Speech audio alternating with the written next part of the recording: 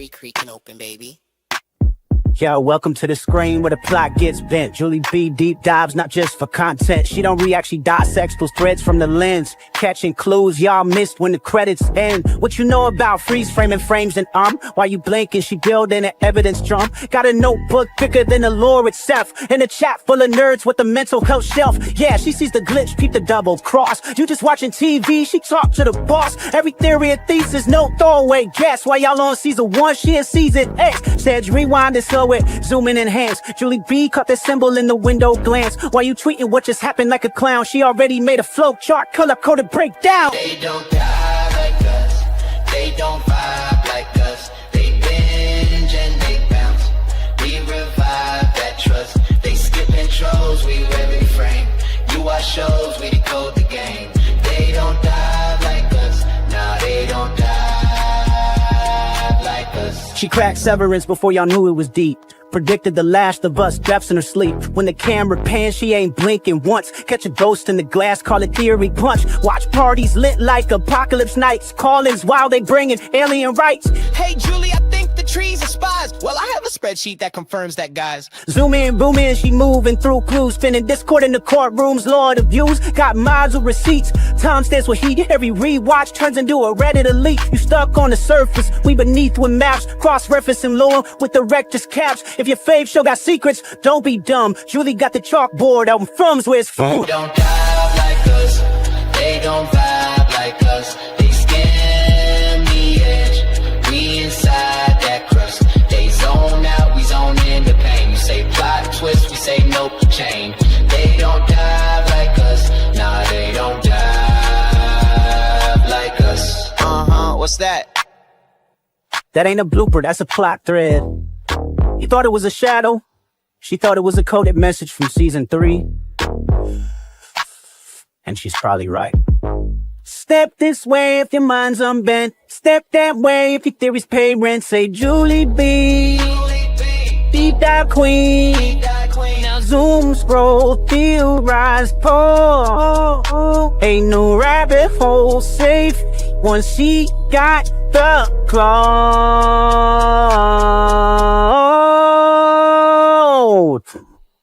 They don't die like us.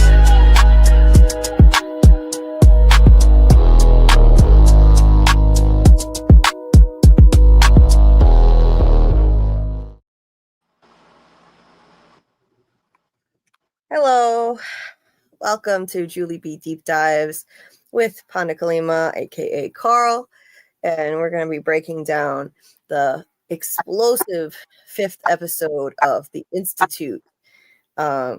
Truly a mind-blowing one, one that I was not expecting, especially at this point in the season. It had only episode 5. I mean, this was the halfway point, and it felt a lot like a season finale. I kept saying, like, what is going on? This feels like a season finale. It was really intense, or at the very least setting up a season finale, like a penultimate episode. The pace of this show is just racing, and I think it's because it's designed to be a limited series.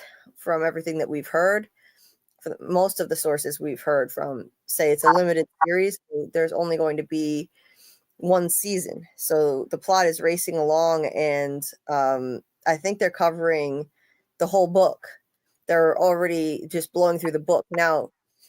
Anyone who's read the books, please don't put spoilers in the chat for those of us who haven't read them, but I've heard that they are, I don't know any details, I'm not going to say any spoilers, I haven't read the books or any spoilers, but I have heard that they are making their way through the book material pretty quickly, the source material. So it's really fast paced. And now there are still 3 more episodes, so it'll be really interesting to see where this goes next.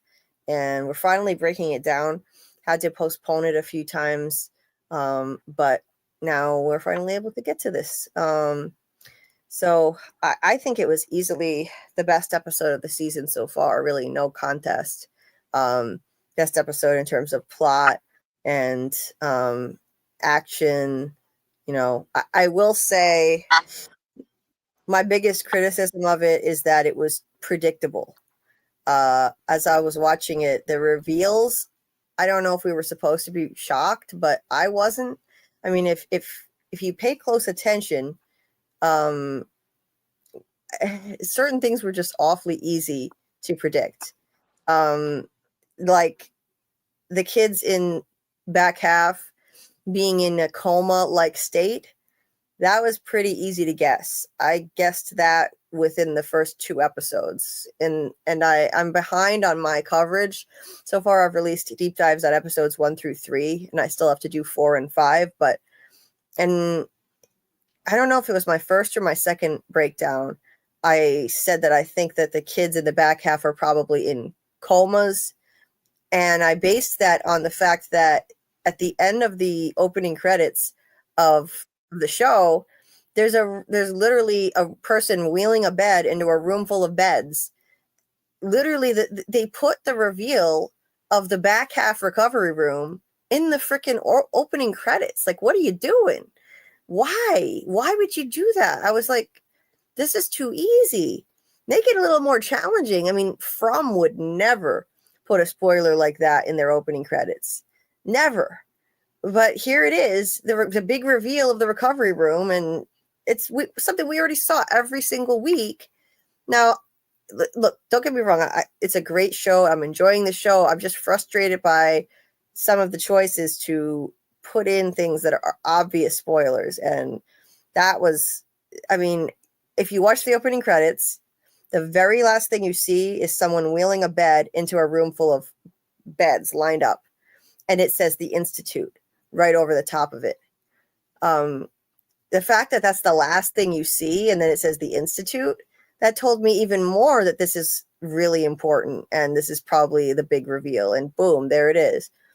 The kids are in a coma-like state in there, just like I said. It was a little bit different. The specifics of it are a little different than what I theorized, but the main point is there, and it's, yeah, they're in comas. And so there it is, confirmed. I as much as I like, it's fun being right, obviously. It's fun being right, but it's more fun being right when it's harder to guess the answer. On From, when I got some of my theories right in season 3, I wasn't like, oh man, this is too predictable. I guessed it right. This is lame. I actually, I was really like, I felt like satisfied. Like the feeling that you get when you put together a really difficult puzzle, because it wasn't easy to figure out. It wasn't easy to figure out that Tabitha was reincarnated. Tabitha and Jade were reincarnated. I already had that pegged early in season 3, and it wasn't that easy to put those pieces together. It wasn't obvious. There were no spoilers. There was nothing in the opening credits to suggest anything about reincarnation or anywhere else in the show. It was not obvious. There were clues, there were breadcrumbs, but it wasn't obvious. And so when you get something like that right, it's more satisfying. In this case, I would have rather been surprised because this is obvious, but it is what it is. There was something else too. What was the other thing that was? There was something else that it was predictable, and I was saying, what the hell? When we go through the episode, I'll probably remember. Carl, is your mic okay? What's going on? I think he's having some mic trouble. Are you good? Sorry. No, I had walked away. Weren't we saying that the other thing that was predictable was the, like, everybody's like, that's a crematorium, that's a crematorium.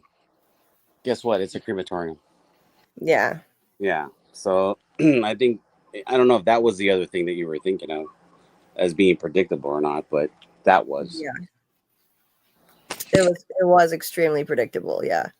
So, and it was so predictable that I thought, nah, it can't be.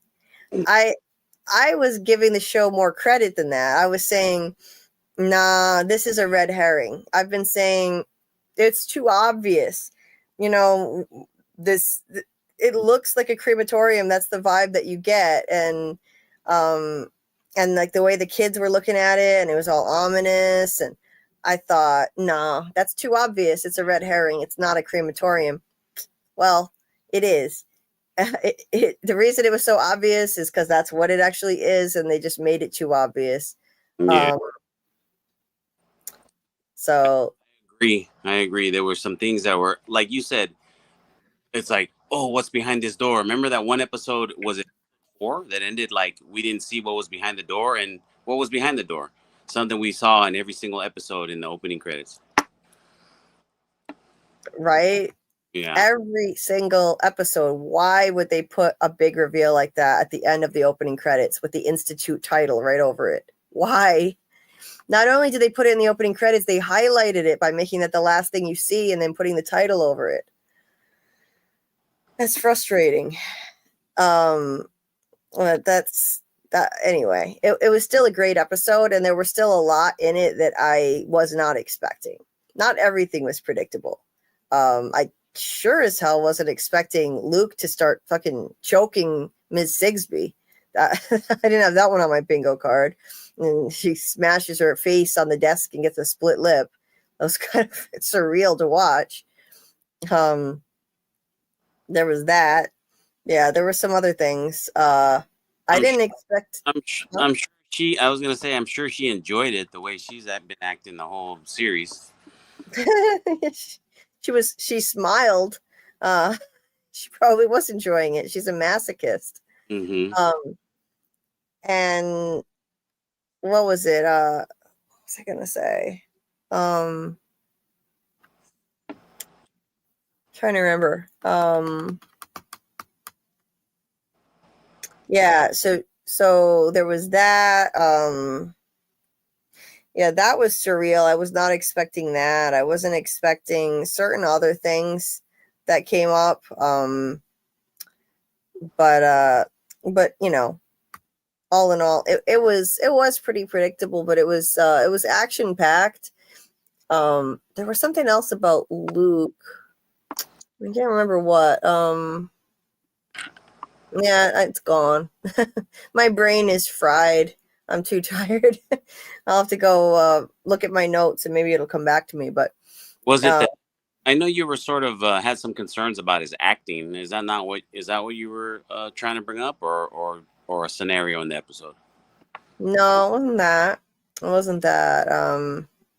Yeah, it was something to do with that scene, and she. Yeah, he started choking her, and they pinned him down, and yeah, that whole thing. I don't remember what I was gonna say, but yeah, that was surreal, and like the reveal of exactly what the kids are doing in the back half was really interesting. We already knew, like, this wasn't a surprise either. If you're paying attention, then you'd be able to put together what's going on based on episode 3, that they're assassinating people.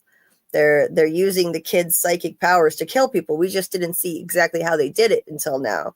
But they made it obvious that that's what's going on, because they said the Ramsey keyhole is opening. And then that episode, Annie said to Tim, they killed him, the bastards. They said pilot error. They made the pilot read the numbers wrong. They got in his head, something to that effect, and they killed him. And then Jim went to the bar and it said Senator Ramsey feared dead on the TV. So he was putting it together that maybe the Institute is using the kids, not the kids, but he doesn't know about that, but like using some kind of mind control research to do things like that, to bring down that plane. So we already knew that was coming. And this was just a reveal of exactly how they're doing it, how they're harnessing the power of the kids. And that part was really interesting to me. Draining them like batteries, using their psychic energy and draining them, like they're just sucking the life out of them. And then once they're completely drained, they go into this kind of catatonic state like Iris did, and then get carted off to the recovery room and lay there. And then they just basically suck up whatever juice they have left. Now, this part I was wrong about, and I was glad to be wrong about something because I don't want it to be too predictable. So the kids that are in the catatonic state in the beds, they're done. Like, this place is done with them. They're not using them for any further research or storing them in a catatonic state to use later, like I thought. They're just basically sucking whatever juice is left out of them and then feeding them into the crematorium. Like, that's dark. They're almost used up. And they said, and someone said something in the episode about like just squeezing a little more out of them. Really sick stuff. So that was interesting. I was glad to not have predicted everything exactly, because it's much more interesting not to get it all right, especially if it's predictable. Anyway, let's say hi to the chat. Dieter was first at 9:50. I'm doing pretty well, Dieter. Went for a nice walk at the beach today. So I decided, I don't usually go on camera unless we have a guest, but I decided to just go ahead and do it this time. And, it was a beautiful day. It was in the mid 70s and sunny, not humid, gorgeous day to be at the beach. So I had a nice time, regardless of the pain I was in. I still had a nice time. Carl, how are you doing? Oh, I'm doing fantastic. Just living the dream over here in humid Iowa. I also went for a walk, but it wasn't so luxurious next to a beach or anything like that. Yeah. Well, yeah, too bad. Your humid air is not too pleasant over there, I'm sure. My weather's been great, but in a few days it's going to be changing. Dieter said, "Hola, señor." Was that vo sexy? Vos. Vos. Yeah, meaning your voice. Oh, okay. Señor sexy voice. Yeah, that's kind of translate there. Yeah. Nice. Steve, second here in the chat. He said, "I'll be late to the live tonight since it's starting on time. LOL. I got to throw my filthy self in the shower." Dieter, you're invited as my back half. What the hell? And I was not technically on time, but for me, this was on time. I wound up being a little late after all, but not hours late. So, hey, that's progress. And we didn't move the live to another night. Hello, Doc. Harold. Okay. And let's see. Steve had the side eye here. Jackson. Hey, what's up, Jackson? Nice to see you. Hey, Jen. Hope everybody's doing well tonight. Carl, can you translate? Let's see. Jen, eres una bella dama. Vas a causar una ola de color? No, de calor. Oh, okay. Una ola. So she's a beautiful woman, and she's gonna cause a wave of heat. I guess meaning because she's so hot, right? Oh, okay. Oh, nice Spanish. I wouldn't have been able to. I would have butchered that trying to pronounce that. I wouldn't have been able to pronounce it so beautifully. Hey, Sprinkle Kitty, nice to see you. Estoy bien. How do you say that, Carl? Estoy bien cansada. ¿Y tú? I'm very tired. And you? Hey, JT Moore said no hablo español. That I know what that means. Right. My limited knowledge of Spanish. What about this one, Carl? Let's see. Pandecolima. Señor voz sexy. Háblame más, no pares. Oh, He, Mr. Sexy Voice, talk to me more. Don't stop. oh, wow. Don't stop. Wow. It's getting hot in here. All right. A lot of Spanish here. What is this? What about this one, Carl? Y yo también fumando y jugando Battlefield 6. So he's having fun and smoking. I'm assuming it's the sticky icky. Oh, okay. JT Moore said, imagine a pocket dimension where everyone speaks in a different language. Then there would actually be a reason why no one tells anyone else anything. Yeah. Have you ever seen 1899? Because that is exactly what's going on here. I mean, not everybody speaks a different language, but there are like 5 different languages being spoken or something in that show, and it gets very confusing for the people there. So Isn't that a German show? Like like Dark? Like it's a German production? it's, yes, and it's made by the same writer director team as Dark as well. It's a great show. Should not have gotten canceled. That was a crime. Yeah, and the fact that they spoke different languages made it a lot more difficult to understand what was going on for these people. So anyway, Dieter, what is this one? What does this one say, Carl? Me encanta el aroma del chichi por la mañana. What is So- that? So he's enchanted by the aroma of, because chichi or chichis are titties. So he's enchanted by the aroma of titties in the morning. What the hell, Dieter? Unless Okay. unless chichi, he was trying to say something else, but that's what the chichis are. Okay. I knowing him, he probably was not trying to say something else. Yeah, that's the more logical path. Yeah. Yeah, and Jen's laughing, so she knows what that means. Do you mean, what is this? Do you mean chocha and panocha, maybe? Panachocha?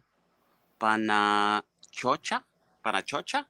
Well, panocha is actually technically it's the other word that they use is piloncillo, which is it's like a sugar. But panocha is the nickname for the vajayjay. Oh, wow. What the hell? Got all kinds of dirty words in the chat here. Not, Yeah. well, sort of dirty words. Dirty Spanish words. Mhm. Hey, Noah, nice to see you. JT had said you need some Jeopardy music as we wait. Yeah. How deep are you deep diving today? Oh, we're always diving deep here. So, always deep. No shallow dives here. Hey, Vibrant Numerals, nice to see you. Another awesome person from the Koala Tea Reacts community, just like Noah. Met them over there.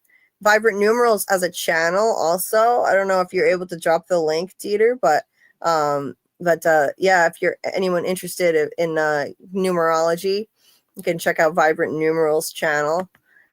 Thank you so much for stopping in. We really appreciate it. I love to see some of my koala fam here. It's such an awesome, kind community of people. It's really amazing how fast they embrace you there. You come in there and it's just like home immediately. Hey, with Alice, nice to see you. Oh, and Dieter was already on it 20 minutes ago. Thank you very much. No, you don't have to drop the link again. Forget what I just said. There's the link to Vibrant Numerals channel, and so check that out. Thank you so much, Dieter. And we are always happy to help Anybody who has a channel, please let us know. If we're not aware that you have a channel, let us know, and we're happy to drop the link. As long as it's not promoting anything crazy or dangerous, I'm happy to support other content creators however I can. Always happy to do that.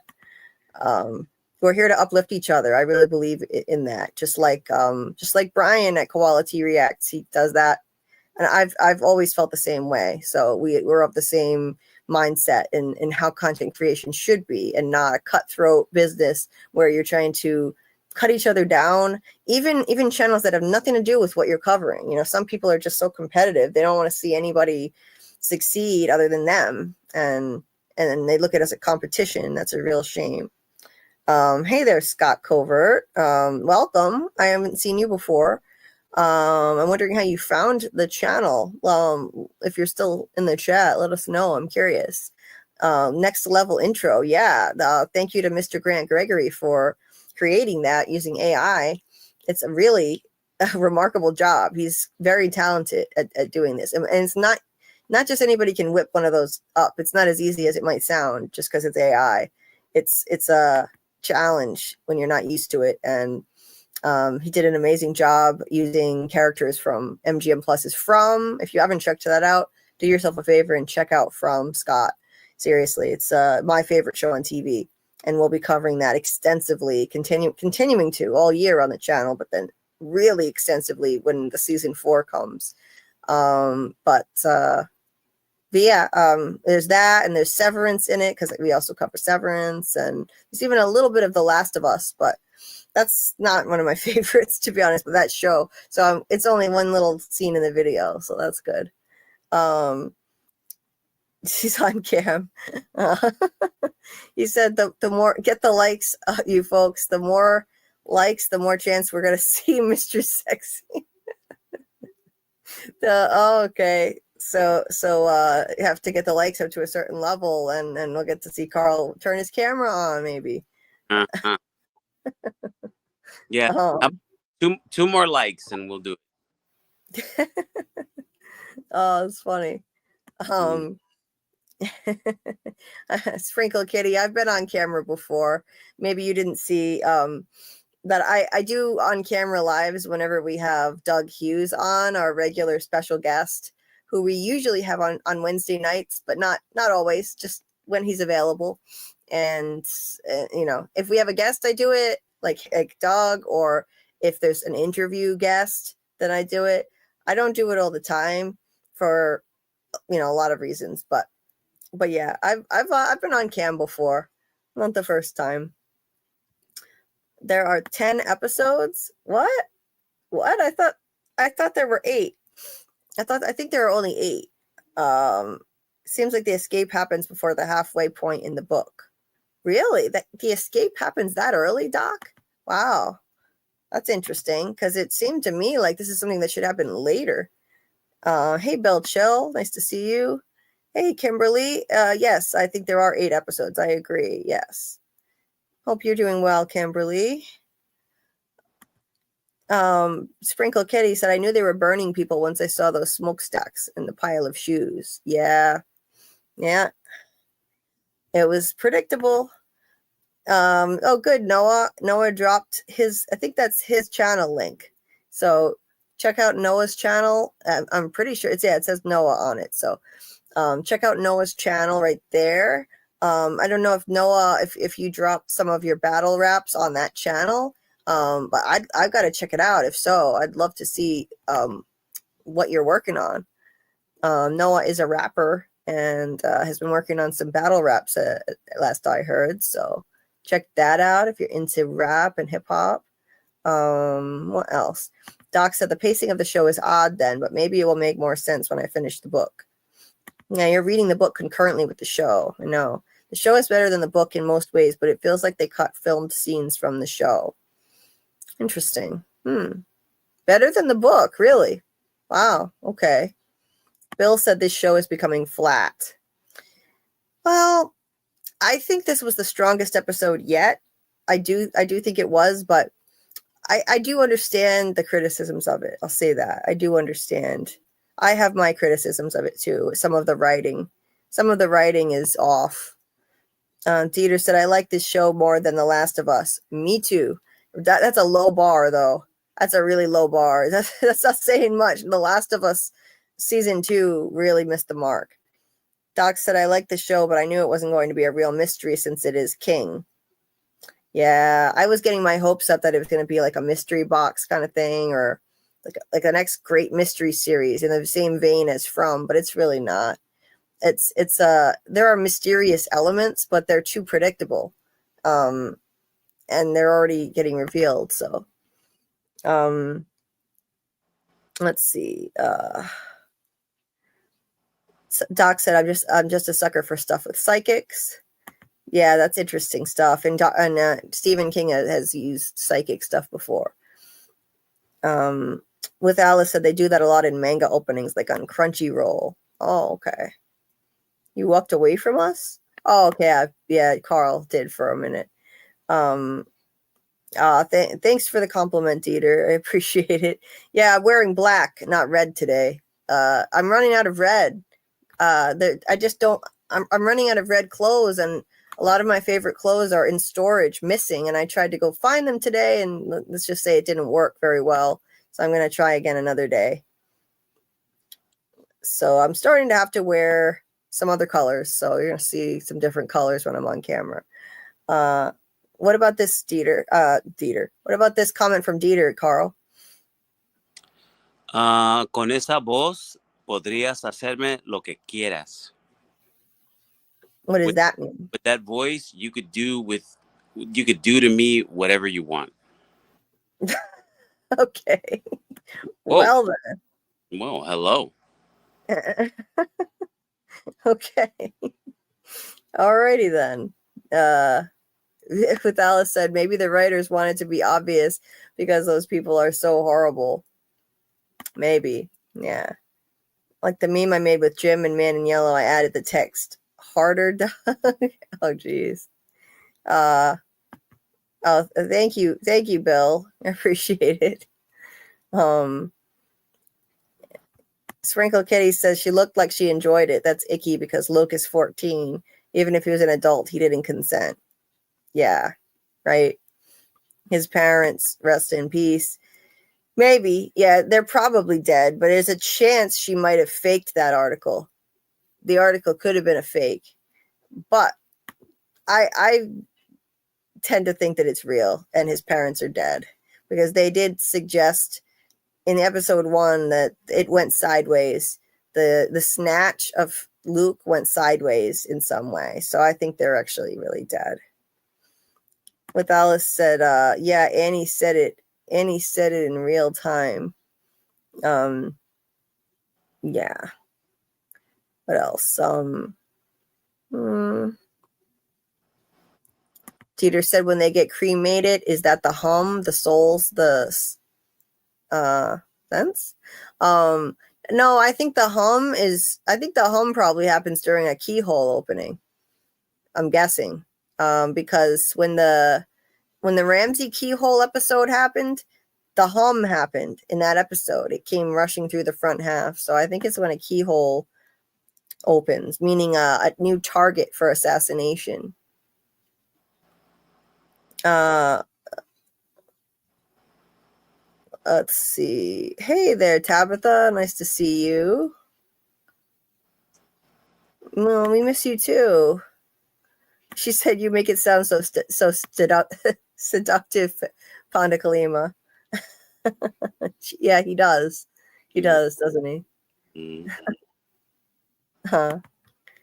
Noah says, I speak both English and Spanish. I'm learning Korean and Japanese and Chinese. Well, geez. That's quite the undertaking, Noah. Yeah. Try something hard next time. Yeah. Chinese, forget it. Oh, yeah. Pause. Forget Chinese. That's way too complicated. I would not want to touch that. But Korean, I considered teaching myself Korean with some K-pop fan friends. I heard it's not that difficult to learn Korean, that some of my friends did it in just a few months. That's awesome, Noah. Good for you. Yeah, that's a lot though to take on. I only speak English and a little petit peu de français, just a little bit of French.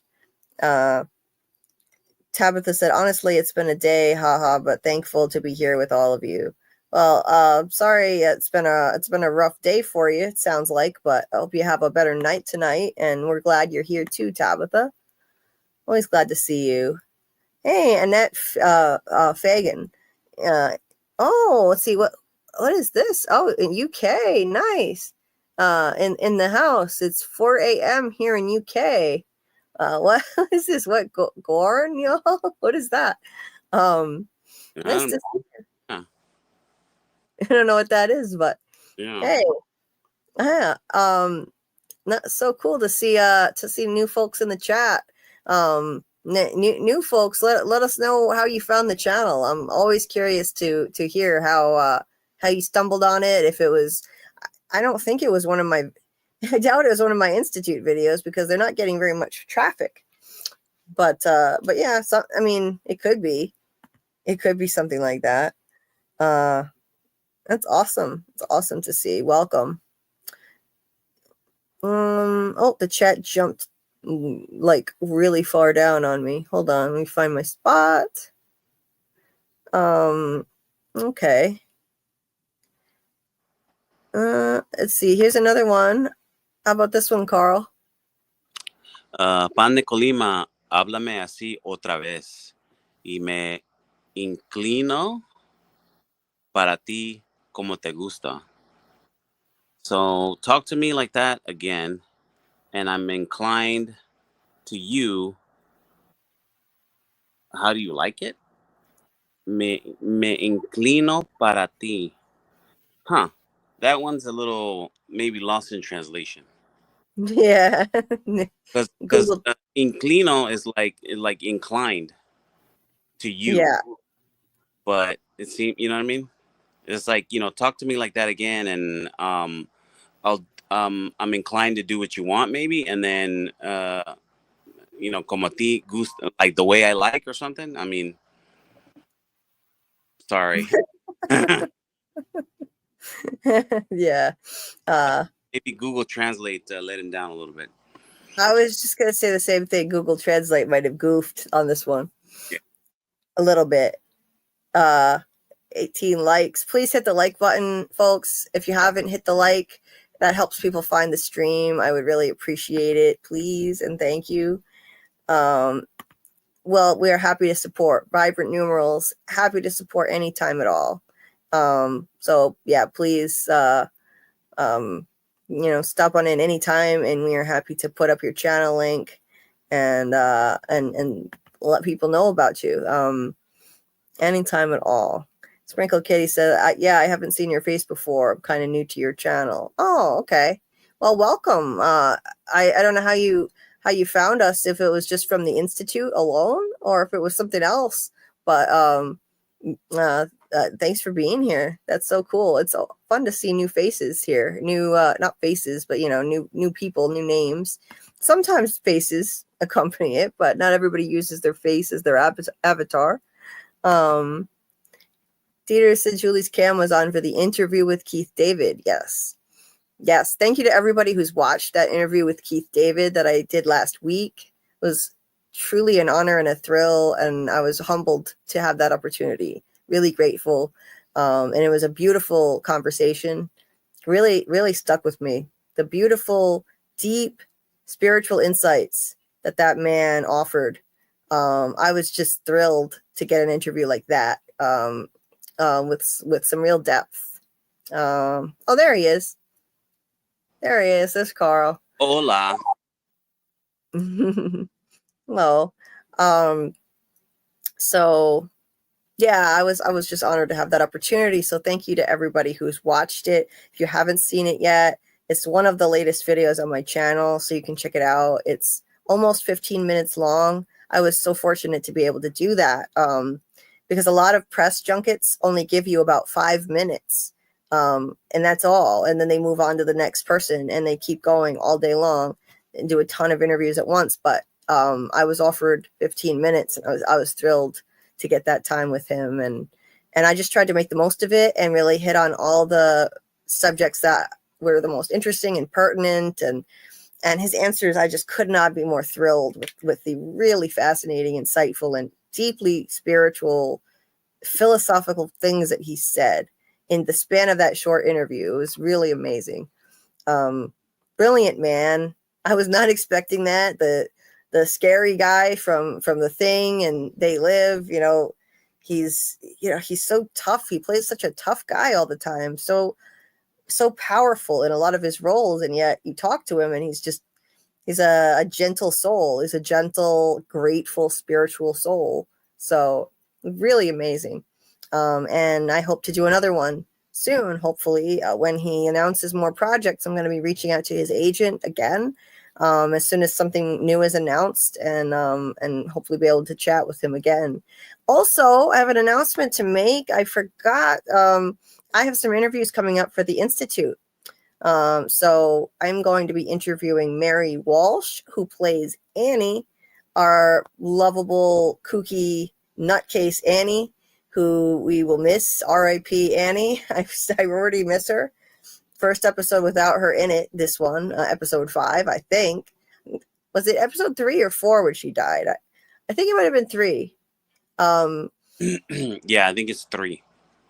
I miss Annie. She was a great character, and she's had a long career. She's a Canadian actress who's had a long career in all kinds of Canadian shows and movies, and she's also done a lot of writing. She wrote for years for the Rosie O'Donnell show, actually. She was one of the writers for like 138 episodes, and she's done a lot of other kinds of screenwriting too. So and she was in the first episode of the TV series Slasher, which I love. I actually remember her character on it and everything. And I just loved her as Annie. I'm really looking forward to talking to her next week. Looks like it's going to happen on the 11th. It's going to be pre-taped. So I'll be interviewing her, and then as soon as I can get that edited, I will have it out next week. I'm also in talks with a couple other actors.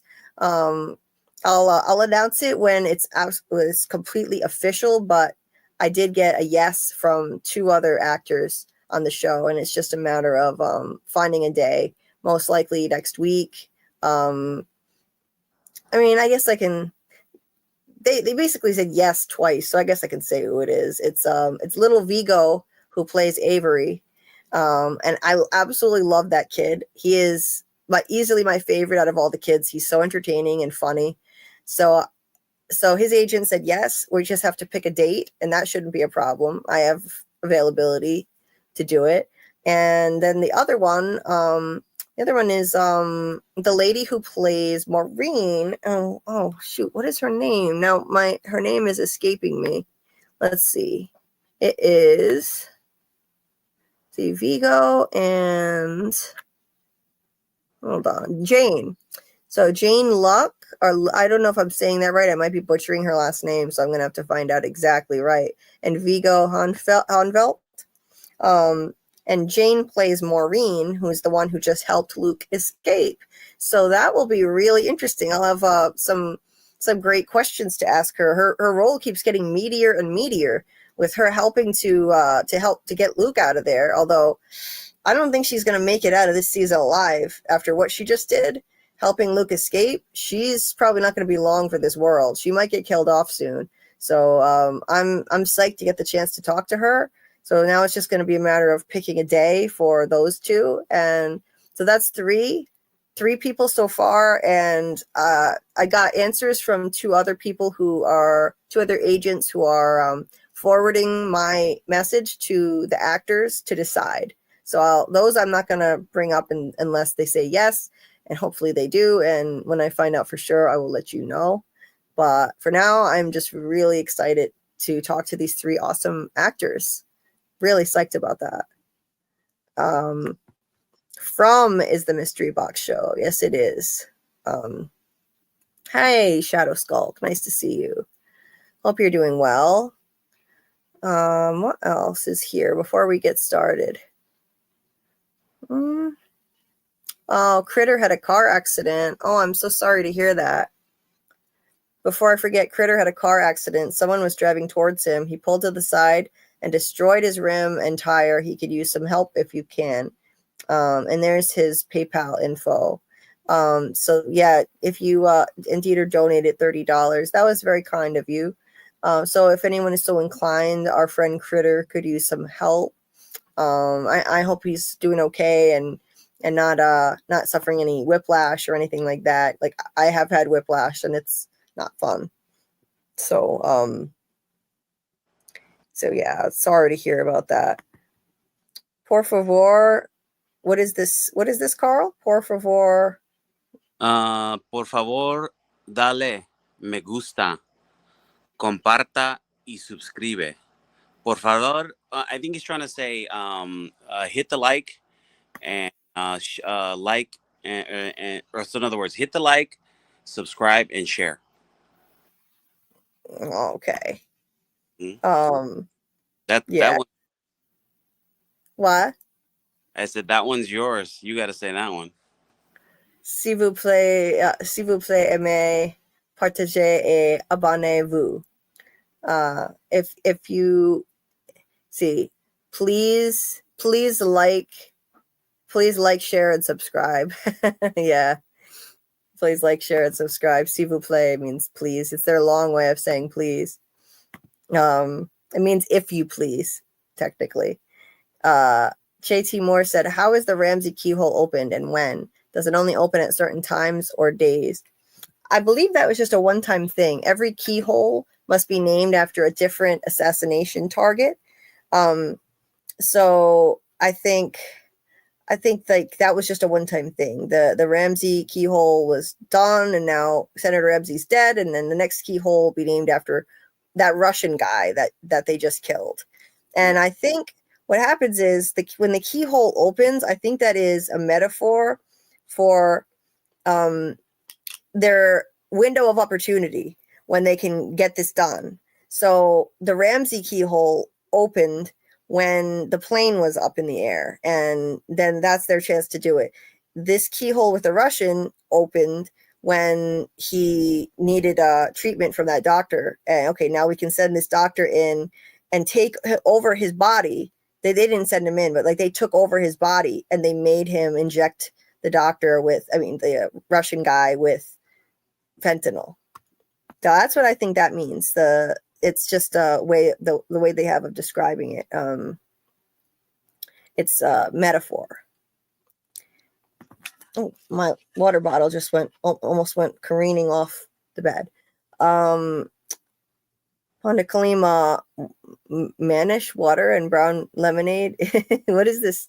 What did you say? A jerk chicken, Manish water and brown lemonade. What the hell is any of that?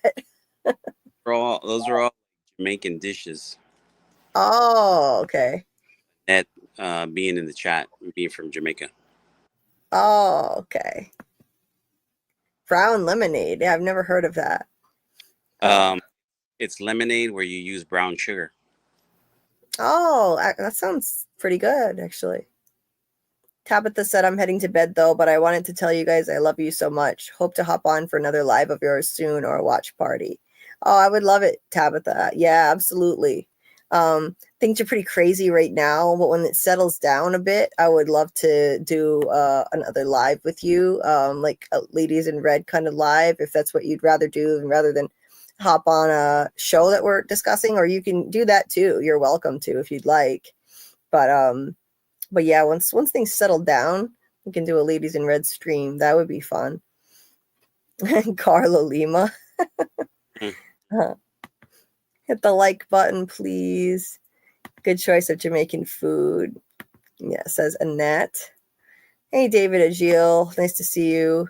What's up? I still haven't watched episode 4. I might just binge it at the end. Normally, I would advise against doing that. But in this case, it's a limited series, so it doesn't matter anyway. But normally, I would advise against this idea, that this trend that people have of waiting until a season is over and then binging it, because then the streamers think that the show is a failure and they often cancel great shows, like our Duster that got canceled. I really think that this habit people have of lack of urgency, that people have with streaming. Like, oh, I can just watch this anytime, so I don't need to watch it now. I'll wait till it's over and then binge it, because it's not a bingeable show, and people are so used to instant gratification and binging now, the binge model. So it's like, oh, I'll just wait. And I understand that, why people like to do it. I'm not judging. However, I would recommend, if there's a show out that you think looks really interesting and you want it to get renewed, don't wait, because the streamers will think it's a failure and they'll cancel it. And I think that's probably what happened to Duster. A lot of people right? Yeah.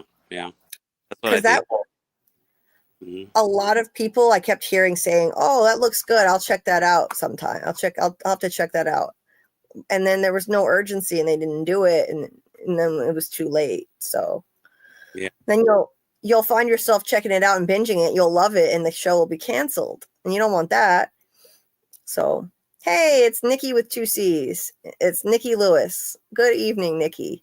As Koala always points out, it's Nikki with 2 C's, because I believe that's her. I think that's her handle on YouTube. I think it's Nikki. I think it says Nikki with 2 C's. If it's, you actually like see her handle itself. I believe Nikki has a channel as well, if I'm not mistaken. Dieter, if you're able to, could you find Nikki's link and drop it for us? I would appreciate it if you're able to do it. If you look up Nikki Lewis, see if it comes up, please, if you're able to. If not, I will try. But so nice to see another member of the Koala fam here, and I hope you're doing well tonight, Nikki. DTG. Oh, what is that? DTG. Who's DTG? Is there someone with those initials in here? I don't see it, but anyway, let's see. Anyone started Alien Earth? No, not yet, David. I do want to check it out, though. Hey, Saggy Star, nice to see you. I hope you're doing well tonight. Yeah, I'm excited about the interviews. Yeah, I'm psyched. I love all 3 of these characters, and I'm really psyched to talk to the actors who play them next week. Sprinkle Kitty says, "Oh, that's so cool. Looking forward to the Institute interviews, instant views, if you will." There you go. Nice. Yeah, no, I saw Nikki with 2 C's is here. Nice. It's so cool to see. Oh, the third person from the Koala fam in here. Saggy Star, thank you so much for your support. Thank you. And I am trying to get to 2,000 subs. I just inched up a tiny bit more thanks to the Keith David interview. So now I'm at 1.95K. I picked up a couple more subs, inching there bit by bit toward 2,000. So you can hit subscribe. Congratulations. I didn't even know that it went up from 94 to 95. That's good. I'm getting there. Yeah, little by little. Getting closer. Hey, Christine Jellybean. Nice to see you.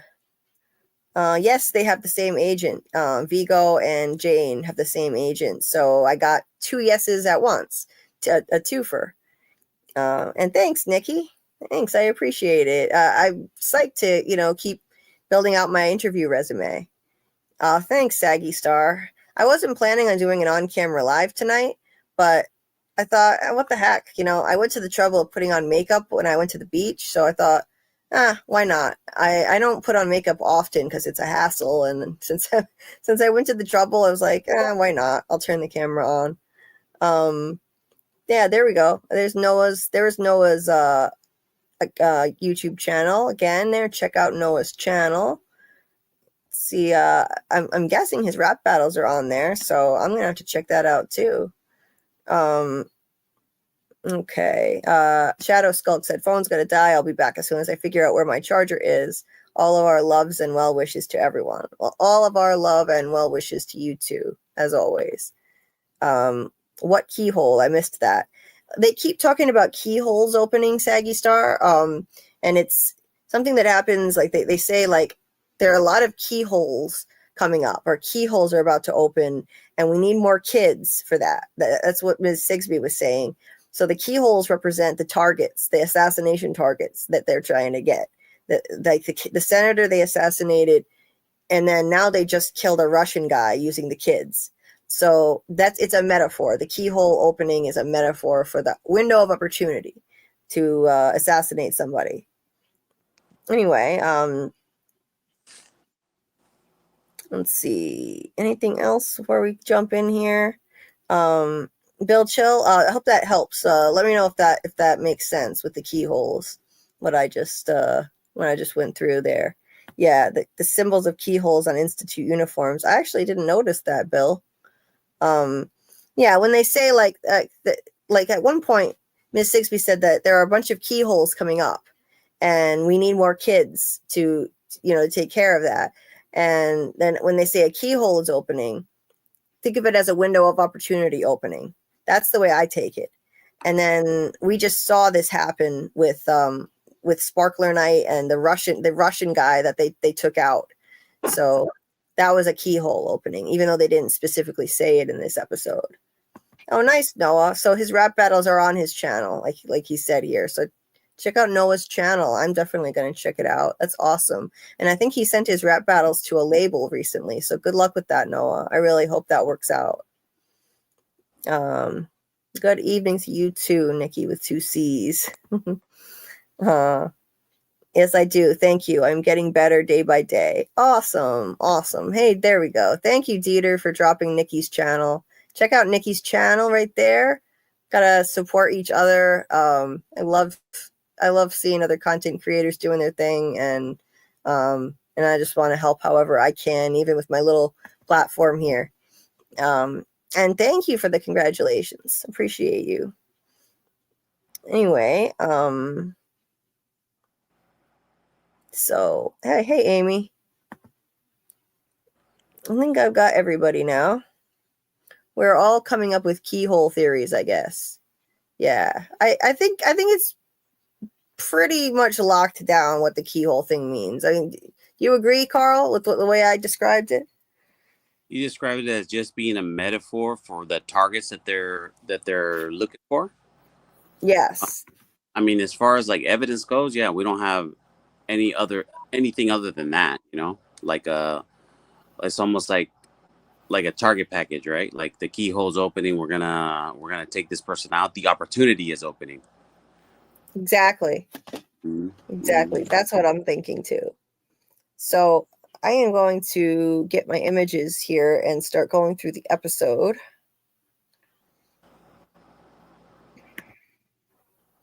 Yeah, I think of it as a window of opportunity where they can make this happen. Like they said the Ramsey keyhole is opening, and like what happened in that episode, the plane was taken down with Senator Ramsey on it, and Annie knew it was going to happen. Annie knew what had happened before the TV even said anything. She said, "Those bastards, they killed him.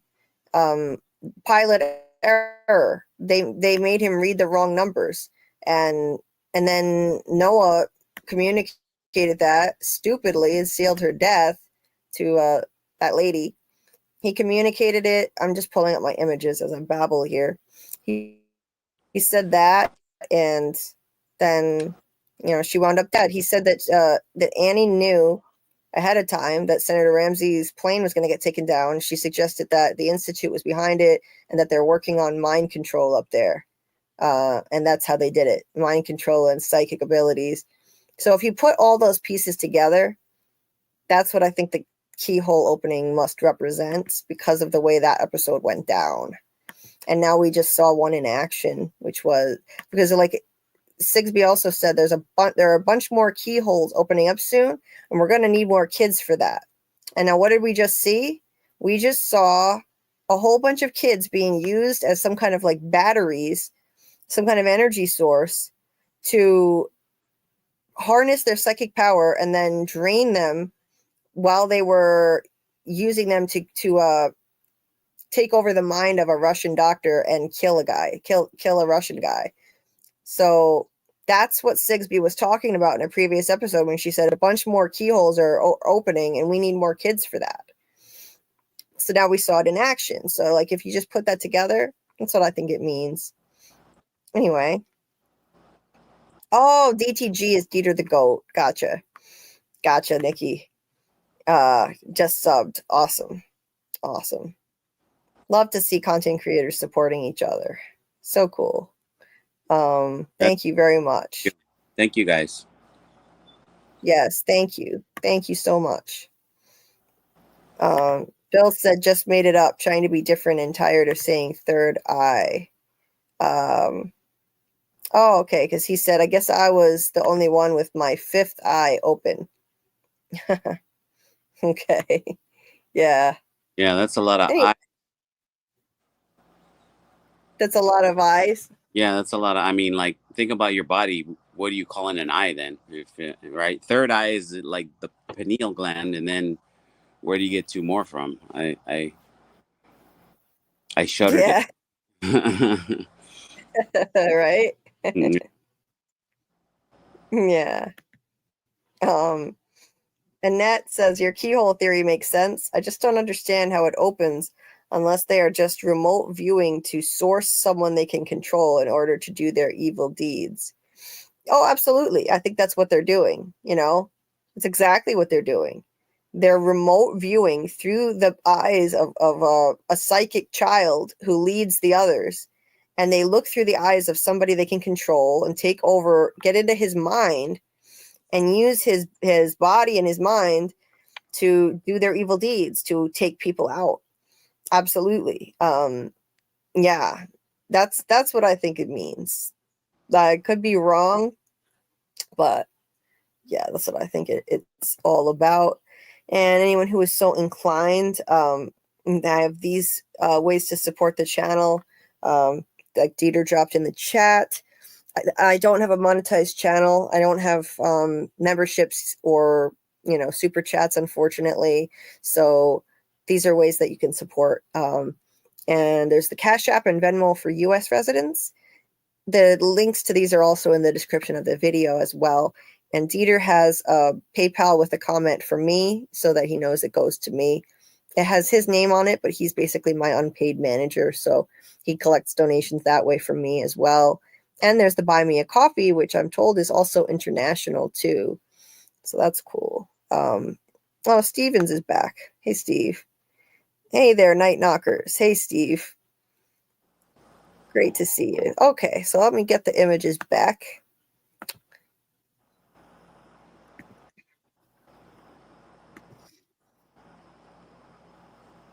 Okay, so we had the big reveal, which was really not such a big reveal for me personally, because I mean, they've been showing this in our face in the opening credits for a while now.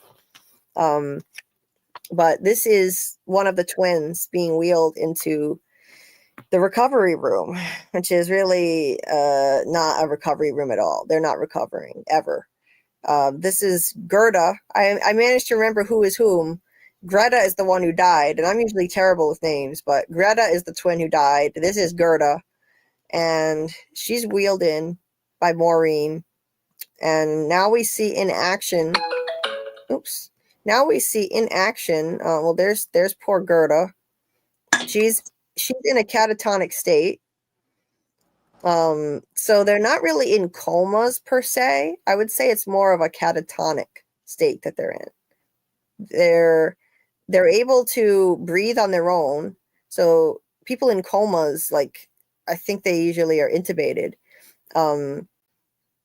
So they're able to breathe on their own, and their eyes are open, and they're just staring vacantly with these dark circles under their eyes.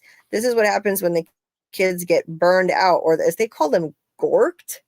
What the hell was that? What kind of a word was that? They called them gorked, the kids that are used up like this. That was did? weird for me. Yes, they did. Damn, I probably missed that. Who said? So let's see. I think it was even in the opening scene. Yes. Oh. So I'll read you the quote as she's coming in here. Mm-hmm. So Avery saw this in his mind. So he's sharing it with Luke what happened, because he saw this in Maureen's mind. Mm-hmm. And she goes into the recovery room, and here's the big reveal. Not so surprising for me, but this is what we saw in action at the end of the opening credits this whole season. We saw somebody wheeling a person in a bed into a room just like this. This is exact room full of beds with a bunch of people with glowing lights in front of their faces. We've been looking at this all season long. They shouldn't have put this in the opening credits. So make it make sense. Why would you do that? I think that was dumb. It was dumb. Seriously, I had this pegged from the first episode because it was right there in the opening credits. Like, come on, give me a challenge here. Anyway. Well, maybe the challenge is the wires. Where are they going? Why are they all centralized like that? Why aren't they just coming out of the walls? Why are they all going up? Right. I know you've got a theory on that. I do have don't you? Yeah, I do have a theory. Maybe we'll reveal it later on in the episode, huh? In the episode breakdown. Yeah, definitely. I want you to share your theory. Mm-hmm. Bill said it appears to be a misspelling or a non-standard usage of either gorp or gorked. So Bill said gorked can mean heavily sedated or, in a more derogatory sense, a term for a terminal patient with a non-functional brain. Damn. All right. Wow. I've never heard that term before. Yeah, because what they said to each other is, so she wheels in Gerda, and the orderly, this orderly says she's the survivor from last night's incident. And so the incident was Harry, that new kid, smashing Greta in the face and killing her. And then he was taken away. Greta was taken away. The kids were lied to that all three of them are fine and will make a full recovery, which we all knew was total bullshit. Yeah. So this was predictable. That was crap. She's like, what did she say? Slight head trauma or something? She's like, like she's suffering like a migraine or something. I know. That was so ridiculous. These are genius kids. We're supposed to believe that, really? Yeah, no way. Stupid. Yeah. Yeah. So, of course, they're not all okay. Greta is dead. Who knows what happened to Harry? Did they kill him? I mean, the last we saw, like Harry had just like clocked her in the head, and I mean, maybe they killed him. They didn't say anything about what happened to Harry. Maybe they just put him down. And now Gerda. So here's what happened to Gerda. So she's the only. So Gerda here is the only survivor. That's what we're to take from this. The orderly said she's the survivor. So that means Harry's dead too. I guess they killed him.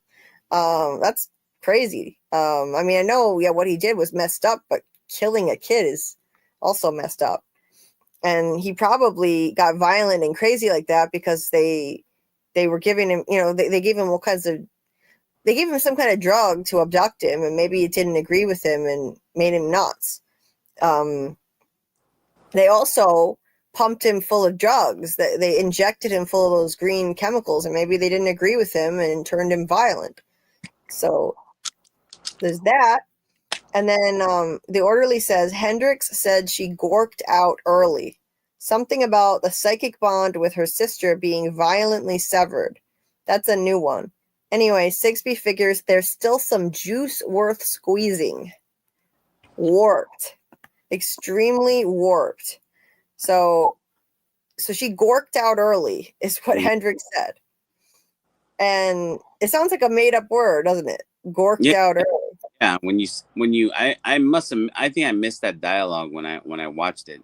Even though I watched it twice, I must have missed that. But squeeze last bit of juice. It's almost as though they're referring to them as not as human beings, huh? Yeah. Like, sort of like product or harvest or something, like their produce, like they gotta juice them. Yeah, maybe. It could be something like that, At any rate, they're dehumanizing them for sure, and calling them, saying there's still some juice worth squeezing. It's really sick to look at them like that. So these kids are so used up and burnt out, like they've been drained of all their psychic energy by the Institute, and now they're just being squeezed out of whatever's left of that psychic energy juice. They're using it for something. What exactly? I don't know. Where are all those tubes going? I don't know. It's really bizarre. And the lights, what is the purpose of the lights in front of their faces? Weird. More juicing, I think. More juicing. Part of the juice man process. Okay.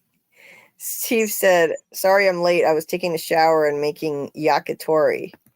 Not necessarily at the same time. Unless you're a Kramer and cooking food in your shower. Yeah. If you, any Seinfeld fans out there. Yeah. Remember, he had the problem is the flange. You know, if you're going to put a garbage disposal down there. That's what Putty told him. You got to worry about the flange or something like that. Yeah. I remember that episode. Yeah. I loved that. Great salad. This is a great salad. This is so amazing. How did you do this, Kramer? Oh, well, I made it in the shower. Jerry's face was horrified. Jerry the germaphobe. He was horrified. That's one of my favorite episodes. The weirdest Kramer ones are always my favorite. Kramer's my favorite character, easily. Or when Kenny Rogers got him, right? It's the roasters or whatever. Yeah. The one is that the one where his whole apartment was lit up by the red light of the Kenny Rogers roasters, yeah. Yeah, and he's traded apartments with Jerry because he couldn't take it anymore at a certain point. And they were gonna go heads with Kenny Rogers, but then Kramer was addicted to it, and he's like, right, off it or whatever. Yeah, that's another good one. Mm-hmm. Love it. Night Knockers Unite, yeah, Bill. 25 likes, awesome. So anyway, so what else here? This orderly seems pretty stressed out. Like this is wearing on her, doing this with all these kids, taking care of these kids who've been just drained out of their life force. So Maureen asks if there's anything that she can do to help, and the orderly says, "Would you mind taking out the trash?" Referring to a child who's been used up and drained of all of his juice, so to speak. Taking out the trash. Oh my God. This just gets darker and darker. Talk about dehumanizing. It's sick and twisted. Yeah, wow. That's pretty dehumanized, huh? Yeah. Taking out the trash. I mean, she doesn't look very happy about it. She looks kind of stressed and strung out. Like maybe this is how she survives. Like she doesn't think of them as kids anymore. She's dehumanizing them so she can manage to survive this job. But why would anybody work here to begin with? What kind of a person would you have to be? I don't know. She seems kind of strung out, and she says that they're short-staffed and could use the help. Yeah, it's pretty messed up. Steve said, God, Kenny Rogers Roasters was my stepdad's favorite restaurant. When he met my mom, he used to bring us every weekend. I didn't know it was a real restaurant. I thought it was made up. Oh yeah, the roasters are pretty good. The process made them. They're so juicy, Jerry, or whatever. Oh, okay. Mm-hmm. Yeah. I think it was sort of broasting. Have you ever heard of broasted chicken, where it's broiled and it's broasted? No, I never heard of that. It sounds good though. Yeah. That's my understanding that the Kenny Rogers Roasters actually, even though I think they don't exist anymore, I think they actually were good when they were running, or at least they had some good products. Oh, okay. Cool. I used to go to different places that were specialized in roasted chicken like that. Boston Market. Wow. And there was some other place. Just like you're in my head, because that's what I was thinking of, Boston Market. Mm-hmm.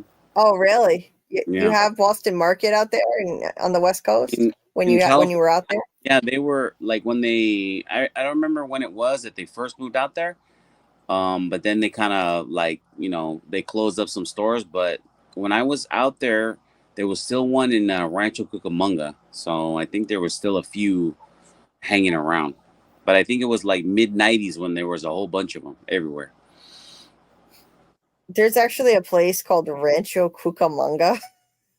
Yeah, that's not a Warner Brothers Bugs Bunny joke. No, that's a real place. That just sounds so silly. That's funny. It's actually a very nice and upscale neighborhood. Wow. Okay. And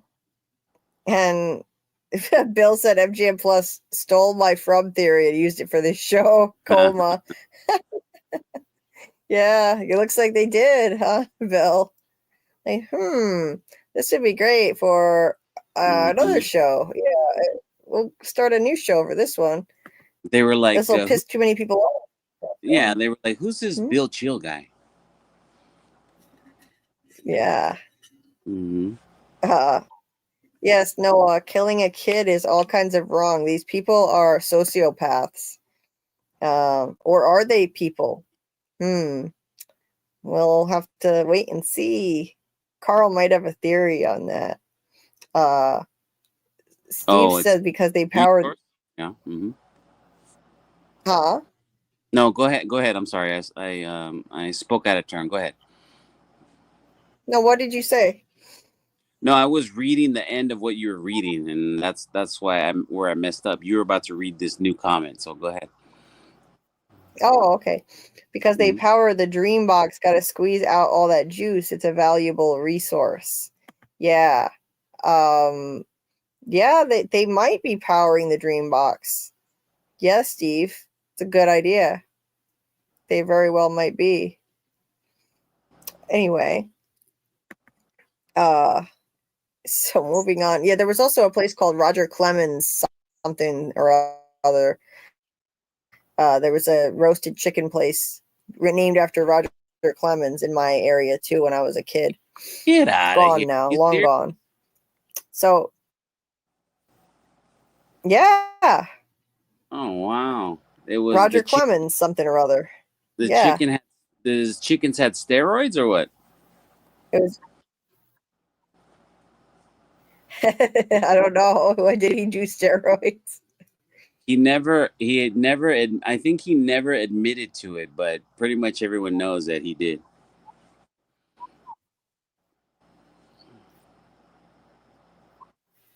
Yeah, it's in baseball. In the 90s, I heard like everybody was on steroids. In baseball. Yeah, in baseball, yeah, Sammy Sosa, Mark McGwire, Jose Canseco, all those guys were doing all kind of stuff. Anyway, so they wheel out this kid, and this guy, look who it is. Look at this. Look at this guy's face here. Who is this? Who does this remind us of? I saw his face, and I immediately recognized his face. Not the kid on the table. I'll get a better picture of his face here. His name is Denny on the show. He even got a name. Someone referred to him as Denny. I made note of it. And let's see. He and Maureen get this kid and put him in an incinerator. Crematoriums confirmed.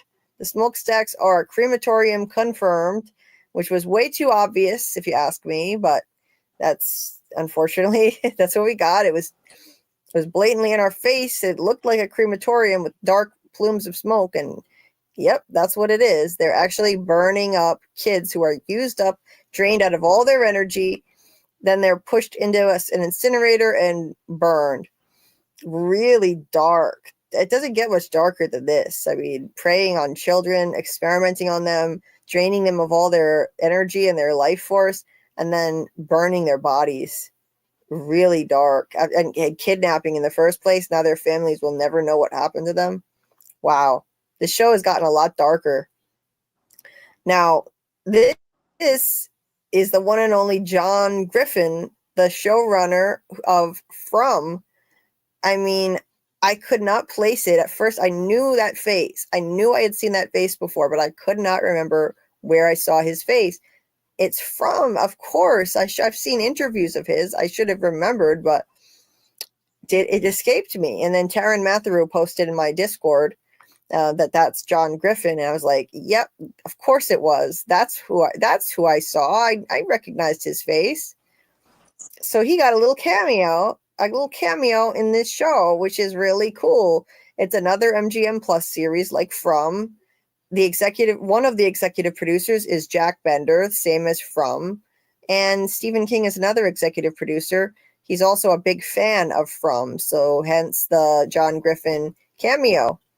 So cool. He's not even an actor anymore, but he got his start as a theater actor, and then he switched gears and went to writing full time. So he's not actually foreign to acting. He started out as an actor, and this is just a little cameo, which I thought was awesome. A little Easter egg for us From fans. Yet another one. We saw Kelly. We saw the actress who played Kelly in From, played an actress just in episode 1 of this show, and we also had Bob Mann who played what's his name? Frank. We played Frank on From. He was briefly in a cameo role in episode 1 of this show, and there have been others too. It's really interesting. I love to see the little Easter eggs for the From fans in here. I don't believe that they have any connection at all whatsoever to each other. This is an adaptation of a Stephen King book. From does not have any source material, so I don't think that there's any kind of connection, and they're in the same universe. But it's still cool to see the little Easter eggs for the From fans out here.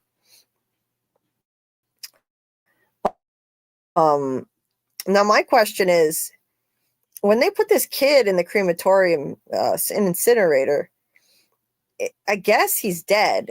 I would hope he's dead and not just catatonic. I'm assuming he's just dead, and hopefully they at least check his pulse and make sure he's dead before they do this.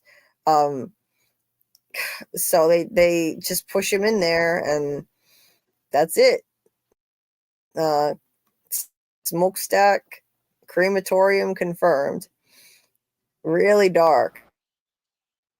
They close the door. I mean, and they use an older kid, a teenager, but it's still a really dark image. They really highlighted John Griffin. Like they gave him another good shot now of his profile, and then he turns, and it shows the incinerator lighting up with flames. Doesn't get darker than this. Wow. Horrible. Maureen looks upset. What I want to know is, how did some of these people come to work there in the first place? Why? And why did they stay?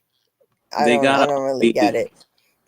Avery and yep. I was just gonna say, places like that, they probably hire desperate people, and then they get some dirt on them, and then they're just locked in to stay in. Right. Yeah.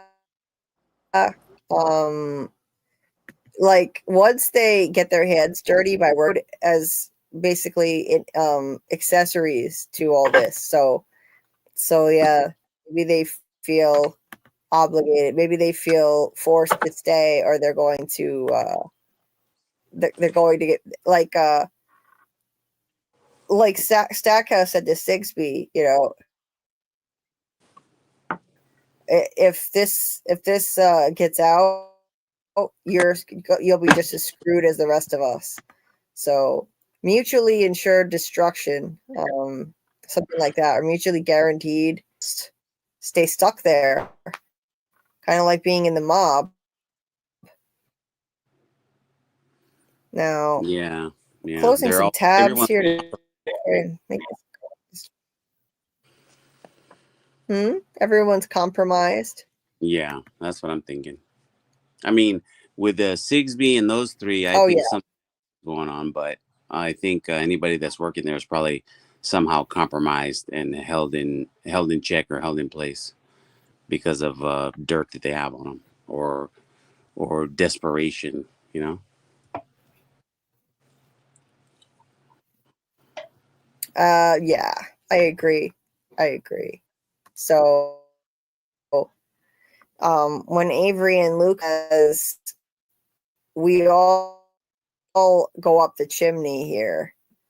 Wow, what a dark line.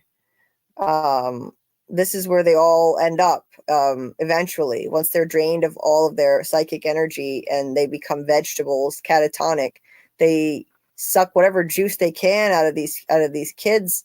And once they're completely drained, that they're dead, and that's what happens. Tim also sees the smokestacks because he's poking around the institute grounds, so he sees it too, which piques his curiosity. Also, Luke tells Avery, no, because I'm not going to let that happen. In terms of they all go, won't let that happen. It reminds me a bit of the "we all float down here" line from It, the famous one. No, well, not as good of a line, admittedly. Sorry, my Chromebook is just running really slow right now. Load reboot if this doesn't speed up. But anyway, for now, Sigsby's office scene here. We have Sigsby meeting with Luke, and she asks if he's ever heard the phrase "Veritas liberabit vo," the truth will set you free. Finally, setting me free. He knows the answer to that, of course, is no. Sigsby tells him intellect like yours can be a blessing or a curse. In your case, it just makes everything harder. Dr. Hendricks and I believe you're TP. Luke still lies and says, I wish, because the sooner I am, the sooner I go home, right? Calling her bluff. He knows that that's not true. She says, this isn't the place for lying. Look, remember, you're here to serve, not just your country, but the whole world. And who knows, maybe they really are serving the whole world. Maybe these targets they're taking out are dangerous people who pose a threat to world security. They did just take out a Russian guy. I know that's a country that's pretty hostile to the U.S., so maybe they are. But these are children. This is some kind of like a psychic army of soldiers, the way they talk about them. Serving your country like the military, saying it's calling them new recruits like the military. Henry, Dr. Hendricks, he plays Henry on From and Hendricks on this show. Hendricks said, well, how did he put it? He said, she said, you're serving the whole world, and Hendricks, how did he put it? Now it went out of my head. The kids, he was like, oh, I can't remember. It was more. Oh yeah, he said that there are lots of shots, just like the army. They keep making references and analogies to the military, and it makes me think even more that this is some kind of military or CIA black op. And I still think that. I think that this is related to the government in some way, but not all of the government will know about it. Maybe the FBI doesn't know.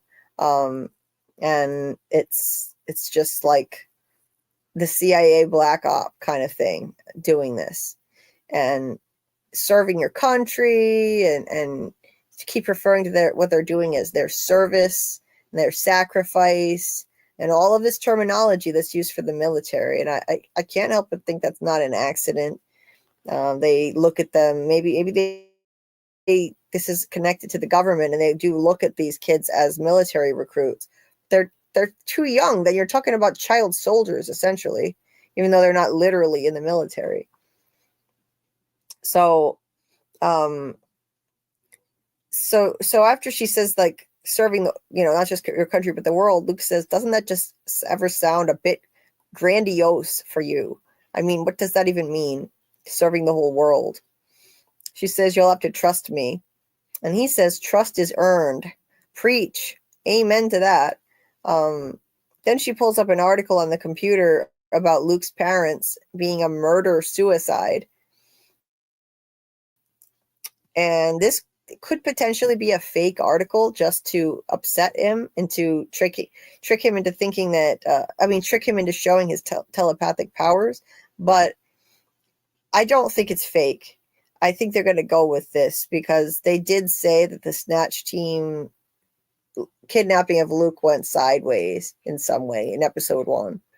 So they did say that. So I'm inclined to believe, his parents really are dead.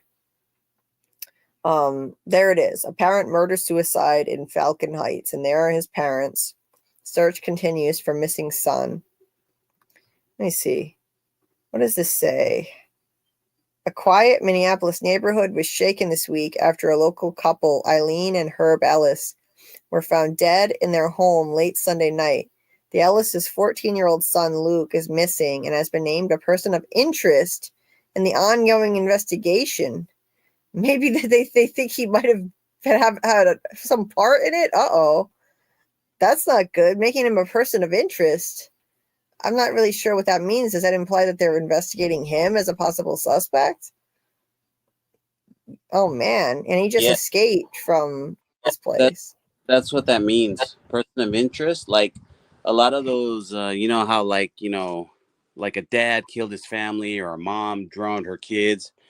And just before they arrest them, they become a person of interest, I thought so.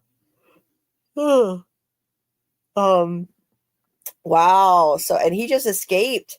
This is bad. He just escaped from the Institute. And if he's a person of interest, what could wind up happening is, I could totally see this. I think the chief is in on it. I think the chief of police in Denison is in on the Institute conspiracy, and he might just hand Luke right back over to the Institute people. I wouldn't be surprised, because he's gonna pick him up and question him. Sorry, I can't stop yawning. Anyway, it says, according to police, officers responded to a 911 call from a concerned neighbor. The neighbor reported hearing loud noises coming from the Ellis household, an otherwise peaceful residential area known for its tight-knit community. Upon arrival, police discovered the bodies of Eileen and Herb, both 40, in an upstairs bedroom. There were signs of a violent struggle inside the house. At this point, Luke Ellis is a person of interest, but we are not jumping to any conclusions, said Chief McAllister. We are in the early stages of the investigation and are exploring all possibilities. We urge the public to come forward if they have any information. Investigators have not yet disclosed whether any murder weapon was found at the scene or if there were any signs of forced entry into the Ellis home. Police are working to establish a timeline of events and have been reviewing security footage from nearby homes to help piece together what may have happened. Okay. Well, the police might just cover this up. They haven't disclosed whether any murder weapon was found at the scene or if there were any signs of forced entry into the home. There must have been signs of forced entry. The kidnapping team came in there. So I think the investigators are in on it and they're covering it up, including Chief McAllister. Now, I don't know if Chief McAllister is the chief we know from Denison. Luke didn't live in Denison, right? So I don't think it is. He lived in a suburb of Minneapolis, so. That's right. Okay. So, oh my God, this is ridiculous. It's like a 50 on. So her ploy works, and Luke runs around to the other side of the computer and freaks out when he sees that. So he read that through the screen. He was able to read her mind as she was looking at it. And so he basically just spilled the beans then that he's telepathic, because yeah, she laid the trap and he walked away. Then he starts freaking out and choking. Show, what am I watching? What am I watching here? He's choking her out and she's gasping for air. I mean, wow. Okay. It was very surreal. It was very, very surreal. And like it almost felt like a dream sequence. And then security busted in with red lights flashing and and what happens is oh my god, I'm just gonna yawn about 15 more times. Well, what happens here is Sigsbee like gets knocked into her desk and splits her lip open, but she's kind of smiling. It's almost like she's enjoying it, and at I the think very she. least, she's enjoying that Luke just tipped. Hmm? I think she loved it. What? Just like I think she loved it. Just like when she burned herself and all those other things. Yeah, I think she enjoyed it. uh, she is a masochist. I think she has some kind of emotional trauma from her past. She enjoys pain. And she also enjoyed the fact that she tricked Luke into revealing he's telepathic too. So yeah. So yeah, they tackle him, they get him down on the floor. I may have to reboot this because it's so slow. It's so slow right now. Um so so yeah, like security restrains him like this on the floor, and she grabs a taser and says, "This is a teachable moment." Like, okay, such a sociopath. Stackhouse stops her, and he tells her, "Julia, we have a problem," and she goes with him and leaves. So, yeah. Uh, so lucky for Luke, he doesn't get tased. She gets out of there, and meanwhile, Tim is poking around on the institute grounds, and he goes up to this security guard, and he's like pretending to be a hiker and says he's the new night knocker in Denison. He's new to town and got lost hiking. That whole routine, pretending to be lost. Stackhouse tells Sigsbee, meanwhile, that there's a man at the gate. The one so he's referring to Annie, of course. The two of them are watching on camera. Tim asks if this is the Institute. He said, people talk about it like it's the Wonka factory. What exactly goes on in there, man? Anyway, that was tipping his hand a lot by saying that. And yeah, he did. And it turned out later that he did say that he was trying to put him on their radar, put himself on their radar.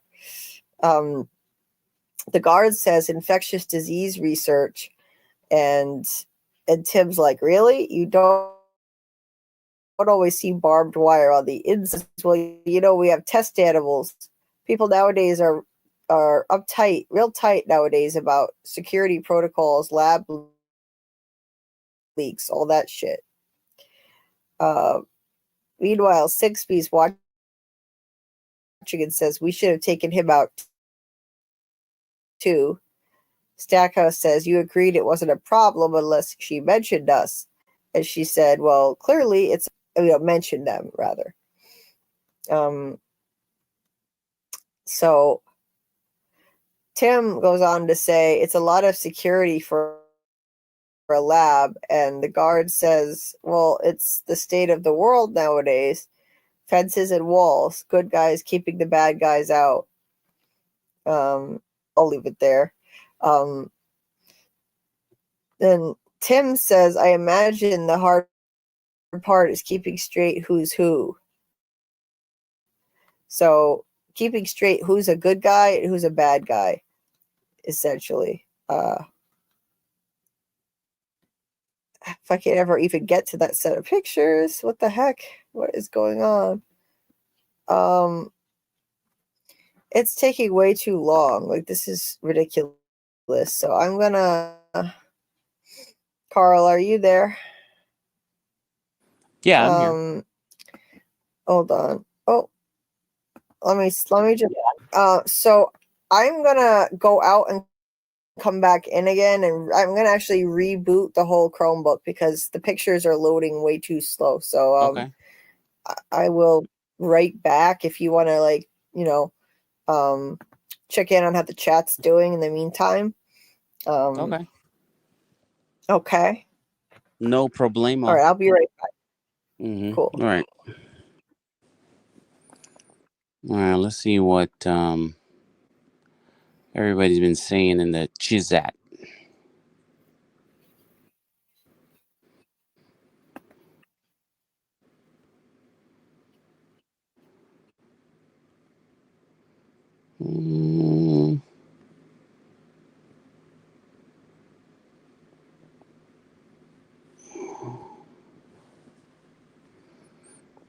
Yeah, Bill Chill says not even a possible victim or kidnap victim. That's right. He's just a person of interest. But here's my question. How can it be a murder-suicide and yet they have a suspect? That means that, right? If you murdered and then you suicided, right? Or unalived, I'm sorry. Whatever the term is on YouTube. How can both of those things be true? And yes, Stephen, person of interest is the new vernacular for a suspect. Absolutely. Sospechoso over here.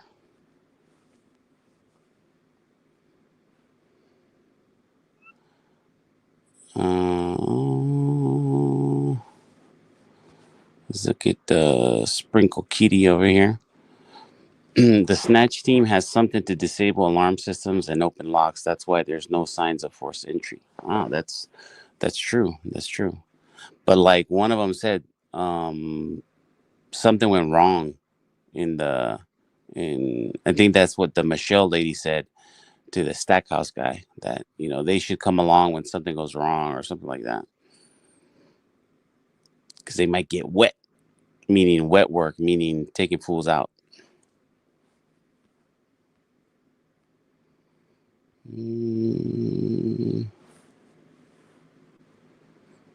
Yeah, Amy. Sigsby is definitely got some issues. She's for sure some sort of freak, some sort of freakazoid.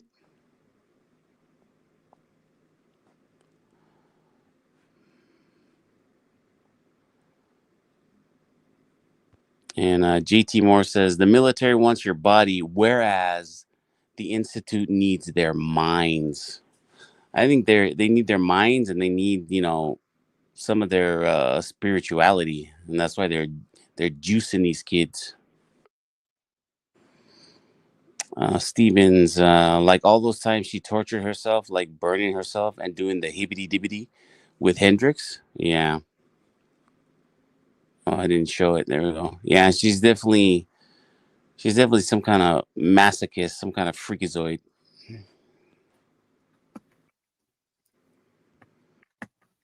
Is that Julie I hear? Is that Julie tapping away on her keyboard? I'm here. Oh, okay. Mm-hmm. So hopefully this will help. I think I forgot to delete all the new pictures off my Chromebook, so that's probably the problem. Mm-hmm. I was gonna see if I can delete them, but even that is too slow. Trying to just delete the pictures. Well, I'll see how it goes now. Hopefully I won't need to. Because that'll take too long. Anyway. We get the images back.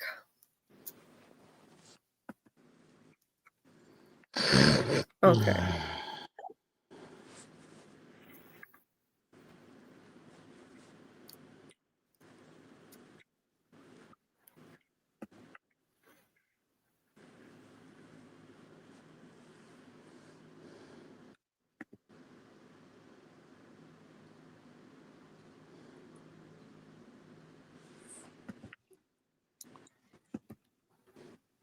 Wait. Okay. I'm in the wrong tab. Dun dun dun. Yeah. I'm in the wrong spot.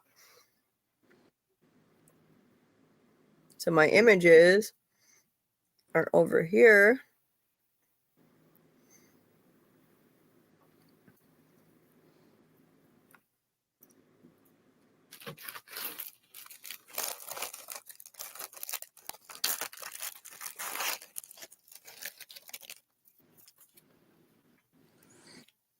That sounds like some kind of snack, Julie. What do you got there?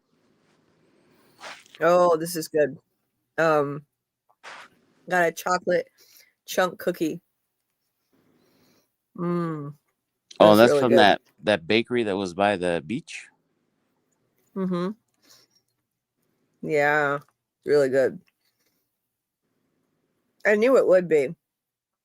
I can always tell by looking at a cookie if I'm going to like it or not. Yeah, it sounds like my love life.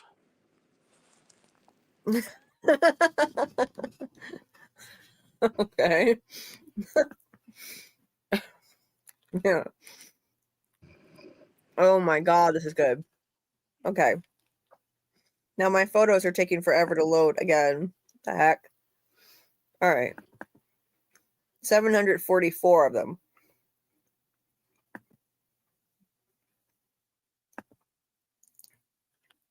Oh, good morning. Where is it? I'm trying to click on it. Good morning, Bush Logic. Good morning out in South Africa. Nice to see you. Hope you're doing well. Sorry, everything is taking forever. What the heck? Okay. Oh my God, I should have gotten more than one of these. Next time I go down there, I'm going to get a few. Oh, that's so good. Anytime I buy more than one of something like this, when I haven't tried it before, I regret it. It winds up not being good. So I didn't want to waste money. Anyway, I'm gonna go find my spot here.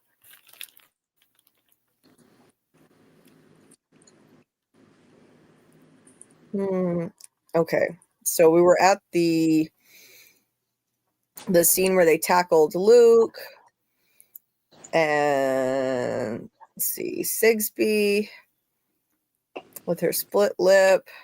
Let me go down a little further. Oh, okay, right here.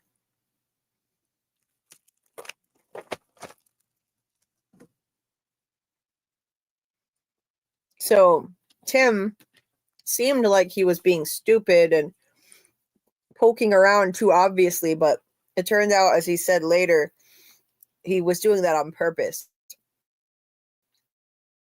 to put himself at a rate. I guess it's a weird strategy, but that's what he's doing. So he's talking with the guard, and he's like, people talk about it like it's the Wonka factory. What exactly goes on in there, man? The guard says infectious disease research.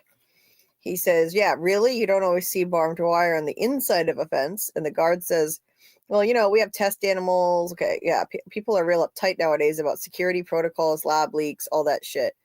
Sigsbee says, we should have taken him out too.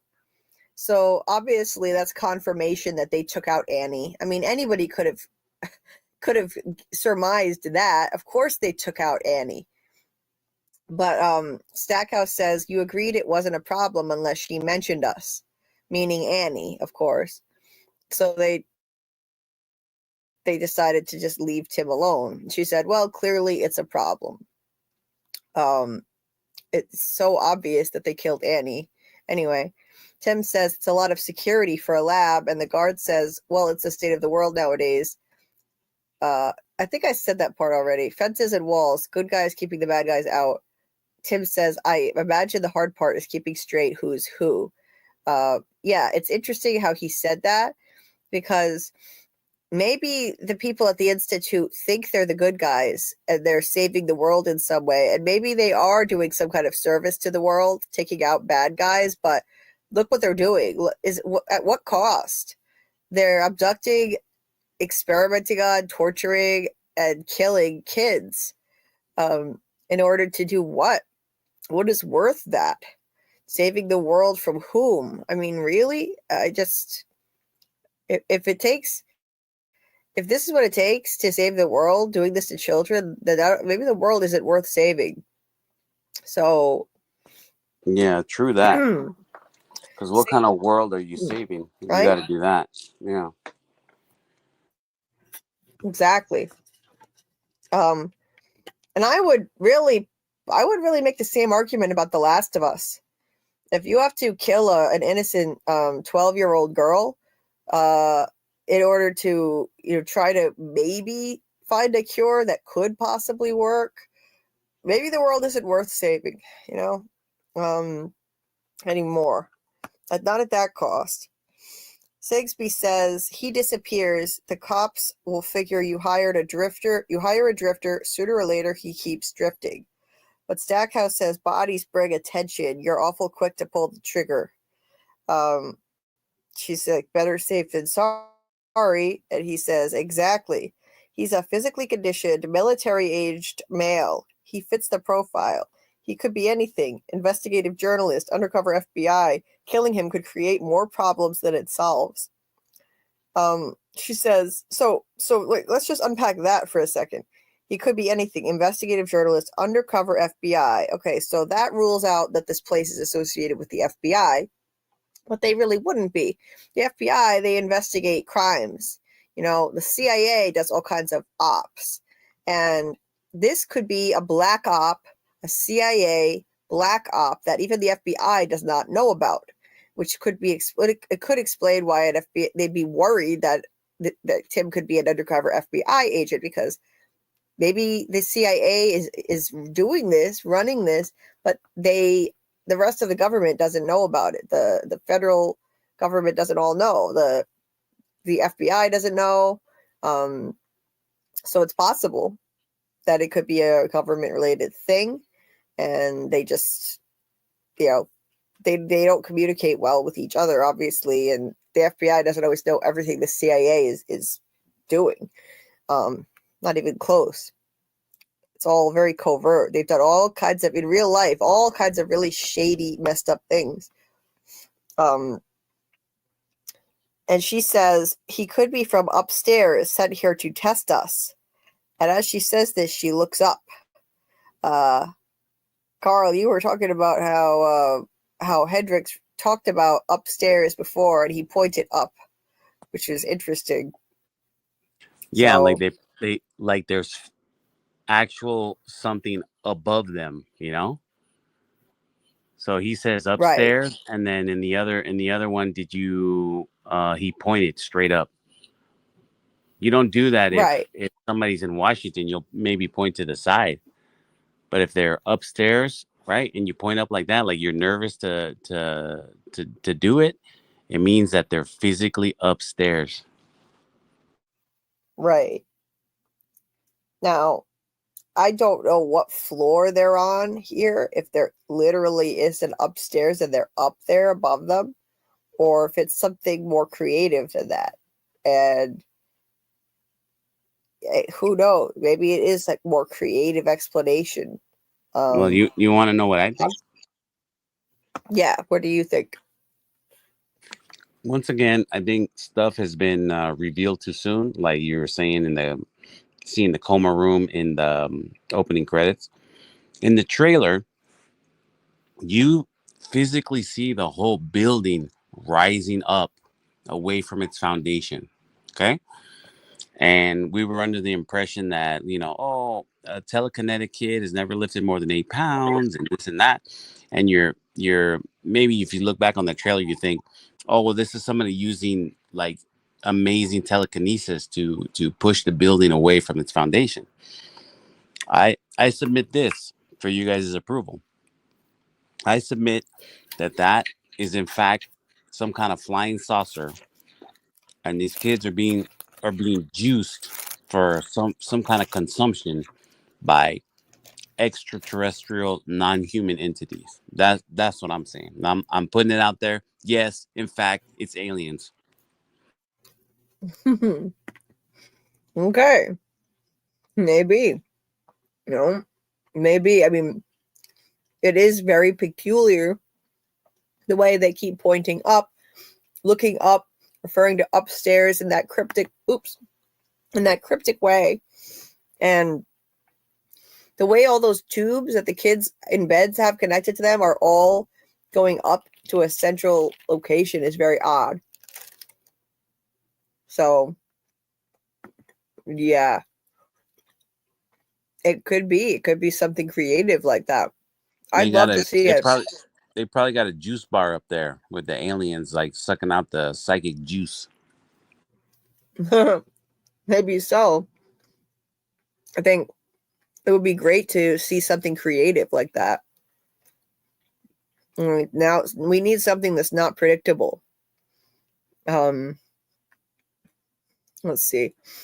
Nikki with 2 C's earlier said, have a good night and a great live. I have an early date tomorrow. Oh, very sweet of her. Very sweet of her. Let's see.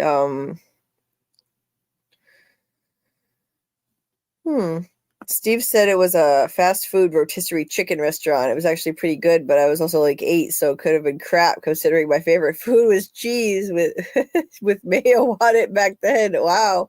I thought I liked weird, like unhealthy stuff as a kid. That's funny. He said I worked at a country club back in the day that was owned by Mike Piazza and his brother. I forget why that was relevant to something you said, though. I got distracted by yakitori for a minute. Because you mentioned Roger Clemens having a rotisserie place. Oh, right. That's why. And you know that Mike Piazza is a baseball player, or no? No. He's no, I did not. a Dodger Rookie of the Year. But then he went to the Mets, and when he played with the Mets, he went to the World Series. I don't remember if they won. I think the Yankees won that one. Oh, okay.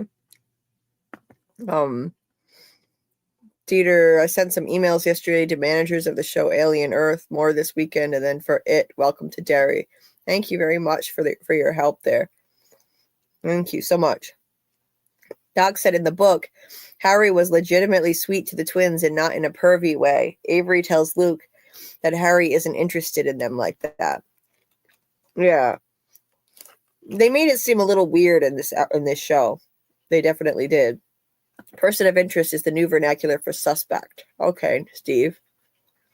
Not even like a possible victim or kidnapped victim. Yeah, what the hell? Assuming that he's guilty somehow when he's a 14-year-old kid. Noah said, this reminds me of the quote from 300, give them nothing but take from them everything. Yeah. Really messed up. Thanks, Amy. Cute top, Julie. Thank you. It's a cold shoulder top. Practically all my favorite tops have some kind of shoulder cutout. That lady's a freak for sure, Carl. Yeah, Amy. For sure. Sprinkle Kitty said the Snatch team has something to disable alarm systems and open locks. That's why there's no signs of forced entry. Oh, okay. Okay, good to know. JT Moore said the military wants your body, whereas the Institute needs their minds. Oh, yeah, that's true. Good point. It's like a psychic army, like an army of psychic minds. That's what I think. Steve said, like, all those times she tortured herself, like burning herself and doing that hibbity dibbity with Hendrix. The hibbity dibbity. That's hilarious, Steve. Hearts and minds, so to speak. Cross your T's and dot your I's, Bill. Doc said the book doesn't go over to Tim's story much where I'm at in the book. I have a feeling the middle section is focused on Tim. Okay. Interesting. Steve said person of interest can also just mean wanted. For questioning, it's like a catch-all now with a better connotation because suspect or wanted for questioning can lead people to not want to come forward. Good point.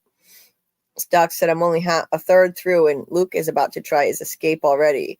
Makes me wonder why we only have 3 episodes after then for all that book content. Huh. Yeah. Yeah, that's weird. Maybe they are planning more than one season.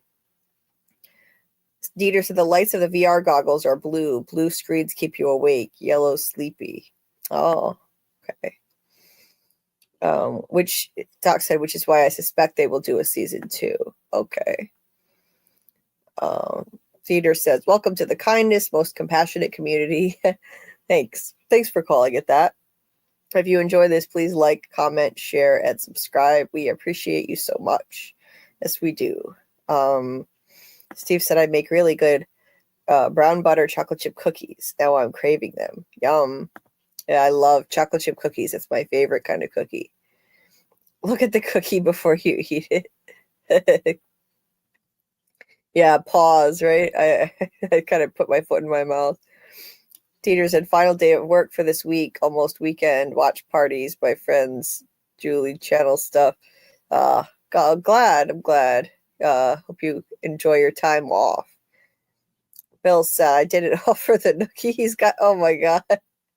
I hated that song. Oh God, that Limp Bizkit song. Terrible. So you can take that cookie and stick it up your, oh God. The worst. One of the worst songs ever written. Everybody want to get their hands on my cookie. Don't want a rookie. Getting all nervous. I just want a pro who can give me lip service. What song is that? I don't know that one, Doc. Pandecolima, I see you. I'm still in bed. Said Bush Logic. It's morning over there in South Africa. Cool. Very cool. Dieter dropped the link to Bush Logic's channel. Check out his channel as well. I didn't even think of that. Sorry about that. I forgot to mention that too. That I wanted to have them drop your link. Thank you, Dieter, for doing that for Bush Logic. Hey, Diviner Zember, nice to see you. Oh, Stock said, the speakers were the trigger. They do the training movie nights with unlit sparklers. Yes. Yep. I think so. The sparklers were the trigger. They looked goofy, though.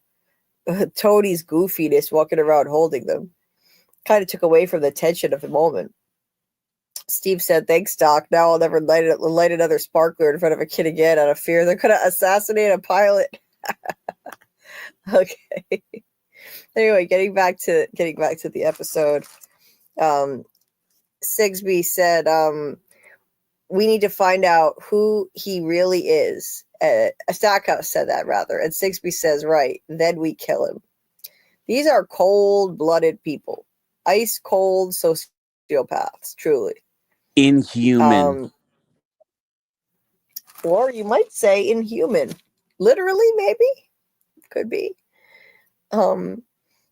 So then we have a scene at the playground yard where Luke is completely demoralized, understandably so, having found out his parents died. Something I also called in episode 1 because it was made pretty obvious. The Snatch team, like the head of the Snatch team said it went sideways, and that was because it was rushed.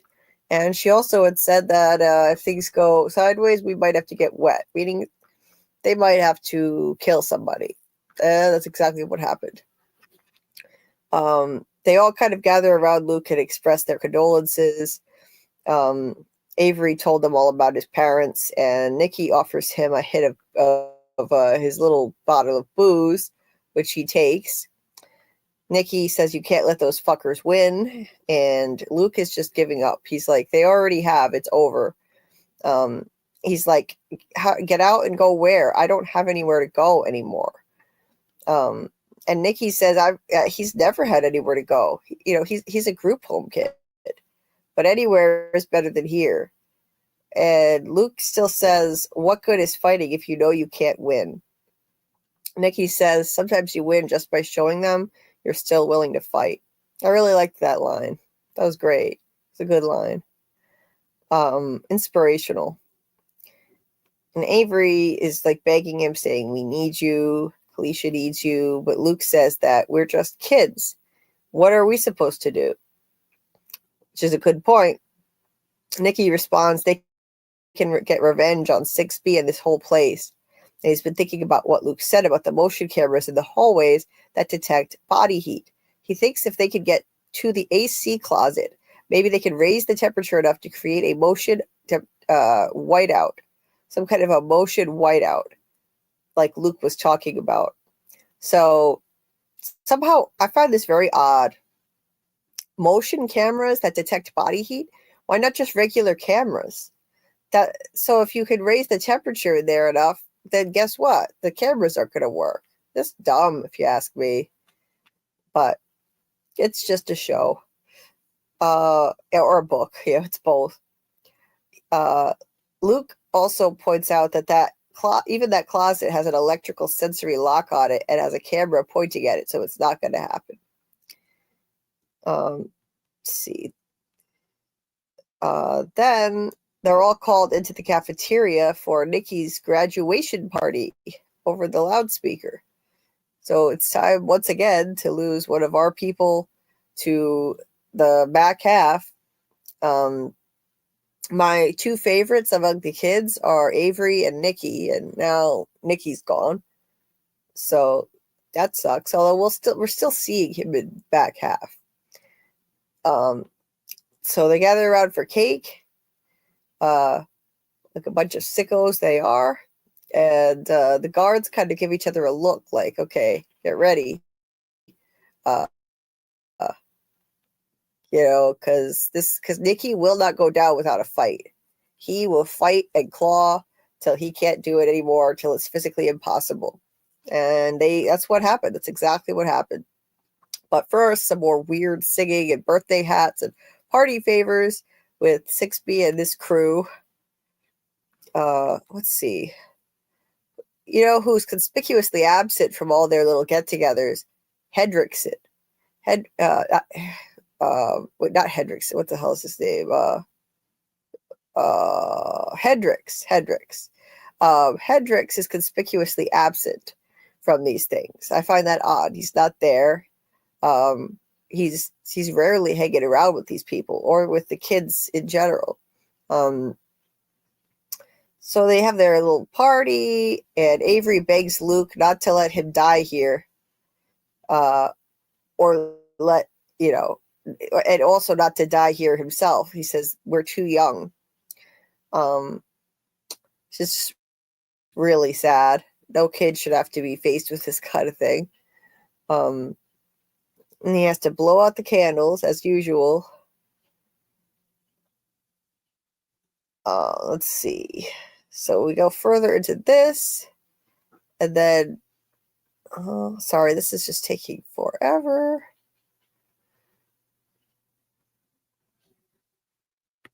Anyway,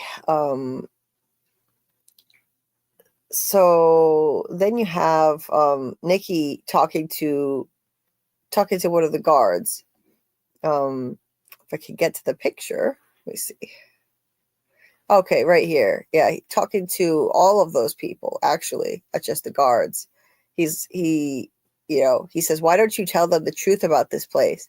Why don't you tell them that none of us are ever getting out of here alive? We know what happens in the chimneys. We know about the chimneys, and we know what happens in back half. So the cat's out of the bag now. Yeah, it's a little late now to tell them the truth. But so yeah, he kind of reels her in briefly, and then he grabs a chair and hurls it at one of the security guards. Just so satisfying to watch. He just throws it at him. Then he like jumps on a table. Let me see if I can find a picture of it. Yeah, he jumps on a table, jumps over it, and grabs this punch bowl and just goes crazy with it. He just tosses it all over the place, throws it at a guy. And then the rest of the security guys go and run after him. They tackle him to the ground. Like they, I think they put zip ties on him at some point. But yeah, this was rough to see. Nikki is so tough and strong, and to see him reduced to this was sad. But that's what they do, and I wish they hadn't gotten rid of him right yet. I mean, now we'll only see him when one of these kids decide to. What was I saying? I lost my train of thought. Anyway, clearly I'm overtired. But yeah, we'll only see him when they're showing us what's going on with the back half. So he'll probably still get screen time. So that they got him tackled and got his arms tied behind his back. So now he's a little bit easier to manage, but he's still not going quietly, which I love about him. He fights that good fight. He really does. To his last breath, he will.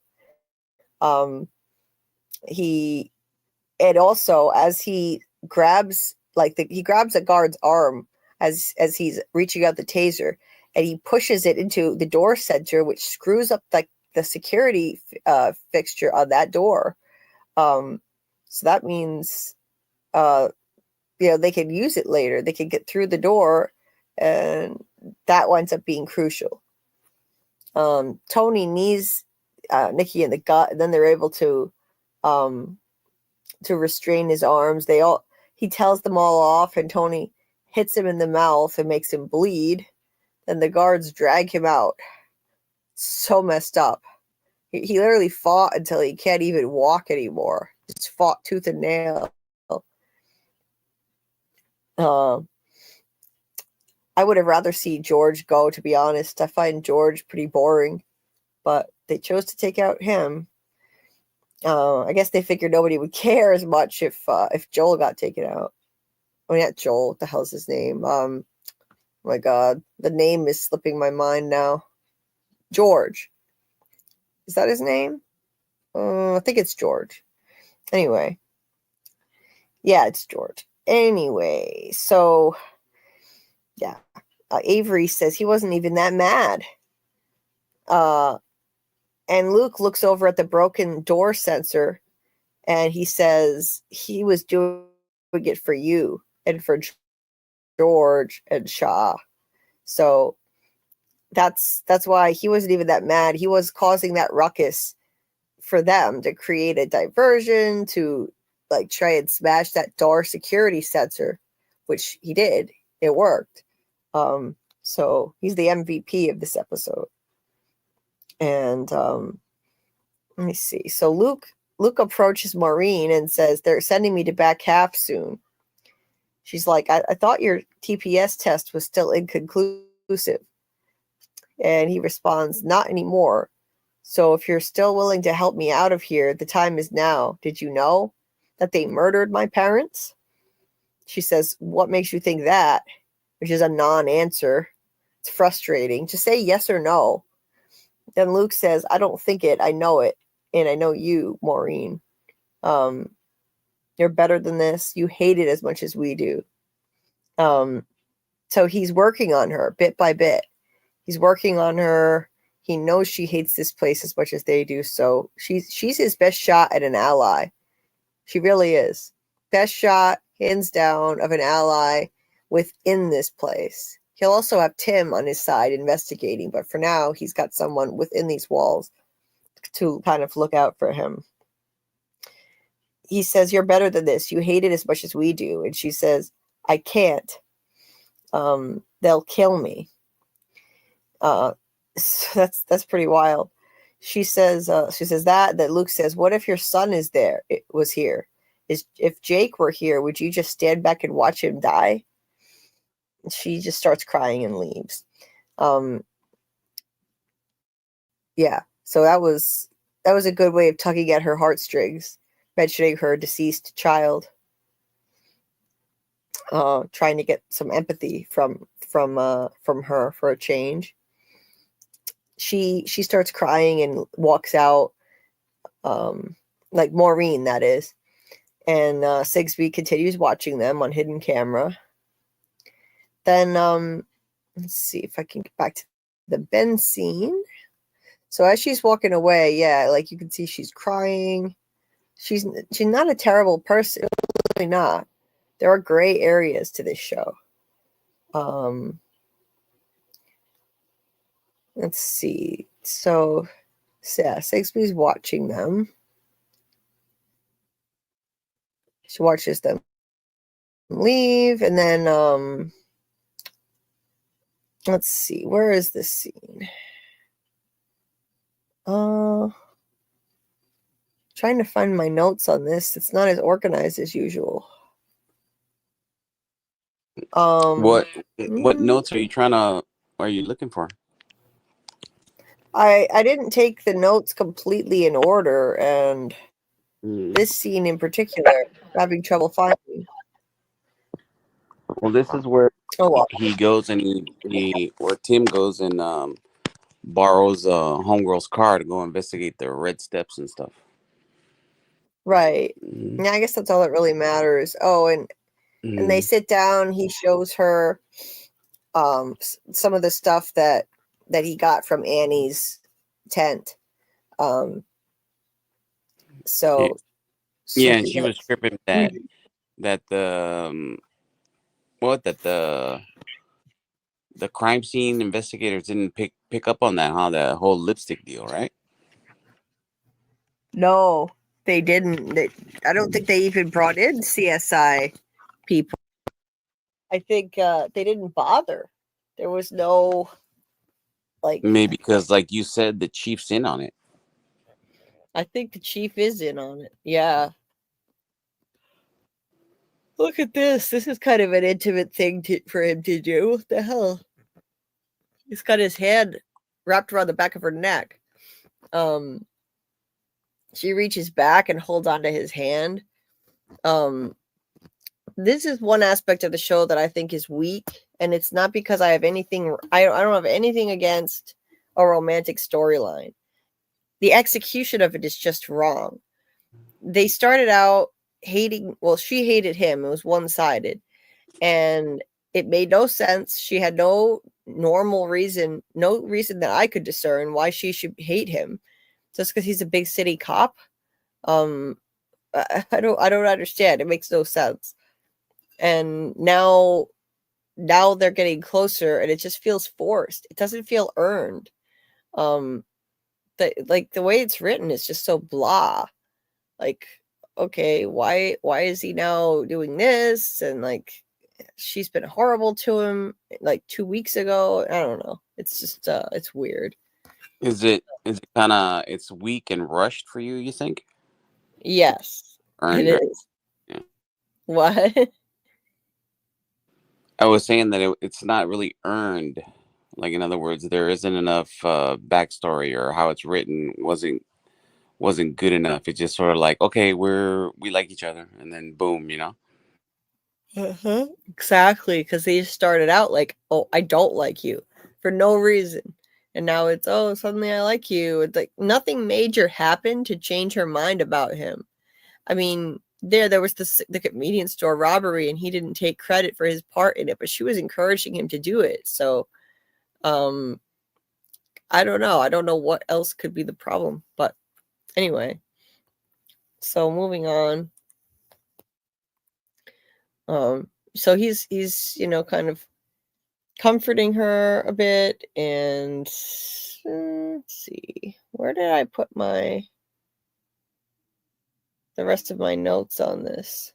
I think Oh, I think at that point he started sharing like the map as to where he was gonna go, right? Like um, gonna drive the this is the first time he's borrowing the car, right? yes. Yeah, so he's sharing with her some notes and the map and where stuff is. And is the yearbook broken out here or no? No, I don't think so. It's just some files. Okay. Okay. Yeah, like she says that she'd get in big trouble with the chief if he finds out about this, so make sure you give this back. But he had left her a note saying that he really needs help now. And so she showed up down there with help. So I'll give her that much. And let's see, where is it? Normally I put these in order pretty well, but they're not in order right now.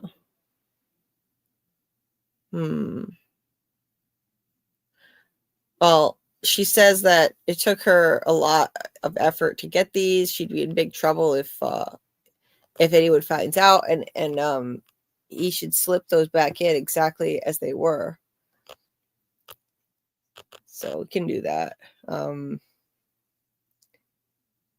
Anyway, let's see. Anything else I forgot?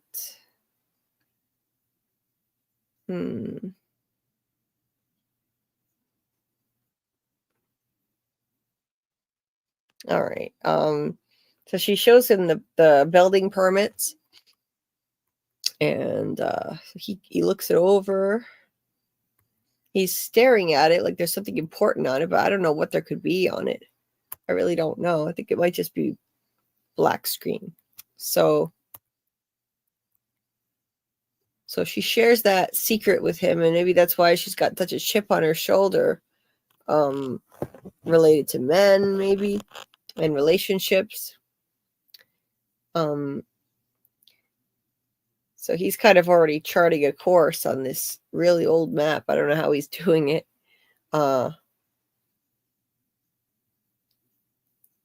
Let's see. So he shows her all this stuff like that Annie had collected, and the pictures and all the other stuff. Well, most of it, not some of the little things that I don't need to. But let's see. So these little, a few different little slips of paper she shows him, just showing various things, records that she got her hands on related to the disappearance of those kids in 86? Yeah. Yeah, there it is.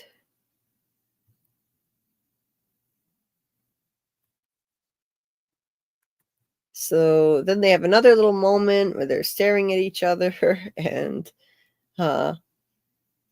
so he's like, yeah, they have another like pleasant conversation, and so she seems to be coming around to his way of thinking in a way. And then moving on, Luke stops to talk to Maureen again, and she's not in a good way. I think that visit today with my mom, it was really triggering. So this is, yeah, it's kind of a lot. But these, yeah, like this stuff is like really heavy. He just found out he lost his parents, and Maureen's finally willing to help, and it's like, all right, now she's thinking in terms of, okay, what would she do if this was her son? So she's finally doing that, which is great. It's about time. And so he's like talking to her and making up a plan. And she says that Harry and the twins threw everyone for a loop, and also Nikki's departure. And what is this? I forget what did she give him here? Oh, her key card. Key card, yeah. Right. That's right. It's her key card. Now just give me a second here, because I think some of my notes are missing. The heck? Oh no, here it is. He said they're sending me to back half soon, and she's like, I thought your TP test was still inconclusive. Luke says, not anymore. So if you're still willing to help me get out of here, the time is now. Did you know that they murdered my parents? She says, what makes you think that? Which is, it could be her just dodging. And he says, I don't think I know it. And I know you, Maureen, you're better than this. And you hate it as much as we do. So he keeps trying to build her up. Like, you're better than this. You hate this place as much as we do. You know, get her on the right side. She's like, I can't. They'll kill me. So she knows what they're capable of, clearly. And yes, they probably would kill her. So it's like being in the mob. Now she can't leave. He's like, what if it was your son in there? If Jake were here, would you want to just stand back and watch him die? Meaning her deceased son. So that makes her upset. She cries and leaves. Nice play on Luke's behalf. But before she goes, she gives him... Is that where she gives him the scissors? Yeah. Yeah, she gives him a pair of scissors so that he can cut the ear tag off his ear. Scissors. Yes. Scissors. As usual, 6B, the creep, is watching them via that hidden zone on camera. I mean, they were in that hidden zone on camera, but like their backs were to it, and she was watching them, and she sees them leave it. So, there's a brief little scene of the guy who owns the hotel petting his lizard. I don't know what the point of that was, but it was just a quick scene. I wonder if he's ever going to become relevant to the plot, but let's see. So he brings Wendy's car back. Let's see what else. Oh yeah, first though he meets Stackhouse, and Stackhouse is checking up on him after seeing him at the gate and all. So it's like he he's rather than kill him, they want to find out who he is first, so he's gathering intel. And he introduces himself, says he runs security for the place he was sniffing around, for the place that Tim was sniffing around, the Institute, and he wants to talk to him now. So there's that. It's ominous. Luckily, he just like leaves the situation quickly. And back at the Institute, in the cafeteria, George and Avery are watching a TV show, some kind of movie or show. But Luke has no interest in it, and he just found out his parents got killed. And then Nikki and Avery get into a fake fight. They start fighting over cartoons or whatever they're going to watch and the remote control. And so they're fighting. They're pretending to fight.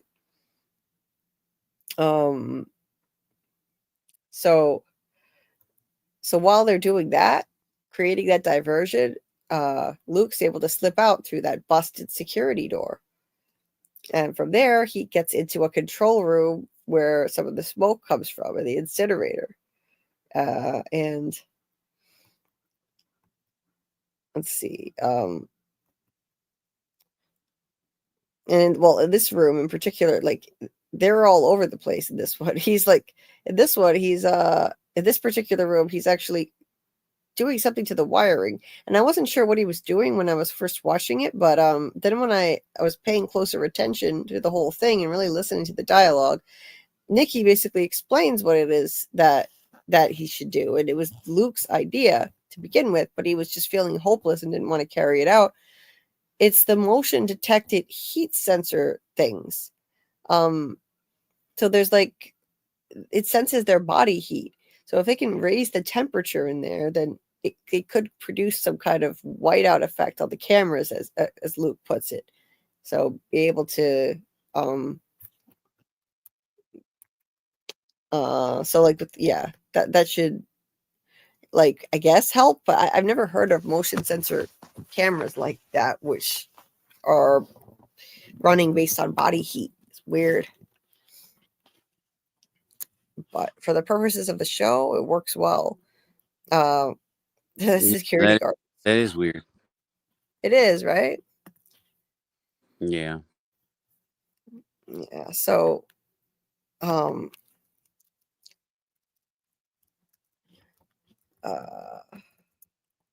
so this guard is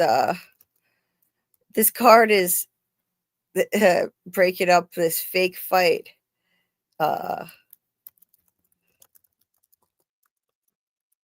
This guard is breaking up this fake fight still, like a dumbass, and still didn't notice Luke left. So he yanks some of the wires out and then does something else with them. I'm not really sure what, but that's to achieve that goal, trying to like mess with the cameras. And meanwhile, Tim, this is where Tim meets with Stackhouse. I got ahead of myself in the notes for a minute before. Stackhouse approaches him. Let me try and find where. Here it is. He goes to see Tim at his hotel and says he wondered how a guy like him became a night knocker in a town like this. And then so he looked into him and learned about that shooting incident where like he had to shoot a 16-year-old kid who was about to commit a mass shooting. And then he says an instructor of his used to say, always pays to know the other guy more than he knows you. Tim's like, instructor in what? Kind of like the institute of what?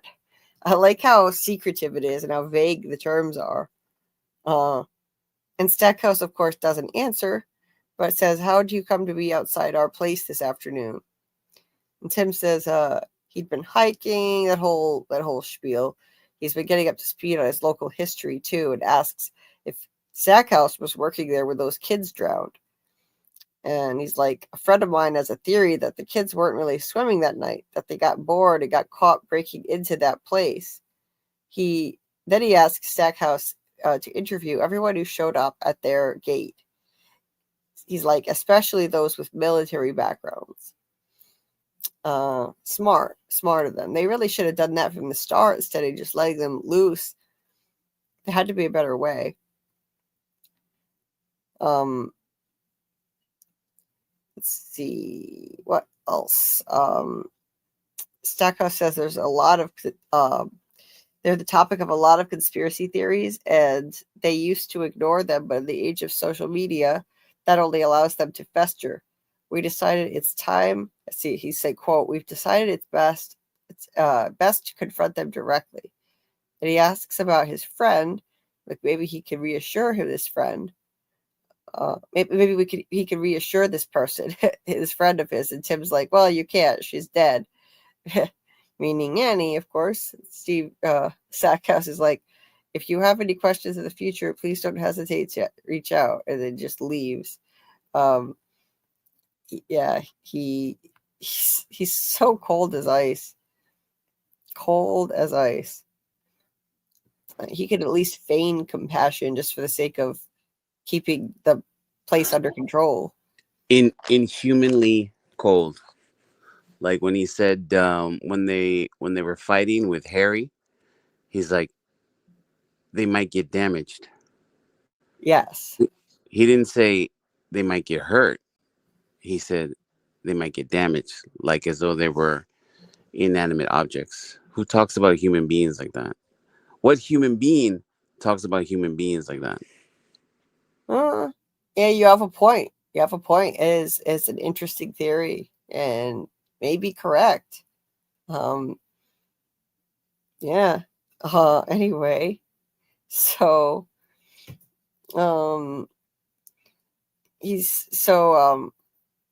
Oh, where is it? Sigsbee asks about Luke, and Maureen says he believed we killed his parents. I thought we don't do that. He says we try not to. We really do, but his mother woke up during the snatch. Collateral damage. No ounce of compassion, remorse, or empathy at all. Let's see.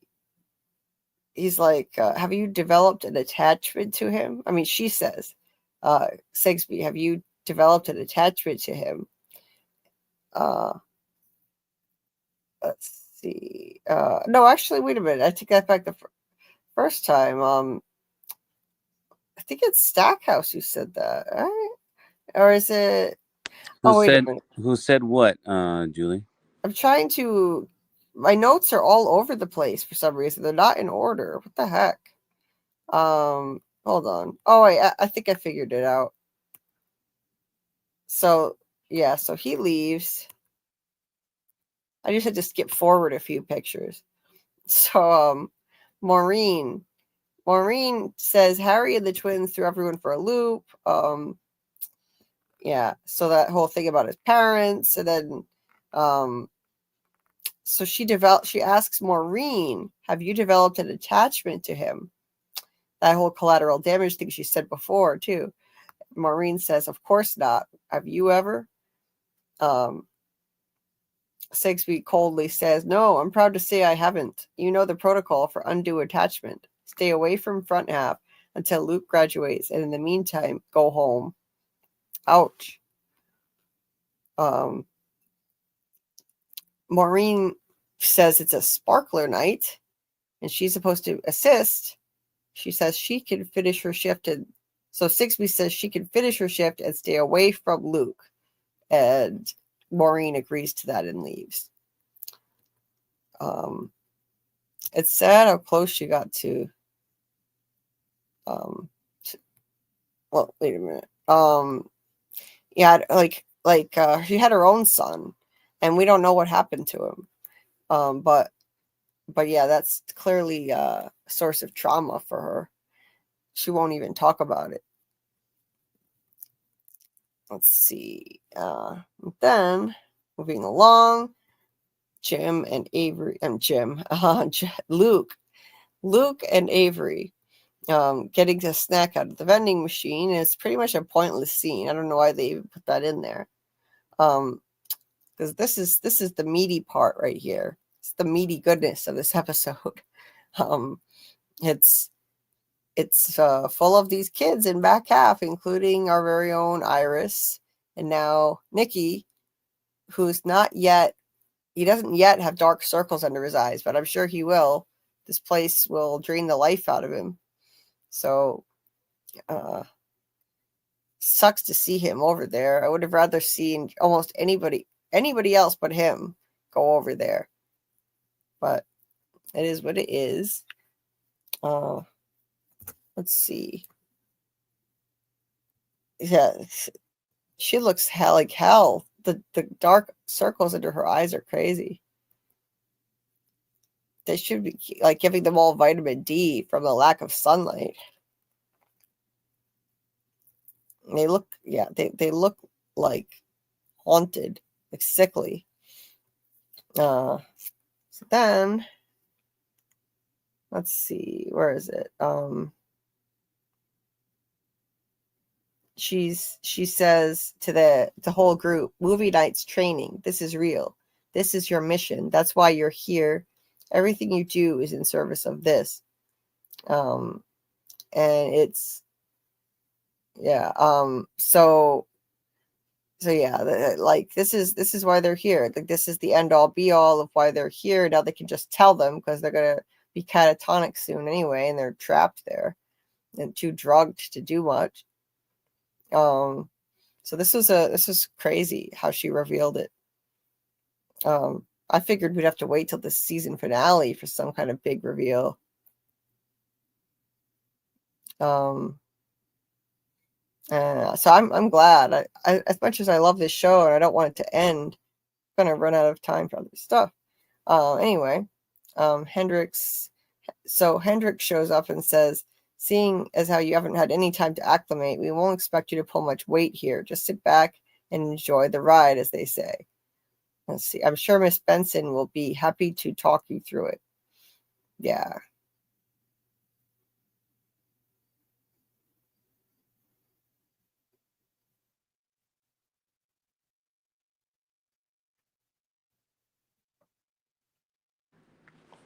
And then what happened? And then what happened? So then, Hendrix is telling Nikki, just sit back and enjoy the wave. Sure, Miss Benson will be happy to talk you through it, meaning Shaw next to him, I think. Iris looks like hell, and they really did a great job on these kids. I don't know why they don't look more messed up after being cooped up for that long. So, because I don't think they even go in the playground like the front half kids do. The playground looks old and like it hasn't been used. And then Shaw says, not like sleep, although you do black out and feel a bit better after. The headache dials down some for a while. Well, that's good. I hope you feel better. Try some. Let's see. Oh,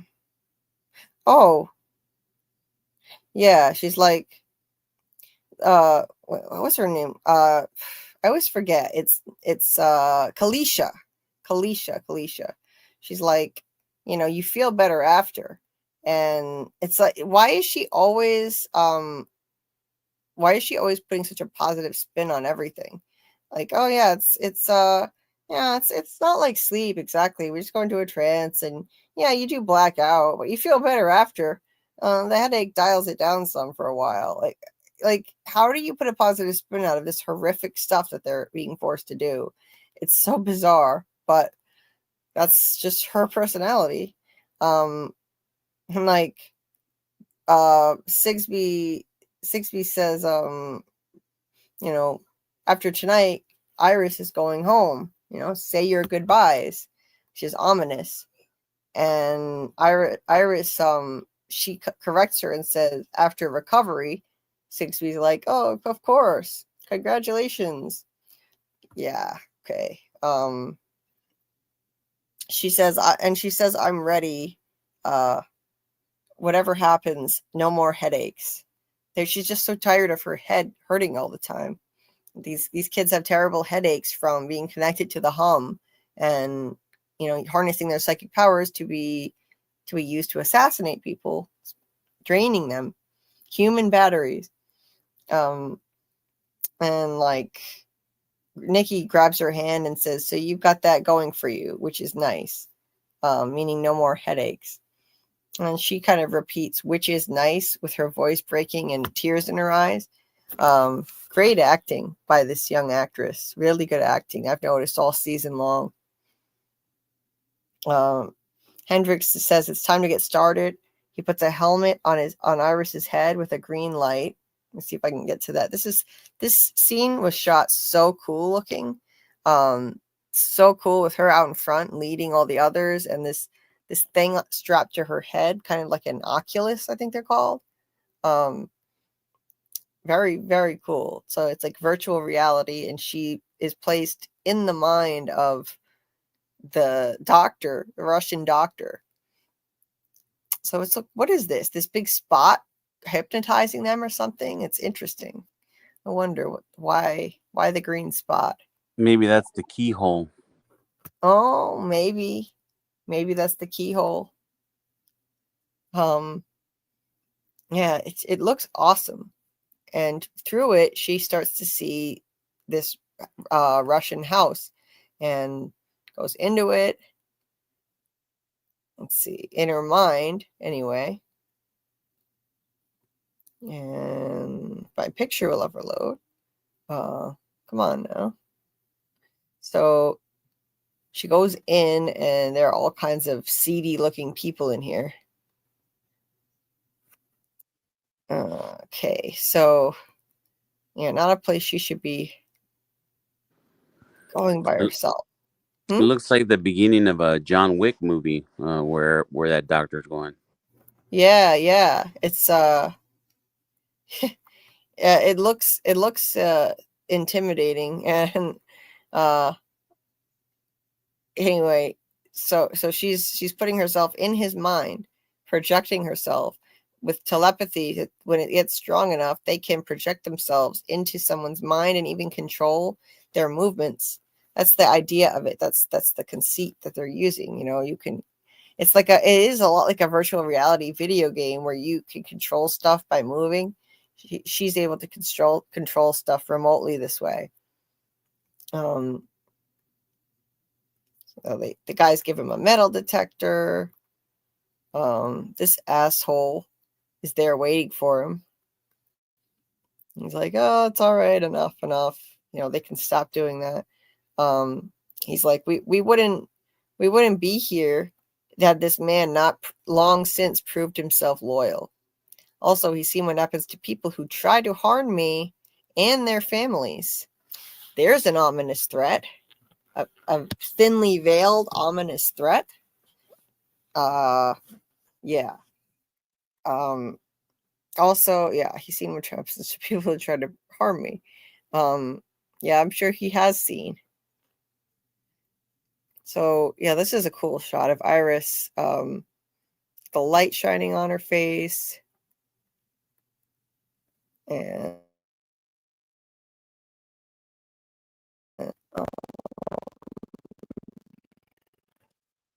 yeah, she already looks like she's getting drained down by the end of this. Where am I? So,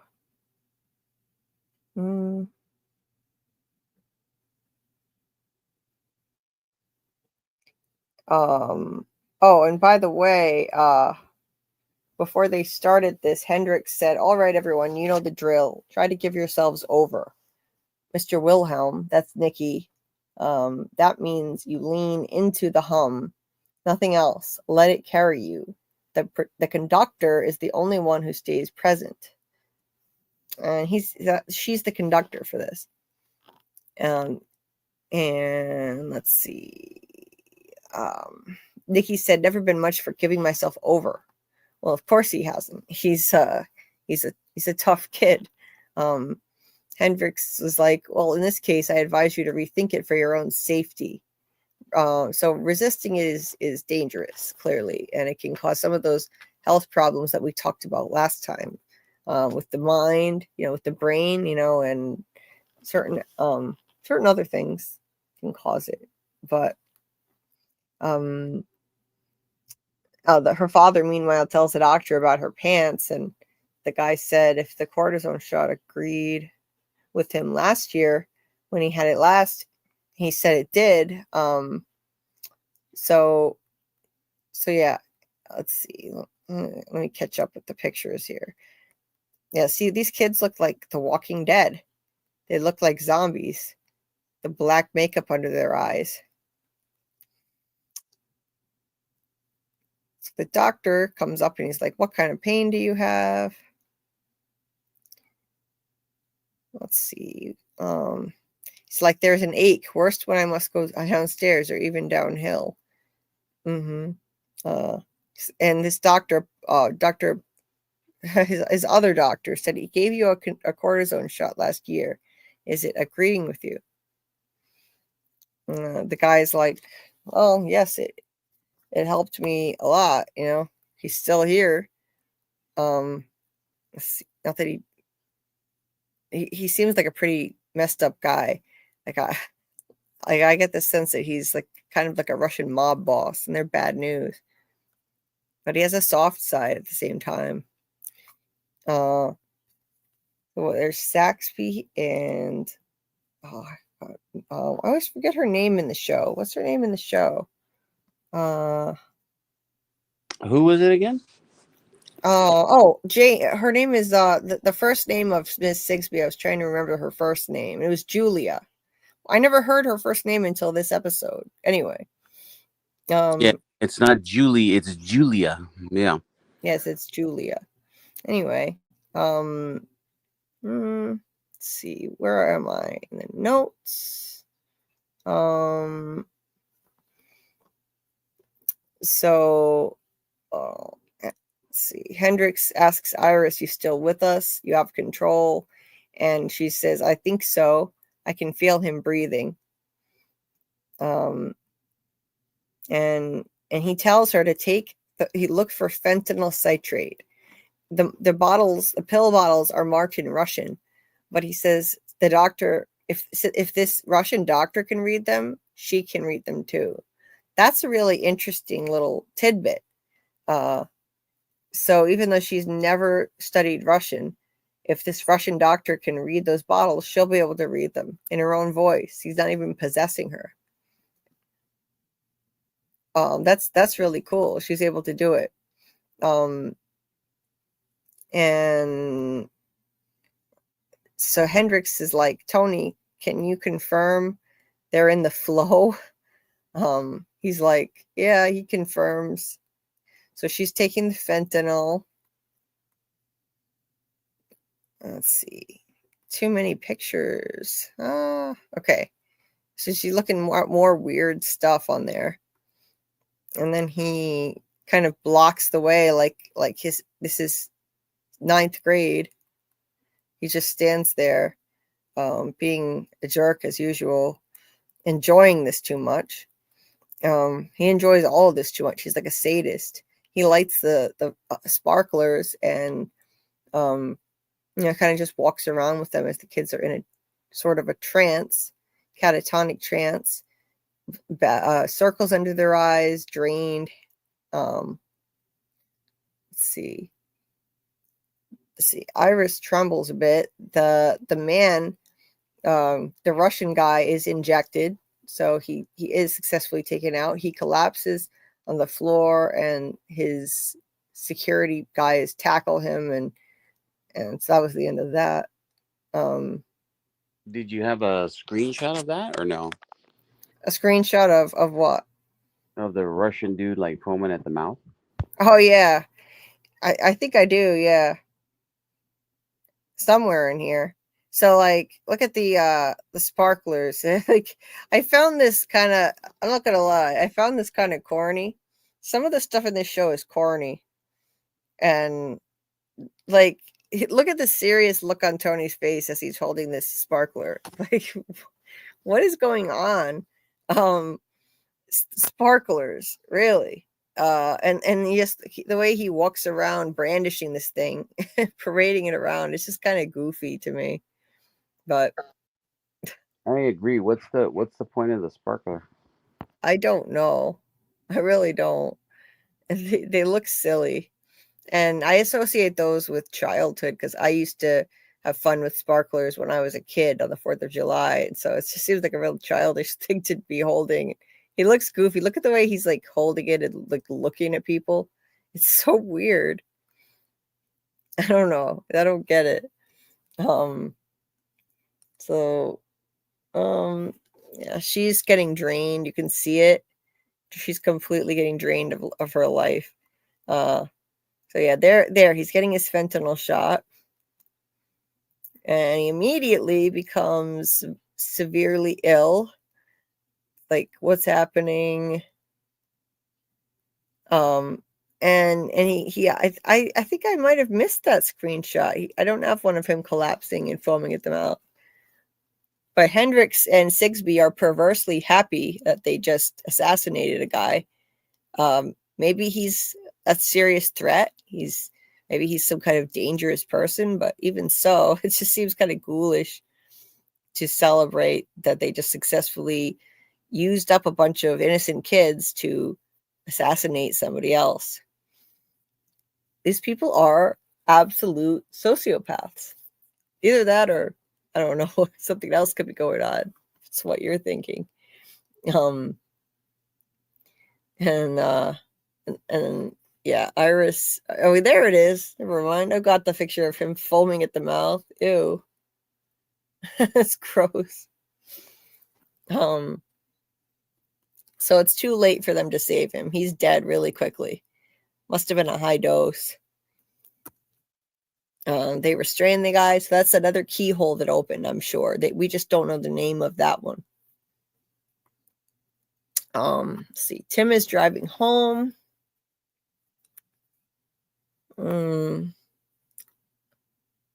He's driving back. Wendy calls him and sounds kind of worried. Tim says the head of security came to warn him off. And she's like, maybe that's not a bad idea. She's worried. He says he'll have the car back to her later that night. But he says the red steps, I guess, back to Notre Dame. She says the chief is going to be pissed, and he just says, try not to worry. She's clearly worried about him. So that's not really surprising either. It's pretty predictable. Now she's worried about him. She couldn't stand him at first. Now she's inexplicably worried about him. Okay, moving on. I do think this would probably fare better if it had 2 seasons or something instead of 1. They could tell the story in a more, in a less chaotic manner, I think. They all bob their heads, just totally drained after that sparkler night. Iris collapses on the floor in a seizure. And as Maureen tends to her, Tony snickers and smiles like a sadist and sits there and watches.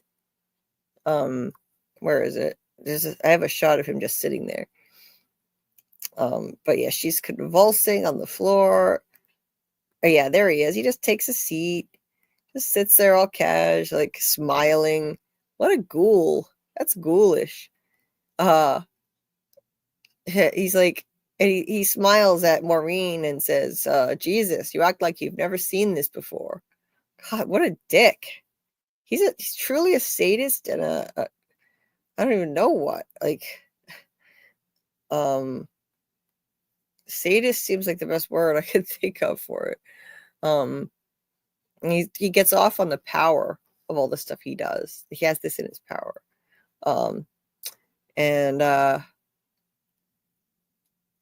So Sigsbee says, all the bullshit in this place, we still managed to keep the trains running.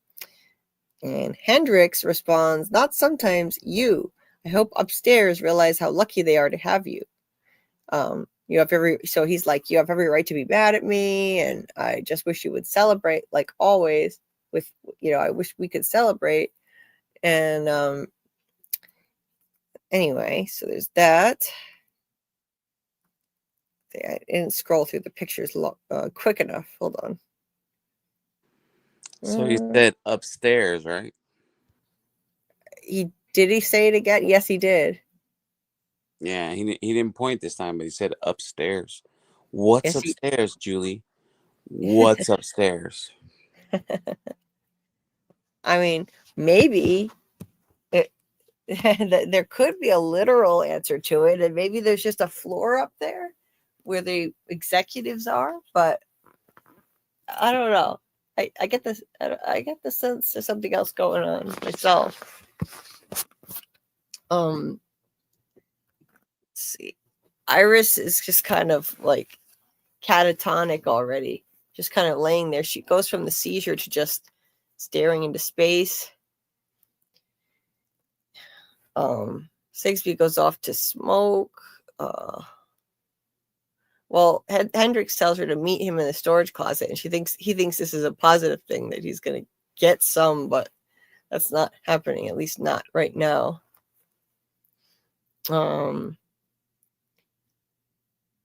Luke and Avery are here, just kind of losing hope here, especially Luke. And he asked Avery if his parents ever read the Bible. And Avery's like, yeah, a lot, but they were also feeling a lot of things that they weren't supposed to. Let's see. Luke says, do you know who Samson was? Avery's like, yeah, with the long hair. The was it Philistine? Yeah. The Philistines bribed his girlfriend to cut it away to take away his strength. So cutting somebody's magic bag stuff would cut away its strength, apparently.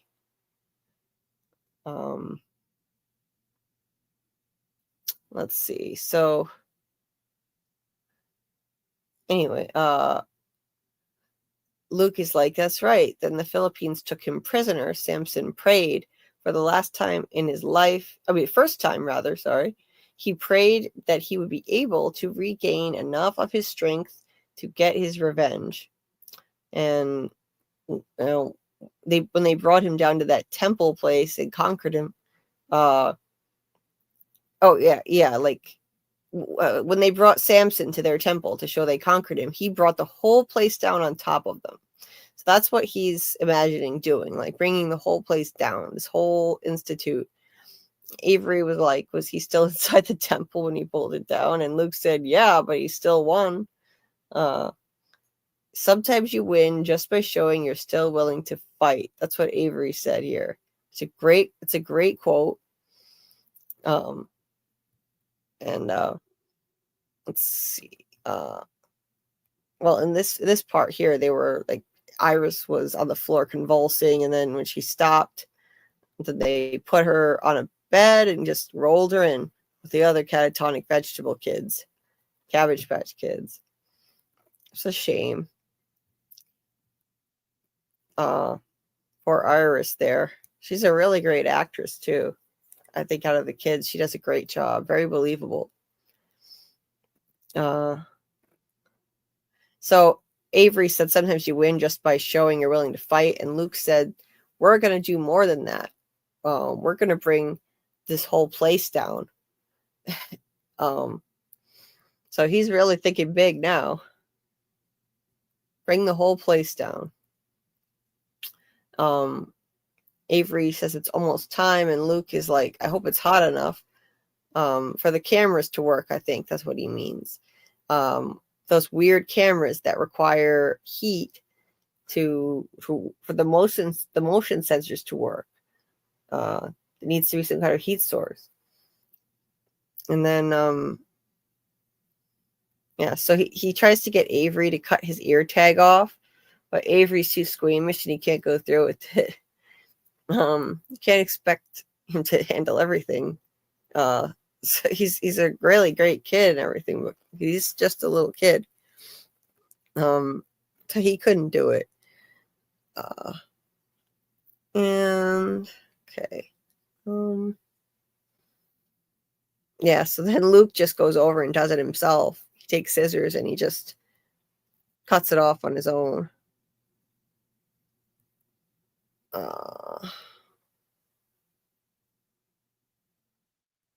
So he snips it off. I'm pretty squeamish, so that grossed me out a lot. Now I'm gonna try to be careful how much of this I show, because it's pretty graphic. Oh, the ear? Yeah. All the blood and everything. Yeah, it was pretty gross. It's just pouring blood. Then, let's see. He where is it?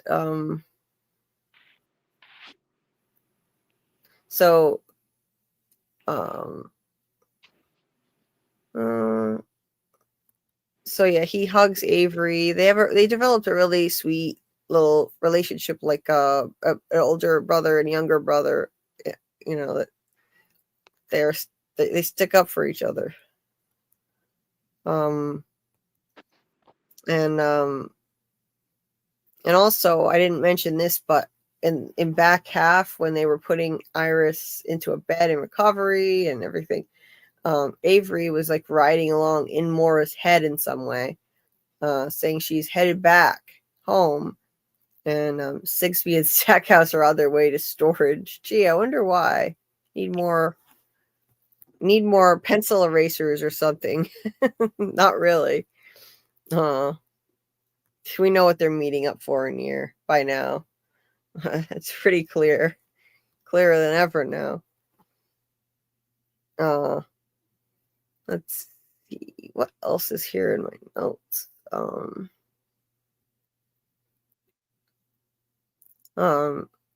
So this quote is great that Luke said, "The enemy will provide the means of his own defeat.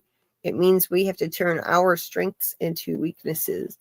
Not sure, but the enemy will provide the means of his own defeat. That is so true.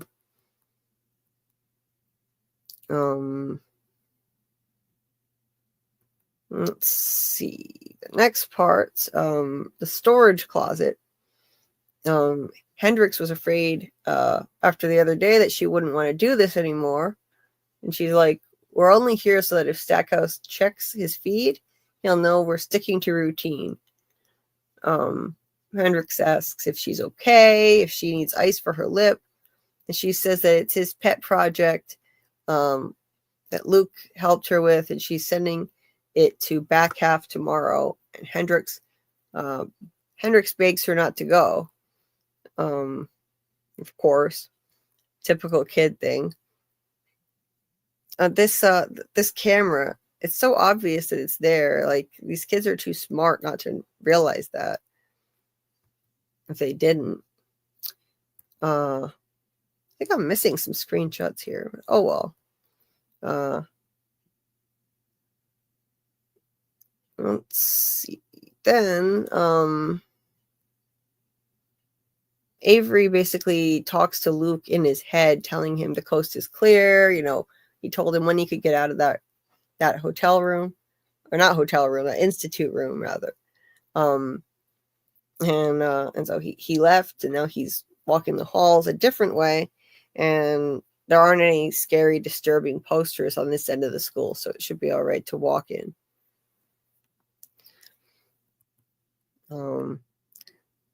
Yeah, Avery is just locked in.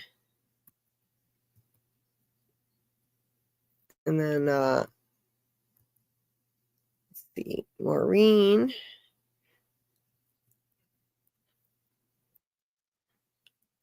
Oh, okay. This is where they noticed that the cameras are messed up. The one in the cafeteria, the guy is like waving his hand and nothing happens. Then someone else is checking on his feeds and seeing that black screen or really chopped up vocals. I don't know. So technology, gotta love it. I've had nothing but technology issues more than ever lately. But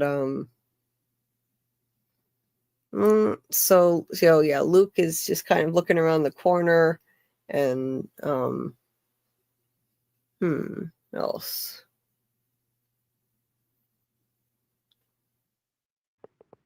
He's gonna do a little sneaky past that one guard or whoever he is, right? Yeah. Oh yeah, and another thing. While Hendrix and Sigsby are in the closet, he's like, she says, I'm sending his ass to back half tomorrow. She has some kind of grudge against him, and Hendrix begs her not to, saying, "I need more time with him." Anyway, so then Avery warns Luke that someone's coming, so he knows to hide from the guards. And let's see, a guard notices that he can't see another guard in the cafeteria and realizes something's wrong with the camera there, which is what Luke did with the wiring and stuff, messing with that. So then they can turn the light on, but they can't make it brighter. Anyway, then this is where she's talking to him in the closet. Okay.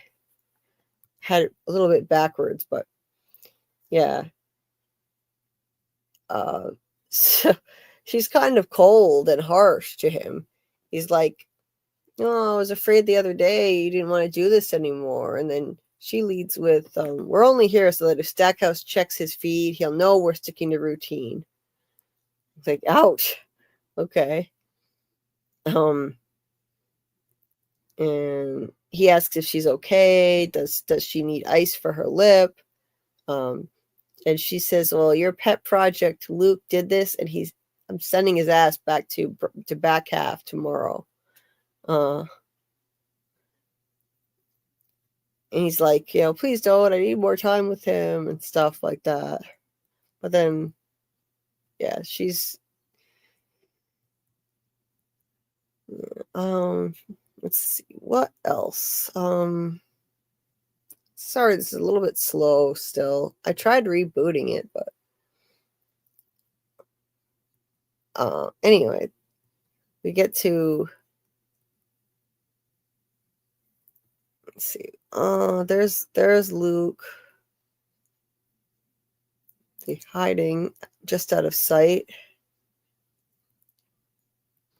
Jeez, you think they have enough? Huh? He was hiding. He was hiding like a ninja. Nobody could have saw him there except anybody who looked. Yeah, he did a great job with that.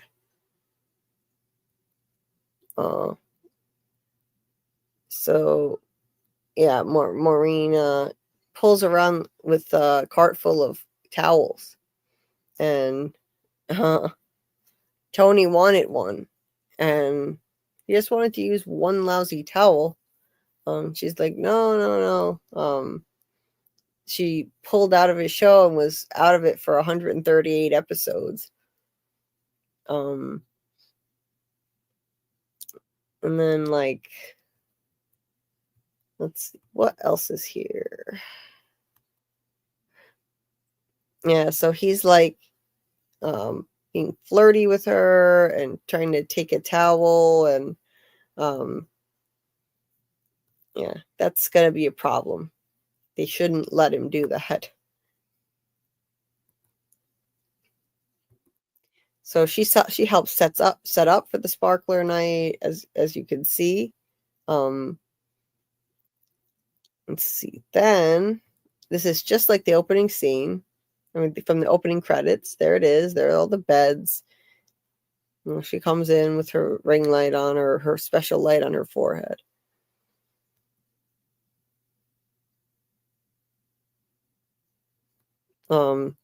So Luke rides in the laundry basket to the recovery room thanks to Maureen's help, and he gets out. He is stunned by what he sees. Now, wait a minute. I feel like I missed something here. Let me just go back and double check. We're getting down close to the end of the episode breakdown already. So let me go back and look. Did I ever get a better shot of it? Maybe not. What are you looking for a better shot of? Oh, it was just a screenshot. I think I'm missing a few screenshots that I had taken from the episode. Doesn't matter. I have like 700 something of them, so it doesn't really matter. The last one that one right there shows why are the wires going to that central hub there like that? Yeah, right? That's weird. Shouldn't they just go to, like, you know, if they're powering something, why wouldn't they just go to the wall or something? I think there's you know, further evidence of my conspiracy. Could be. Honestly, I mean, look at that. Why are all of the wires that are connected to these kids all being fed up there into the same spot? Like, what is that? So, Aliens. Aliens, yeah. I don't know. It could be. It could be aliens. Who knows? It's going upstairs. Upstairs, right? So Maureen smuggles Luke into this room in the laundry cart. You know, I feel like I skipped over something. Hold on. Just gotta check something here. If I can actually, if it'll cooperate with me. All right. Hold on. I think it was so dumb. Wasn't it dumb that she didn't just let him take a towel and leave? Like, why make a big fuss over it? It wasn't gonna uncover Luke from the laundry basket if he takes one towel. Yeah, I think that was dumb. Right? I think Yeah, I I think think it the whole was. like under the towels was kind of dumb. It was. It was. It was like cliched for sure. All right, I think I found the spot where I missed something. So so when she was telling Hendrix, I'm sending Luke to the back half tomorrow. Hendrix is begging her, I need more time with him. And then he's like, you realize how important this could be for the program. And Sigsbee says the program's down 3 recruits since last night. The back half needs bodies. Your ambition will have to go on hold. Bodies. Wow. That's twisted. Then when she starts to leave, he says, I wasn't just blowing smoke, they're really lucky to have you. And so there's that, but I think he is blowing smoke, trying to get back in her good graces. Anyway, so I can go back where I was at. Where is it? Is Luke hiding? Really tense few minutes here.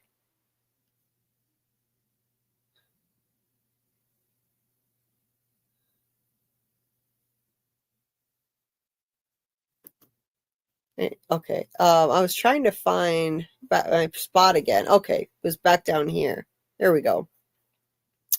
So she gets Luke into here, and so she's now, she's really doing the right thing. I'm proud of her for doing it.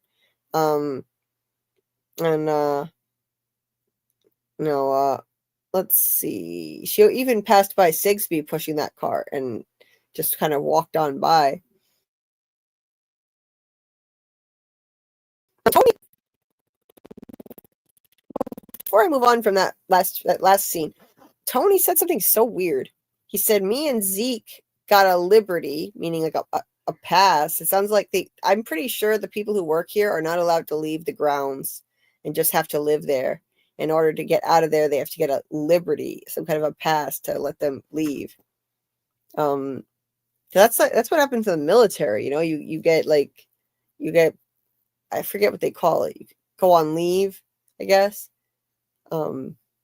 So this place operates an awful lot like the military, I swear. I think it could be part of some kind of military black op, CIA black op. Anyway, he also said, we're going to head out to that truck stop and get ourselves a couple lot lizards. Like, what? That's so random. Tony said that. It was weird. What the hell? And also another thing that they were said to each other, Tony and Maureen, when he first stopped her, she's like, the Gorks do make a mess. So she's referring to those kids in the beds as Gorks, which I learned was a real word tonight. It was interesting. Like the Gorks do make a mess, referring to the kids in beds. So I guess because they obviously can't get up and use the bathroom, that would make a mess. So she's not lying about that. And anyway, so moving on from that, she had told him they're running low on towels, and she'll tell Sigsbee why they're even lower than they're supposed to be if he takes it, and then she just leaves. So then, Maureen takes Luke into recovery, tells him she unlocked the door and that the next one isn't locked. That'll get him to the backyard. Once he's past the fence, head downhill to the river, cross the river, head downstream till he gets to the Red Steps picnic spot.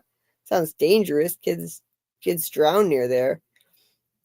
She'll come and pick him up once she's off shift. she knows a reporter and they'll tell his story. And she's like, because she did that. I'll skip ahead a little bit here. This was really cool of her to do this. I could tell she was one of the good ones. She was like one of the only good adults in this whole series. He's in shock seeing all this. I mean, who wouldn't be? No, where? Oh. So she gives him a flash drive with, I'm sure, plenty of incriminating stuff on it. So, like, she knows a reporter that he can talk to after he leaves, and they'll tell his story. She gives him the flash drive. She says, "Show the world what goes on here."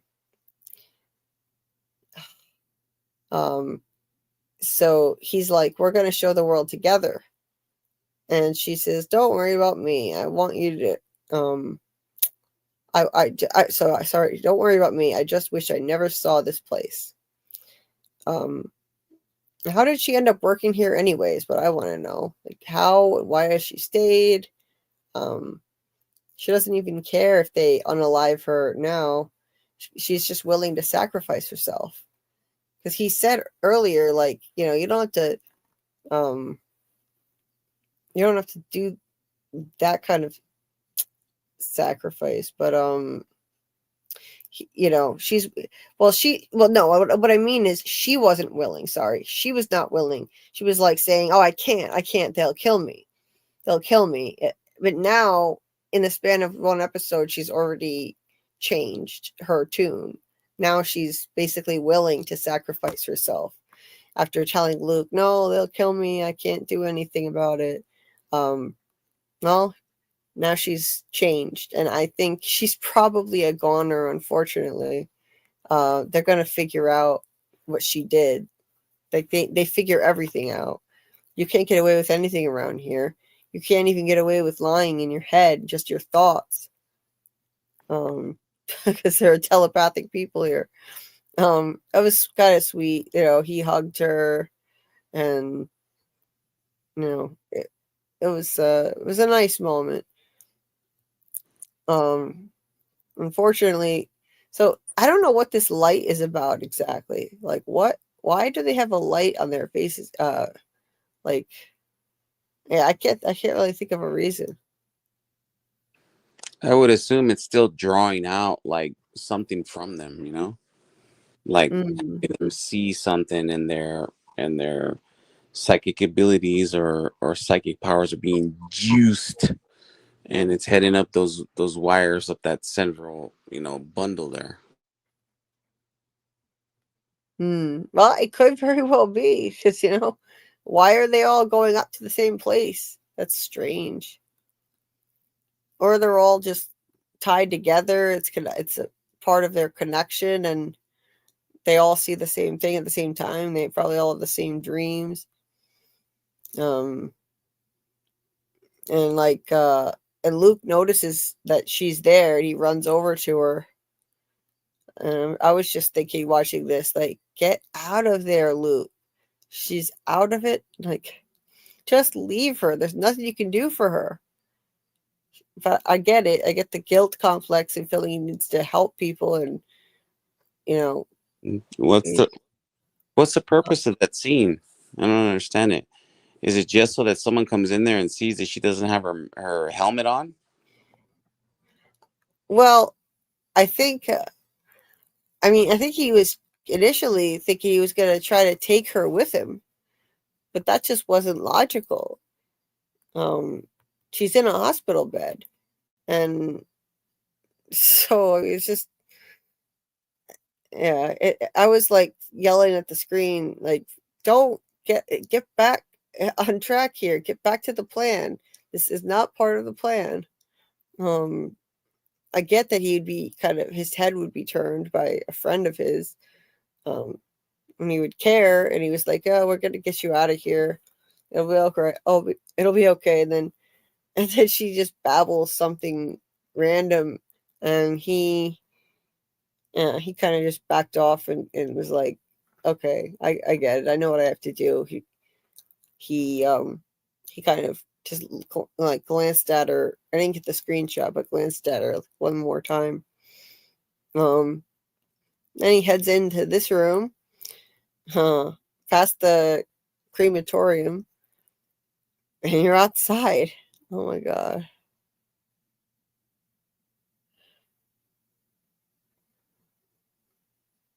What's wrong, Julie? Oh, I'm sorry. I'm like, I'm trying to find where I was at in my notes. Mm.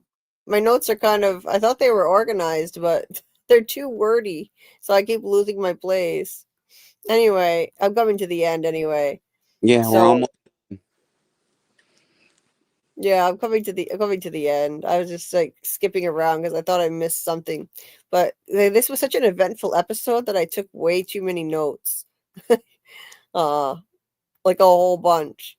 Um Now, did you find this weird or what? Like she told him that she unlocked one door, the door to the crematorium room with her key card, and she's like, the next door is unlocked, and I think he went through two unlocked doors actually to get to the outside.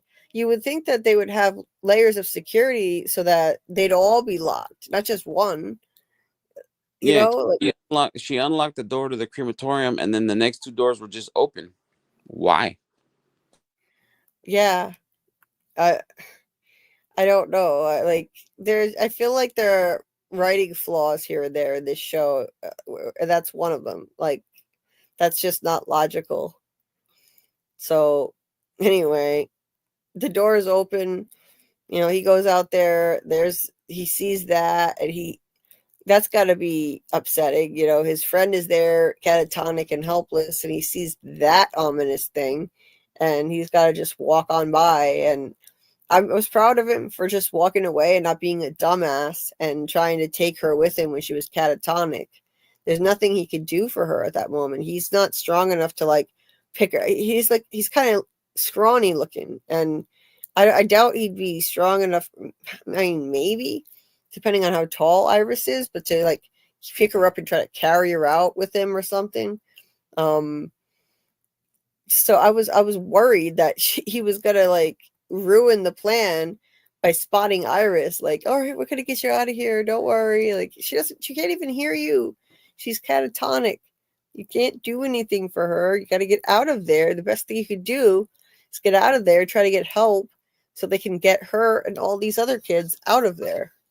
And maybe they could still be saved. Exactly. Don't Ah, waste time being sentimental. Just go. exactly.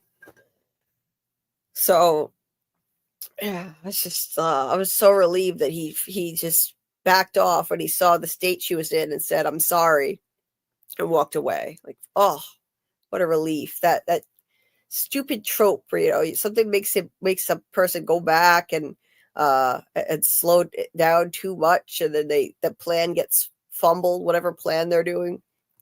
But that didn't happen. So he goes through, he passes by the incinerator, and he just waltzes right through the next door with no issue. Because I don't think he has Maureen's key card anymore. She said, make sure you get that, because before she told him, make sure you get that key card back to me. I believe, if I'm not mistaken. Didn't she say that? It's like they're Yeah, yeah. But I think she got it back because she opened that door to the crematorium. So right. that's key card. Yeah, the key card I think was just for him to get himself to the laundry room. That's all.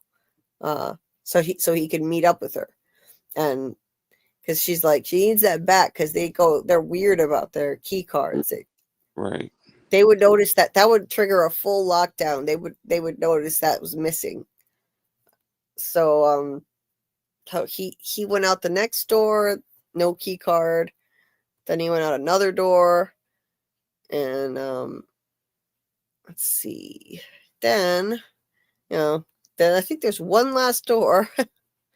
Yep, and then he's outside.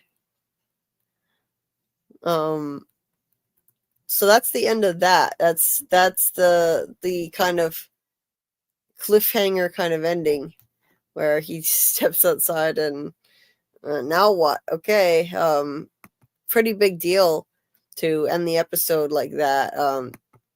It was definitely the most eventful, exciting episode of the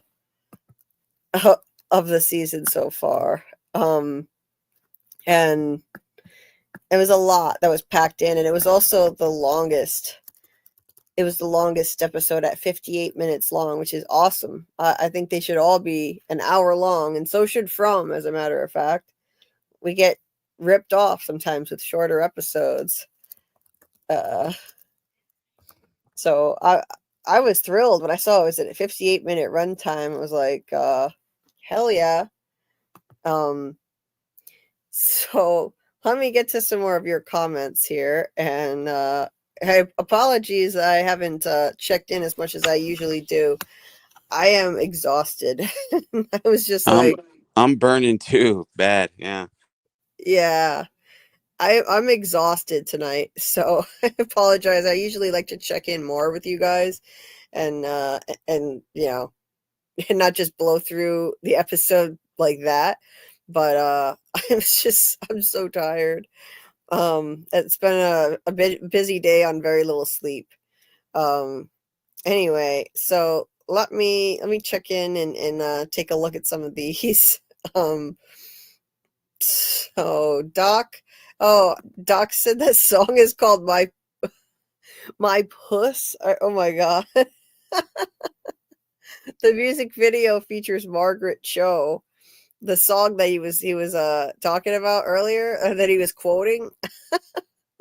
Oh my god, that the one that says everybody want to get their hands on my cookie. Oh my lord. I'm gonna have to look that up, Doc. That's hilarious. Wow. Okay. Fits Dieter said fits with the show TP toilet paper. Yeah, I keep hearing TP and I hear toilet paper in my head. Like it sounds silly. I've never. I mean, have you ever heard of a sci-fi? Like, have you ever watched a sci-fi thing before about telepathy where they refer to it as TP? Because I haven't. No, never. I've heard the TK referred to as teak, but never telepathic as TP. It just sounds dumb. Yes, it does sound dumb. It's another flaw in the writing. Now, I don't mean to sound so negative.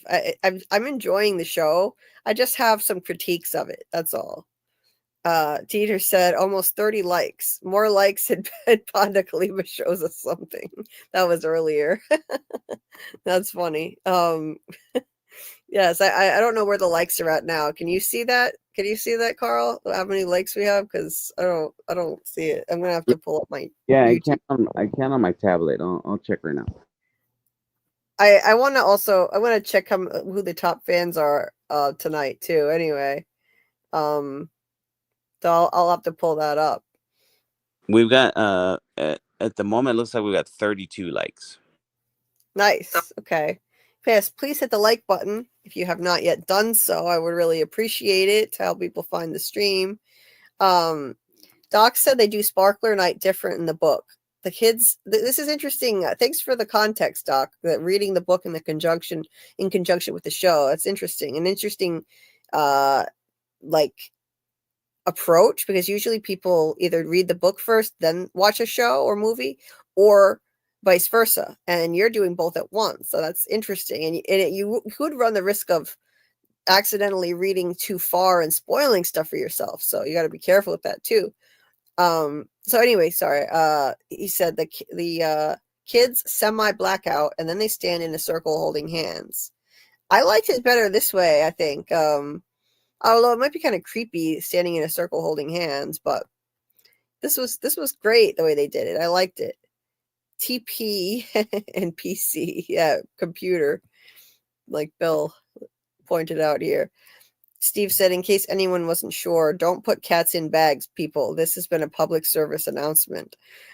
Wait, what was that in reference to? This was a while ago. Do you remember, Carl? Because I don't know.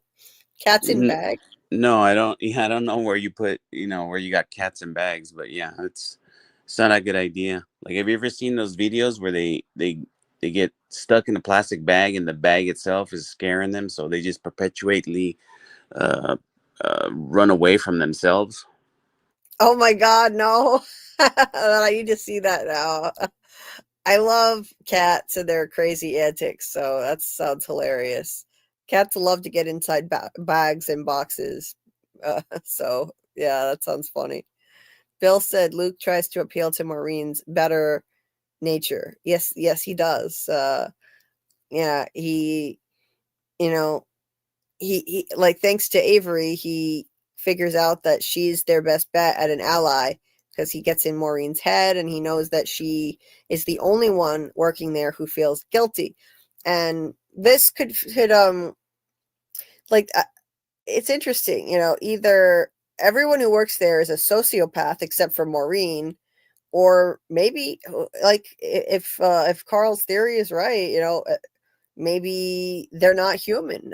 Maybe like Sigsby, Stackhouse, and Hendricks are, like it would feed into that theory. Maybe they're just not human. Like they're so sociopathic that it's weird. I know there are sociopaths in this world who do horrible, like unthinkable things. Like it doesn't get much worse than what they're doing to these kids, but it is weird just how inhuman they really are. And Avery got inside Maureen's head and he said she's the only one who feels guilty about this. So it's like, is she human and they're not? I mean, it's something to think about. Amy is an MVP. Dieter said, yes, Amy is awesome. Bill said Tim and Wendy equals complicationship. Yeah. Tim and Wendy is a forced relationship. It is really poorly written. Sorry, writers of the show. I keep going back to the writing.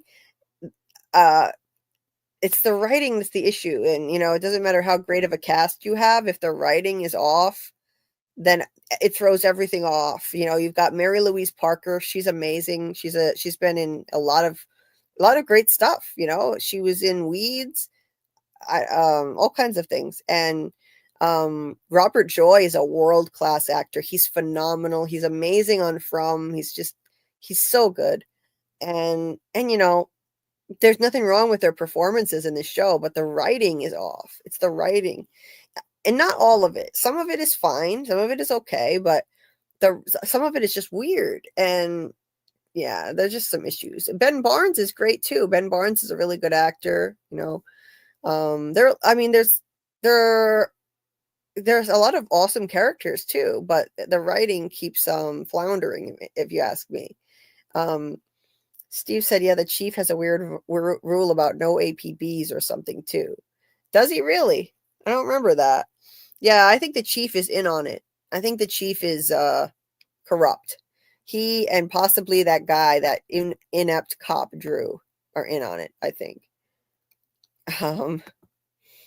Yeah, remember all those weird looks that they gave each other when they all four of them were in the room talking about Annie? Yes.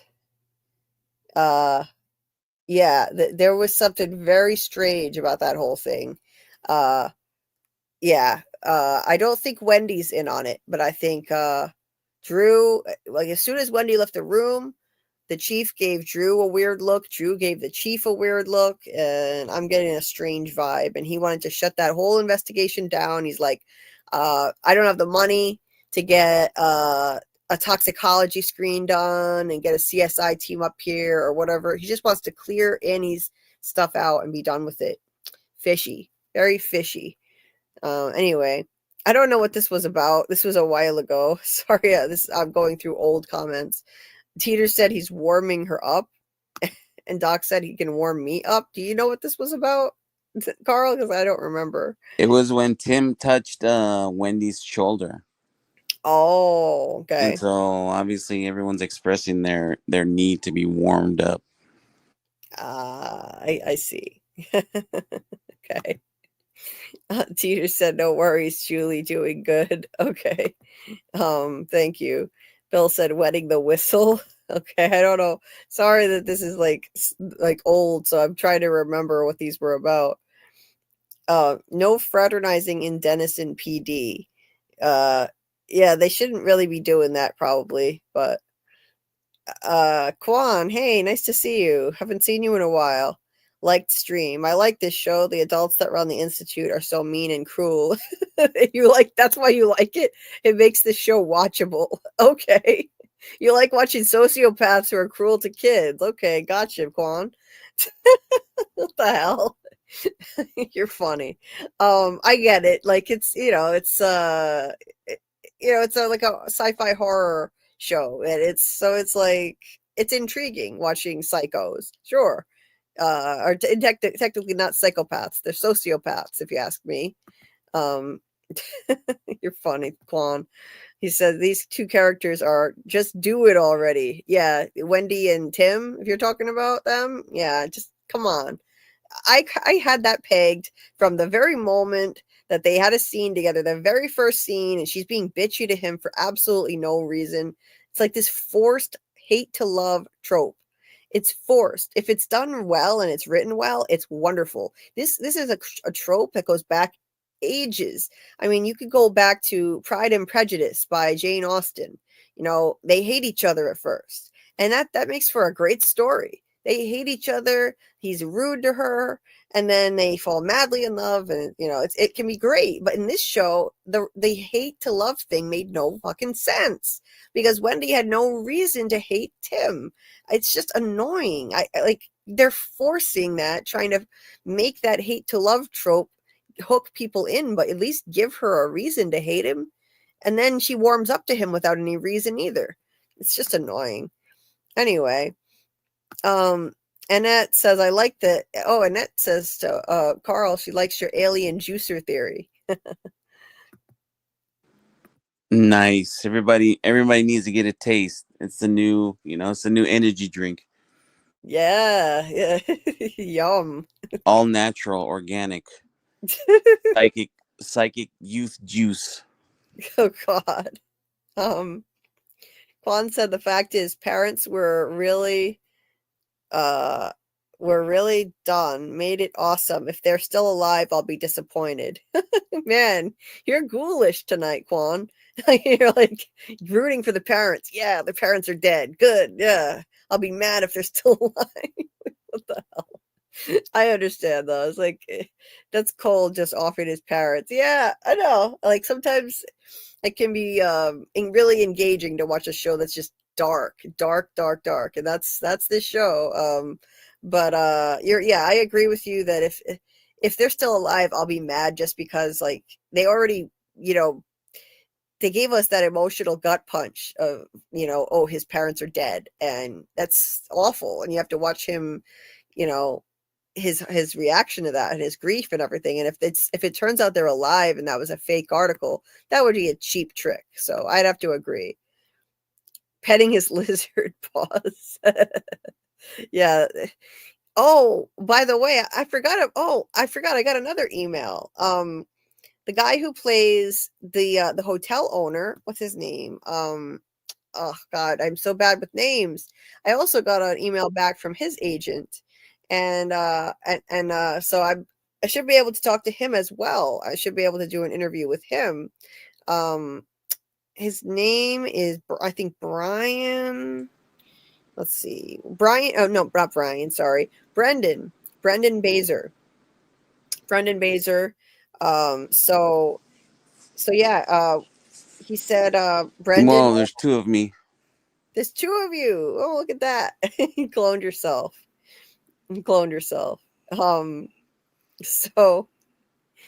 So Brendan Baser also got back to me, his agent, I should say.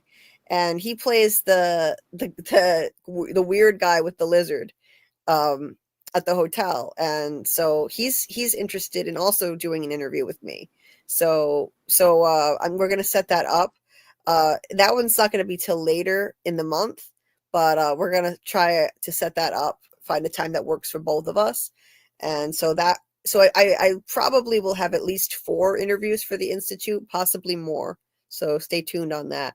So for now, it's going to be So the ones that are confirmed, Mary Walsh, who plays Annie, that one is locked in pretty much. We just have to lock in an actual time, but it's going to be Tuesday afternoon next week. It does have to be pre-recorded, so it's not going to be live with you guys, unfortunately. But I'll pre-record it, and I'm going to get it out as quickly as I can. Edit it, and get it in. I'm not sure how long it's going to be, but I'm really psyched. I loved her as Annie. I'm really looking forward to talking to her. And then Jane Look, who plays Maureen, and Vigo Hanvelt, who plays Avery, that little whiz kid, Avery. So I'm setting up interviews probably next week if we can find a time that works for all of us. I'm going to do interviews with them. So that's what I have confirmed so far. Okay. Let's see.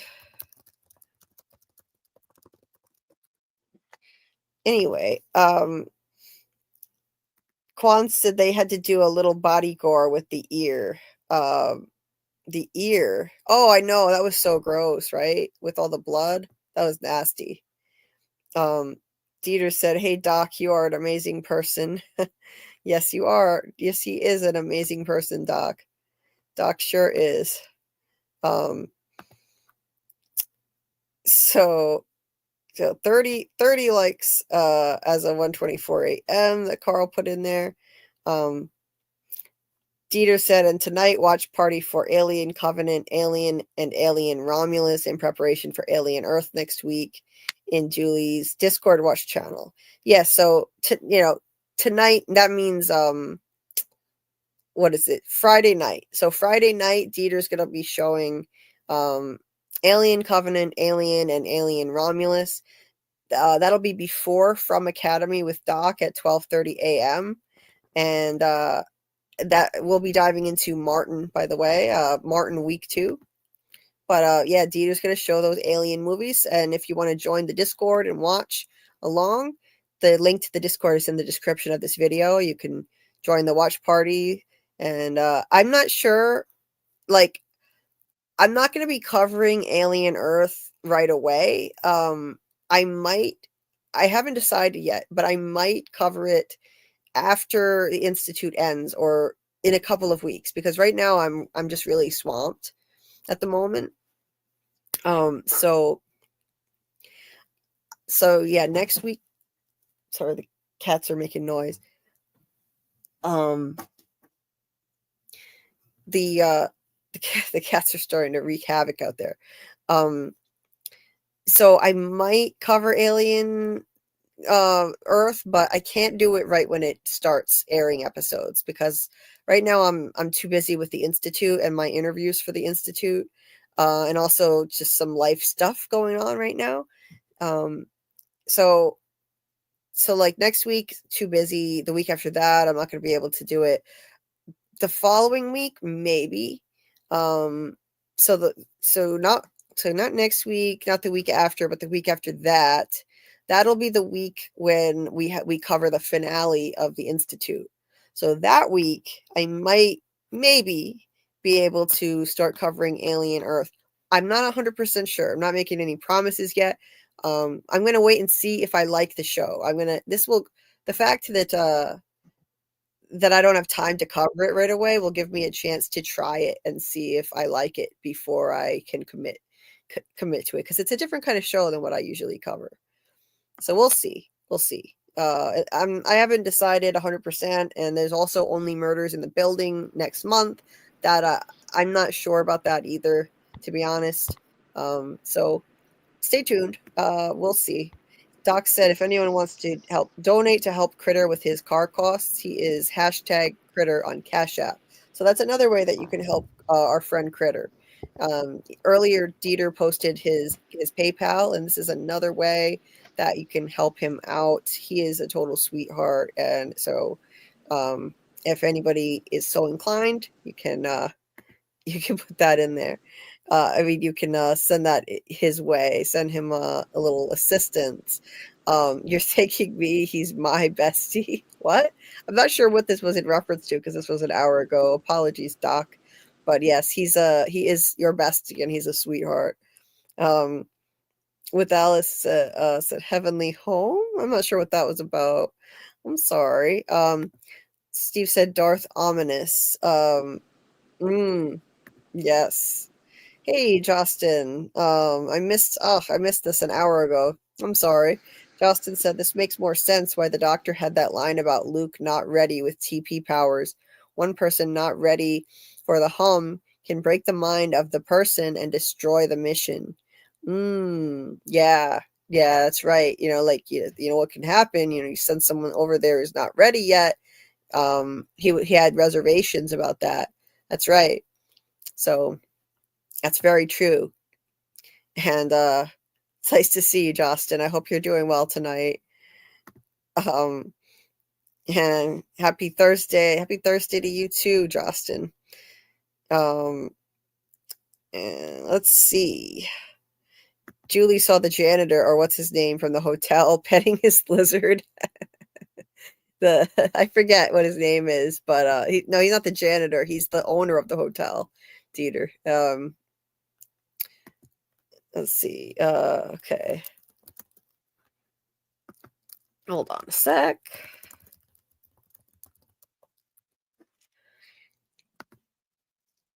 Hey, Justin. Oh my God, glad I caught this. Hope you've been feeling a bit better and congrats on your upcoming interviews. This has been an awesome breakdown, by the way. Hugs from afar. Oh, thank you, Justin.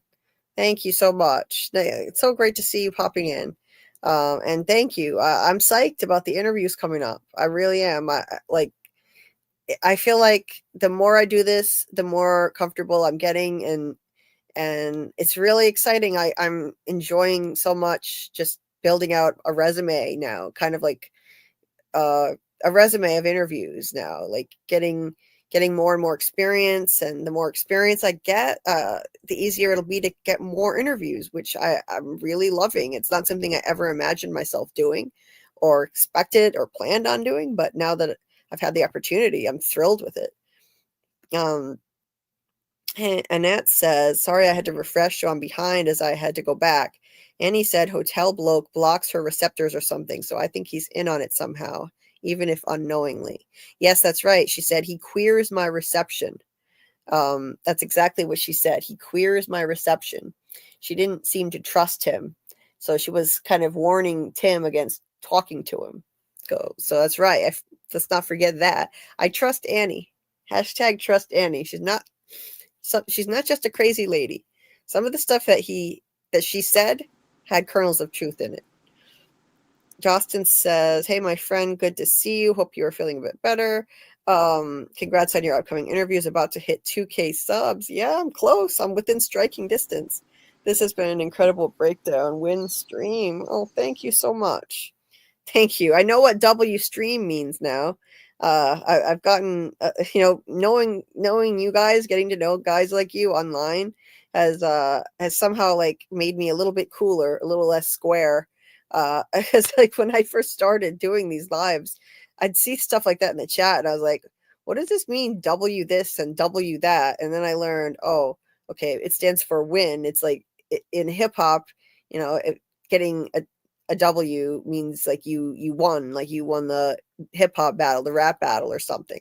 And you take the L, it means you lost. So I'm like, I'm learning. So now that became part of kind of the vernacular. W this, W that, it means, it's like it's a compliment. So I get it now.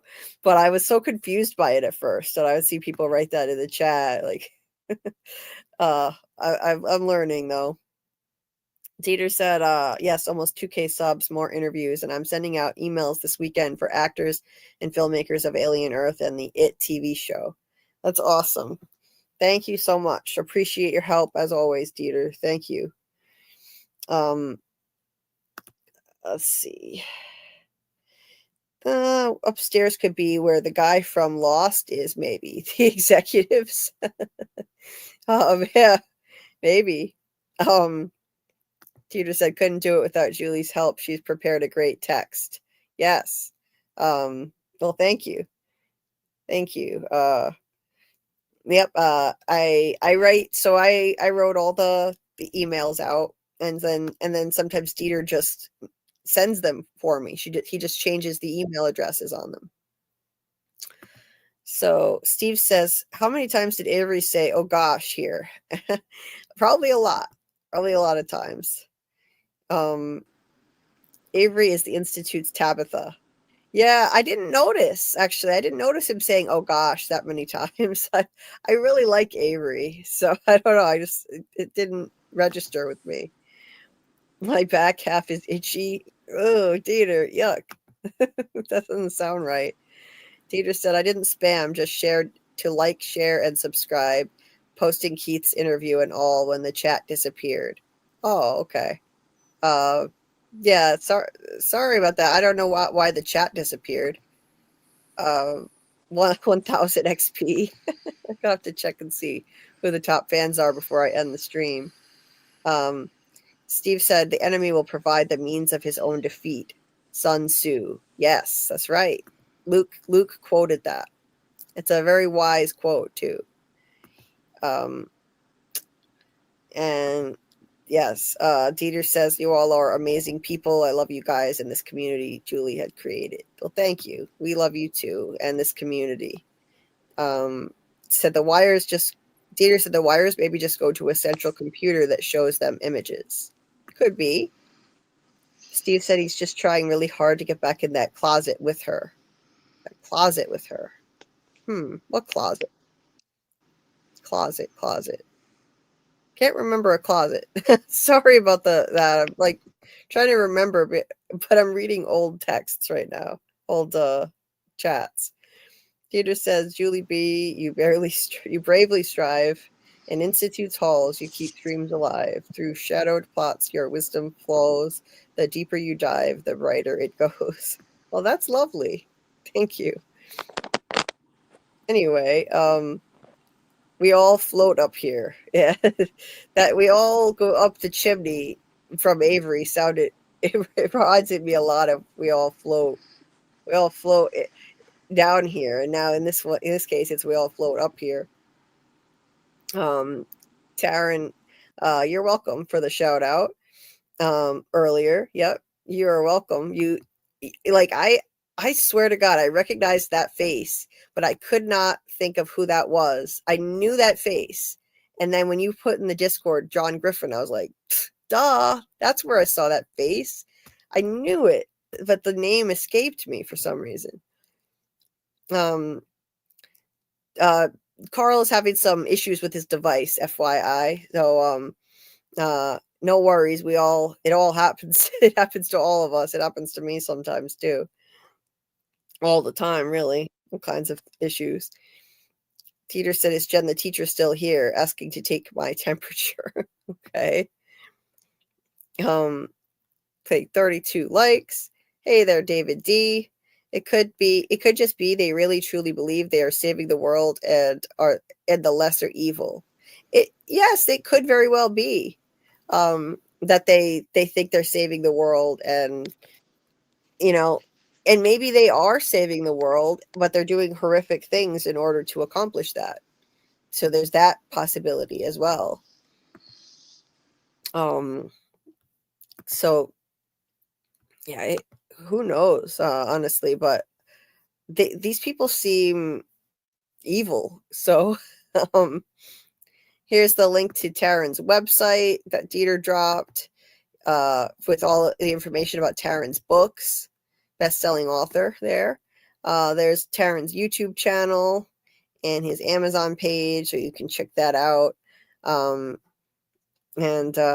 tonight at midnight EDT, Dieter will be showing Alien Covenant, Alien, and Alien Romulus in my Discord. What in the world? Dieter said, Julie, did you see the new G-Spot watch party? Doc's idea. The G-Spot watch party? What? No. Are you joking? Wait a minute. Let me look at the Discord. Hold on. I looked at you said look at the watch parties, and I was like, oh, okay, there's an alien one, but that's not the one you were talking about. Oh, I see it now. It says the G spot, and it has a little dinosaur on it. But why the G spot? Like, can you explain what the hell? That's funny. JT Moore said, why does Hendrix want to have sex at work? Why does Stackhouse know about it? I don't I think they're doing it because they're not allowed to leave the grounds, and they have to live right there on site, and they're trapped, and so like this is how they blow off steam, and they don't have a lot of options. I don't know why they do it at work. They couldn't they just do it on their own time in their apartments? But yeah, it's weird. But she's not even into him. She doesn't even want to look at Hendrix's thing. Do it on their own time. It's strange. Dieter said, I played music from Ben Barnes last night in Discord. I didn't know he played music. I added that to your text, Julie, and sent more emails to agents and managers. Oh, thank you. Appreciate the help there, because I sent some emails out myself, and boy, did it take a long time. I sent out emails to 17 agents of 17 different actors on the Institute, but it's paying off so far. Looks like I've got four interviews that I'm going to be doing. One of them next week, and for sure, and possibly 2 more next week. Teeter said, we hope to see them get hurt. Hey, Tony, I'm using my TK to stick your nuts in your peach. Okay. David said, we don't know what the employees have already witnessed. They may believe their choices are better than the alternative. Very true. I mean, Hendrix said flat out that he's been confronted with the first do no harm oath that doctors swear before, and he said that, trust me, the ends justify the means here. They more than justify the means, when he was talking to Luke. So who knows? He may know something we don't. But they're enjoying this too much, though. Like, they're too happy about what they're doing. It's sick. They seem like sociopaths to me. They really do. Teeter, truth's exposed in the hidden wing. Kids used as spies, hearts ripping. Luke escapes the machine sting. Iris breaks. Tim's on the brink. Maureen's betrayal makes that red step wink. Yes, another email. Yes, indeed. We just have to hammer down a time. So it might be the week after next, or it could be the following week. I'm not 100% on that, but that'll be with the actor Brendan Baser, who plays the owner of the Stanton Hotel. Brendan Baser. Yep, or Beiser. Jostin said the writers of the show The Institute also did a show called The Stand in 2020. Had a good plot, but the show clearly wasn't good enough to last after 1 season. Oh, I heard that was a good show, though. Yeah. Yeah, I meant to look that up, Justin. Interesting. Doc said, oh, thank you. You and Carl are both awesome, too. Yeah, thank you. And everyone knows Dieter is the GOAT. Yes, he is. And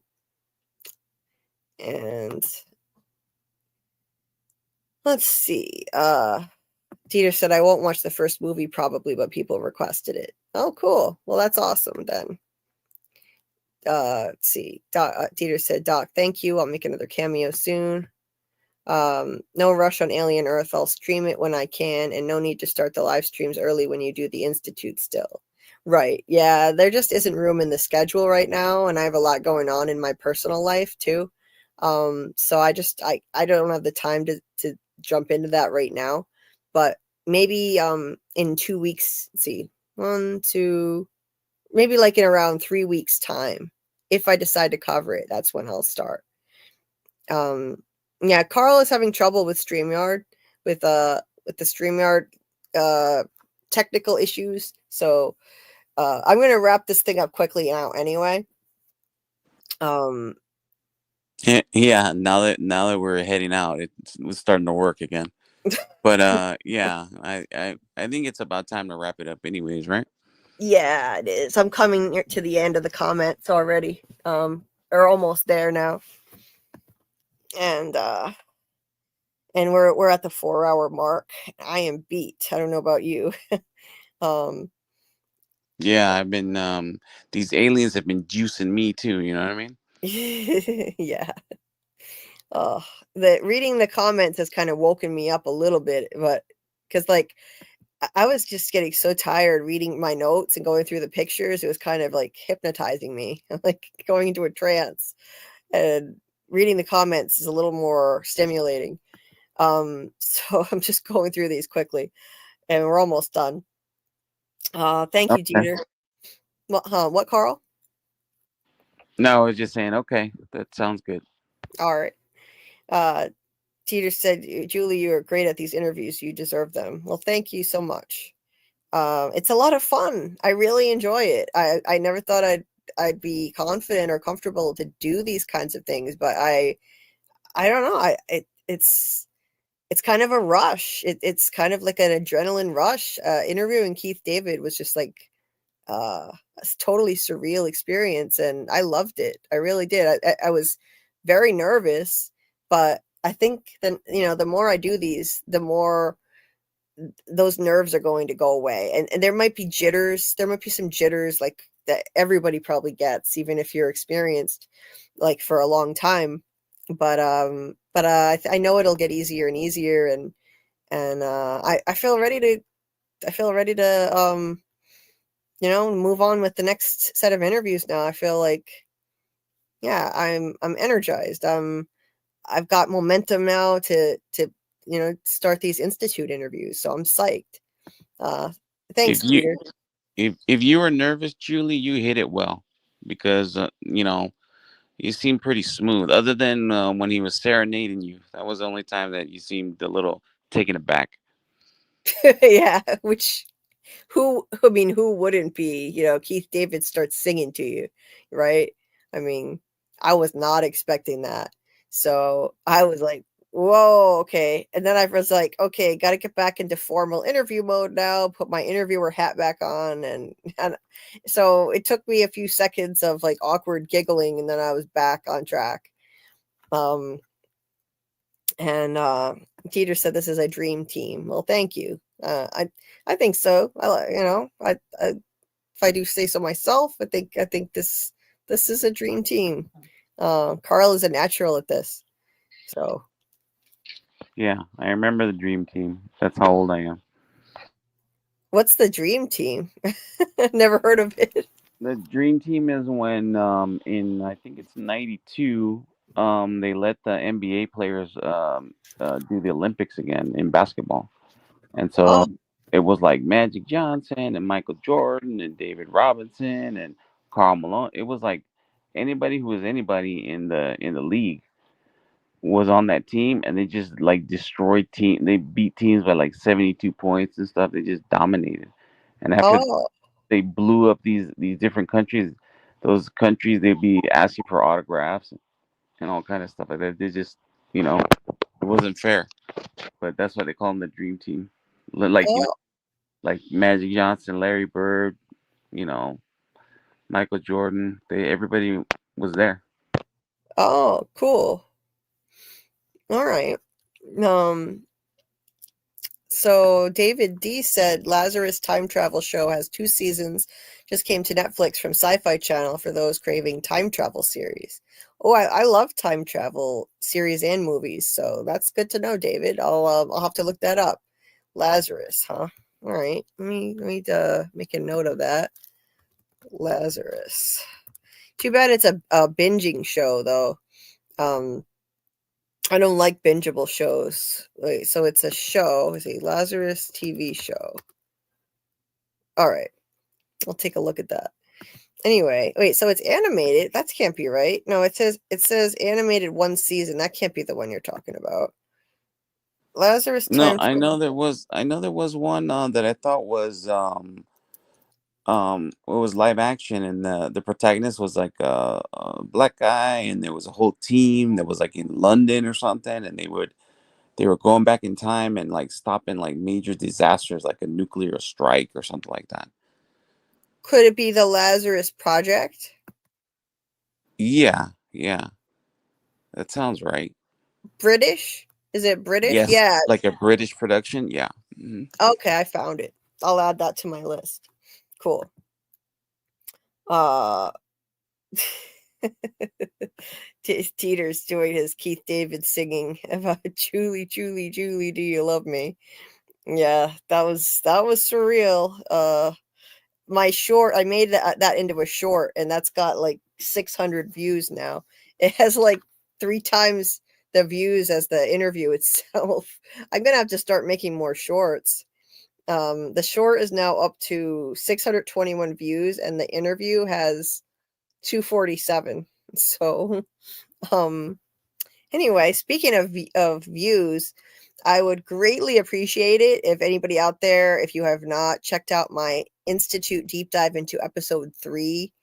I know it's old, episode 3 is old news, but I'd really appreciate it if you could, if you could toss it a view.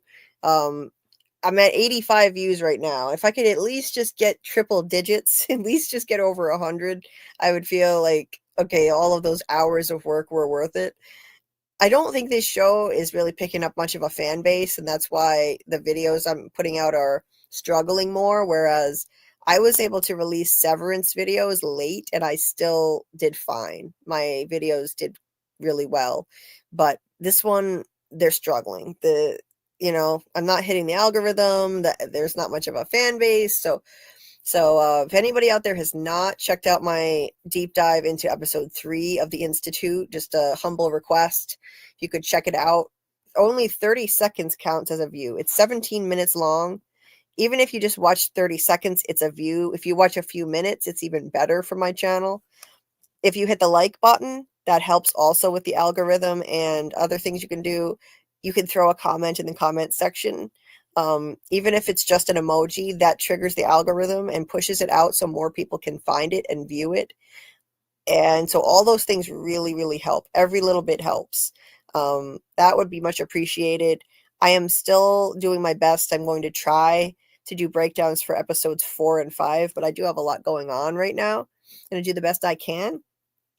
And see if I can catch up and get episodes 4 and 5 breakdowns out as soon as possible. And the interview prep is going to take precedence, though, for sure, because I got a few interviews lined up now. Oh, thank you, Justin. Appreciate it. I did it right now. Let's watch episode 3 breakdown. Thank you very much. I put that out way too late, and so it's struggling right now. It's limping along. It's dying a slow death out there. So, and I don't think this show has just caught fire with a big audience. So that's a big part of it too. And so anyway, any views would be much appreciated. And if I do manage to get those episodes 4 and 5 breakdowns out, if you see those come up again, the same routine, I would really appreciate it. You could throw it a like, a view, and a quick comment, even if it's just an emoji, just say hi or anything. That helps push it out to more people. Every comment that's left pushes it out to more people, no matter what's in that comment. So even the haters, who once in a while I'll get a hater in a comment, and I'm like, well, hey, thanks for helping me with the algorithm. Anyway, so right now I'm going to be most focused on preparing for my interviews and other things going on in my life. But the interviews obviously are my top priority over the episode breakdowns, but I'm going to do what I can. And my interview is coming up. Again, I'm going to be interviewing Mary Walsh, who played Annie on the show. And that will be on Tuesday. It's going to be a pre-recorded interview by the agent's request. So as soon as I get that done and edit it, I'll have that out next week. I can't wait to do that and share it with you guys. I'm also going to be interviewing Viggo Hanvelt, who plays Avery, and Jane Look, who plays Maureen. Most likely, I'll probably be interviewing both of them next week, and I'll get those interviews out as soon as I can. And then finally, most likely Brendan Beiser, either the week after next or the week following that, because he's out of town right now. He's the one who plays the hotel owner. So that's 4 interviews. Look like they're coming down the pike, and I'm waiting to hear back from 2 others whose agents contacted me and said they're going to forward my info to the actors themselves and let them decide. So fingers crossed. I'm not going to say who they are in case nothing happens and they say no, but let's just say they're 2 that would be really big scores, and fingers crossed. That's just all I'm going to say. Dieter said, I said thank you to everyone who commented on your interview. Maybe that helps. Yes, it does. Thank you so much. Every single comment helps. So thank you very much. Spam. Hey, feel free to spam the comment section. Have whole conversations over there. You can just shoot the breeze and talk about anything. You can just like go in the comments and just start like chit chatting with people, and it triggers the algorithm. No joke. So Dieter said, and maybe ignore these 2 deep dive videos and focus on the interviews and maybe episode 6. Well, I mean, I'm not going to ignore them. I'm going to try to get them done. I mean, the ones I'm making right now, they're shorter than my usual videos. So I'm going to try to get them done. They've been anywhere from 17 to 23 minutes long. So we'll see. Dieter said, I hope Keith David has time next week. His agent said to get back to them. I asked something else and it wasn't no. Keith, next week? What? Okay, Dieter, I'll DM you. So I'll DM you about that. That's all I can say. No promises. Okay. All right. His agent said that I could reach out as soon as he has more projects announced. But I didn't know if there are any new projects announced. So yeah, I'll DM you about that, Dieter. Oh, JT Moore said O.J. Simpson's lawyers were known as the Dream Team as well. Oh, yeah, not surprised. They got him off. They got him off with a he literally got away with murder. Oh, Godzilla watch party, the G spot for Godzilla. Gotcha. We've got a G spot channel in my Discord, guys. You thinking about, Julie? What am I supposed to be thinking about with that title, with that name? Is that like always on your mind or something? No. No, and unlike some dirty gutter-minded people around here, no. But come on. Yeah, that's hilarious. I love that name. It's too funny. Anyway, so that's pretty much all that's going on right now. Yeah, so like stay tuned for more info on the interviews when they're coming up and when I put them out next week. And I'll announce if I get any others. And Friday night we're going to be diving into more on the mystery that is Martin. FROMacademy will be week 2, closing out the Martin theme, unless we don't get through it all, in which case in a few weeks time we will we'll go back to more of Martin, but I think we might be able to resume and finish it Friday night at 12:30 a.m. Eastern. Doc will be joining us at 1 a.m., but we'll get started at 12:30 and just say hi to everybody. So that'll be Friday night. Saturday, we'll do our usual Institute watch party at 11:59 p.m. Eastern in my Discord. So come join us and hang out and watch. It's been a lot of fun. We had a great turnout last Saturday. Thank you to everybody who came and hung out and watched with us. That was the most people we've had yet for an Institute watch party or any watch party in quite a while. There were like 15 people. So it was awesome. Great live. Thank you, Dieter. Appreciate it. So yeah, Saturday night, Institute watch party. If you'd like to join, the Discord link is in the description of the video. Check that out if you're not in there already.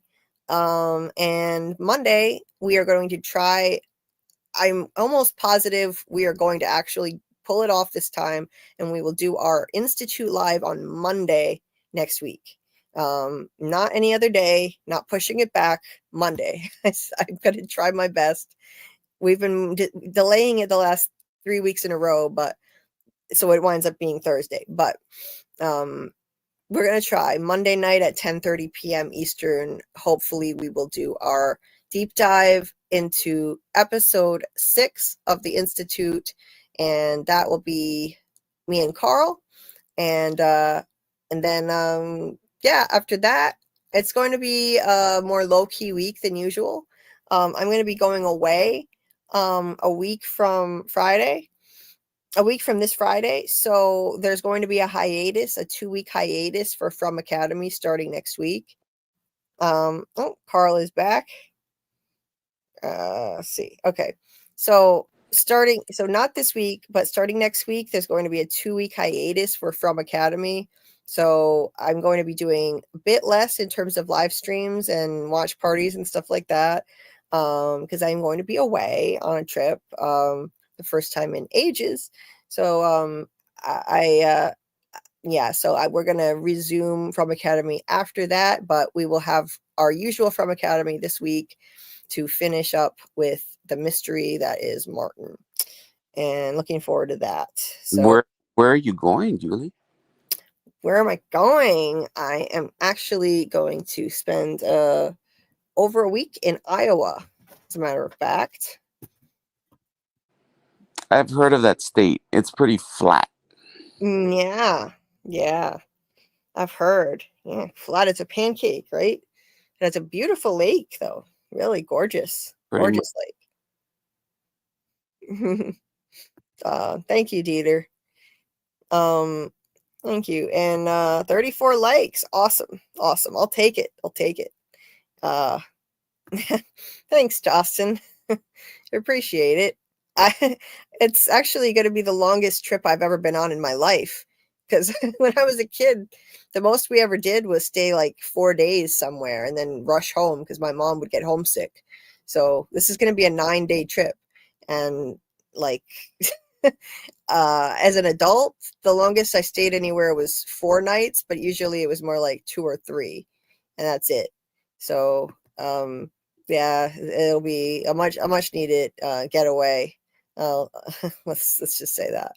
Happy to support. Well, thank you so much, Dieter. And anyway, thank you guys so much for the awesome conversation and the insights, as always, in the chat. Appreciate you guys. Sorry that I didn't check in as much as usual during the actual breakdown of the episode, but I was just so tired that I was trying to stay awake, to be honest. Exhausted, but I'm going to try to get some sleep, get a decent amount of sleep tonight, and I'm not staying up all night anymore.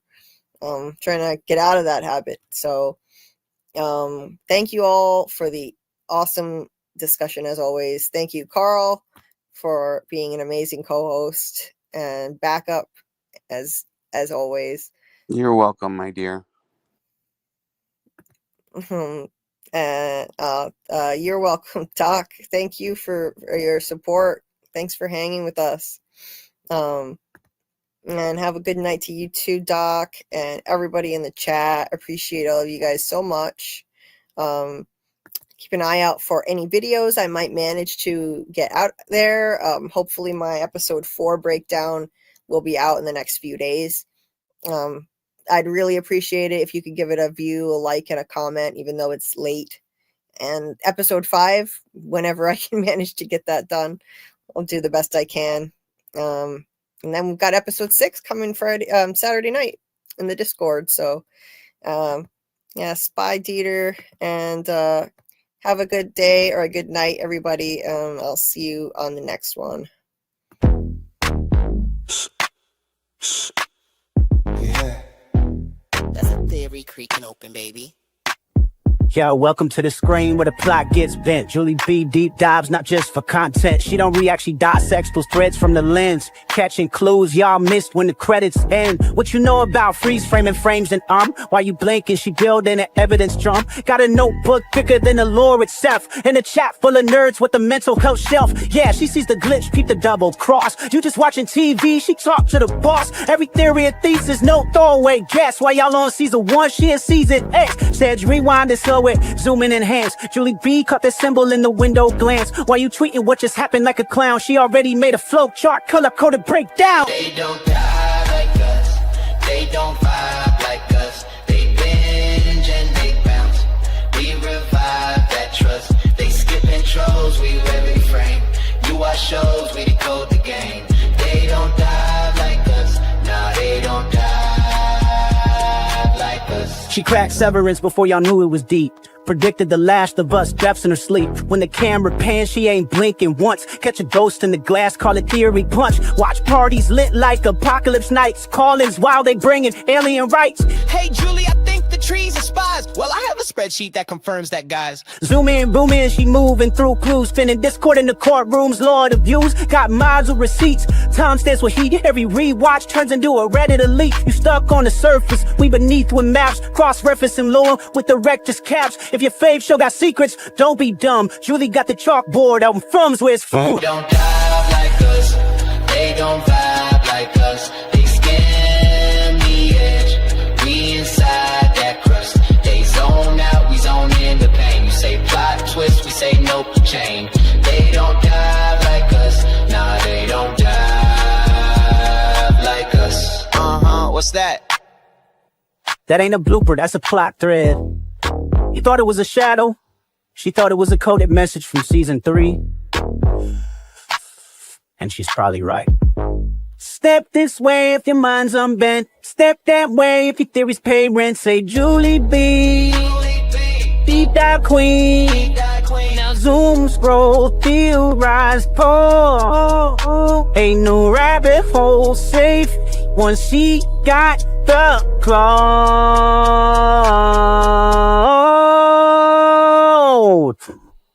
They don't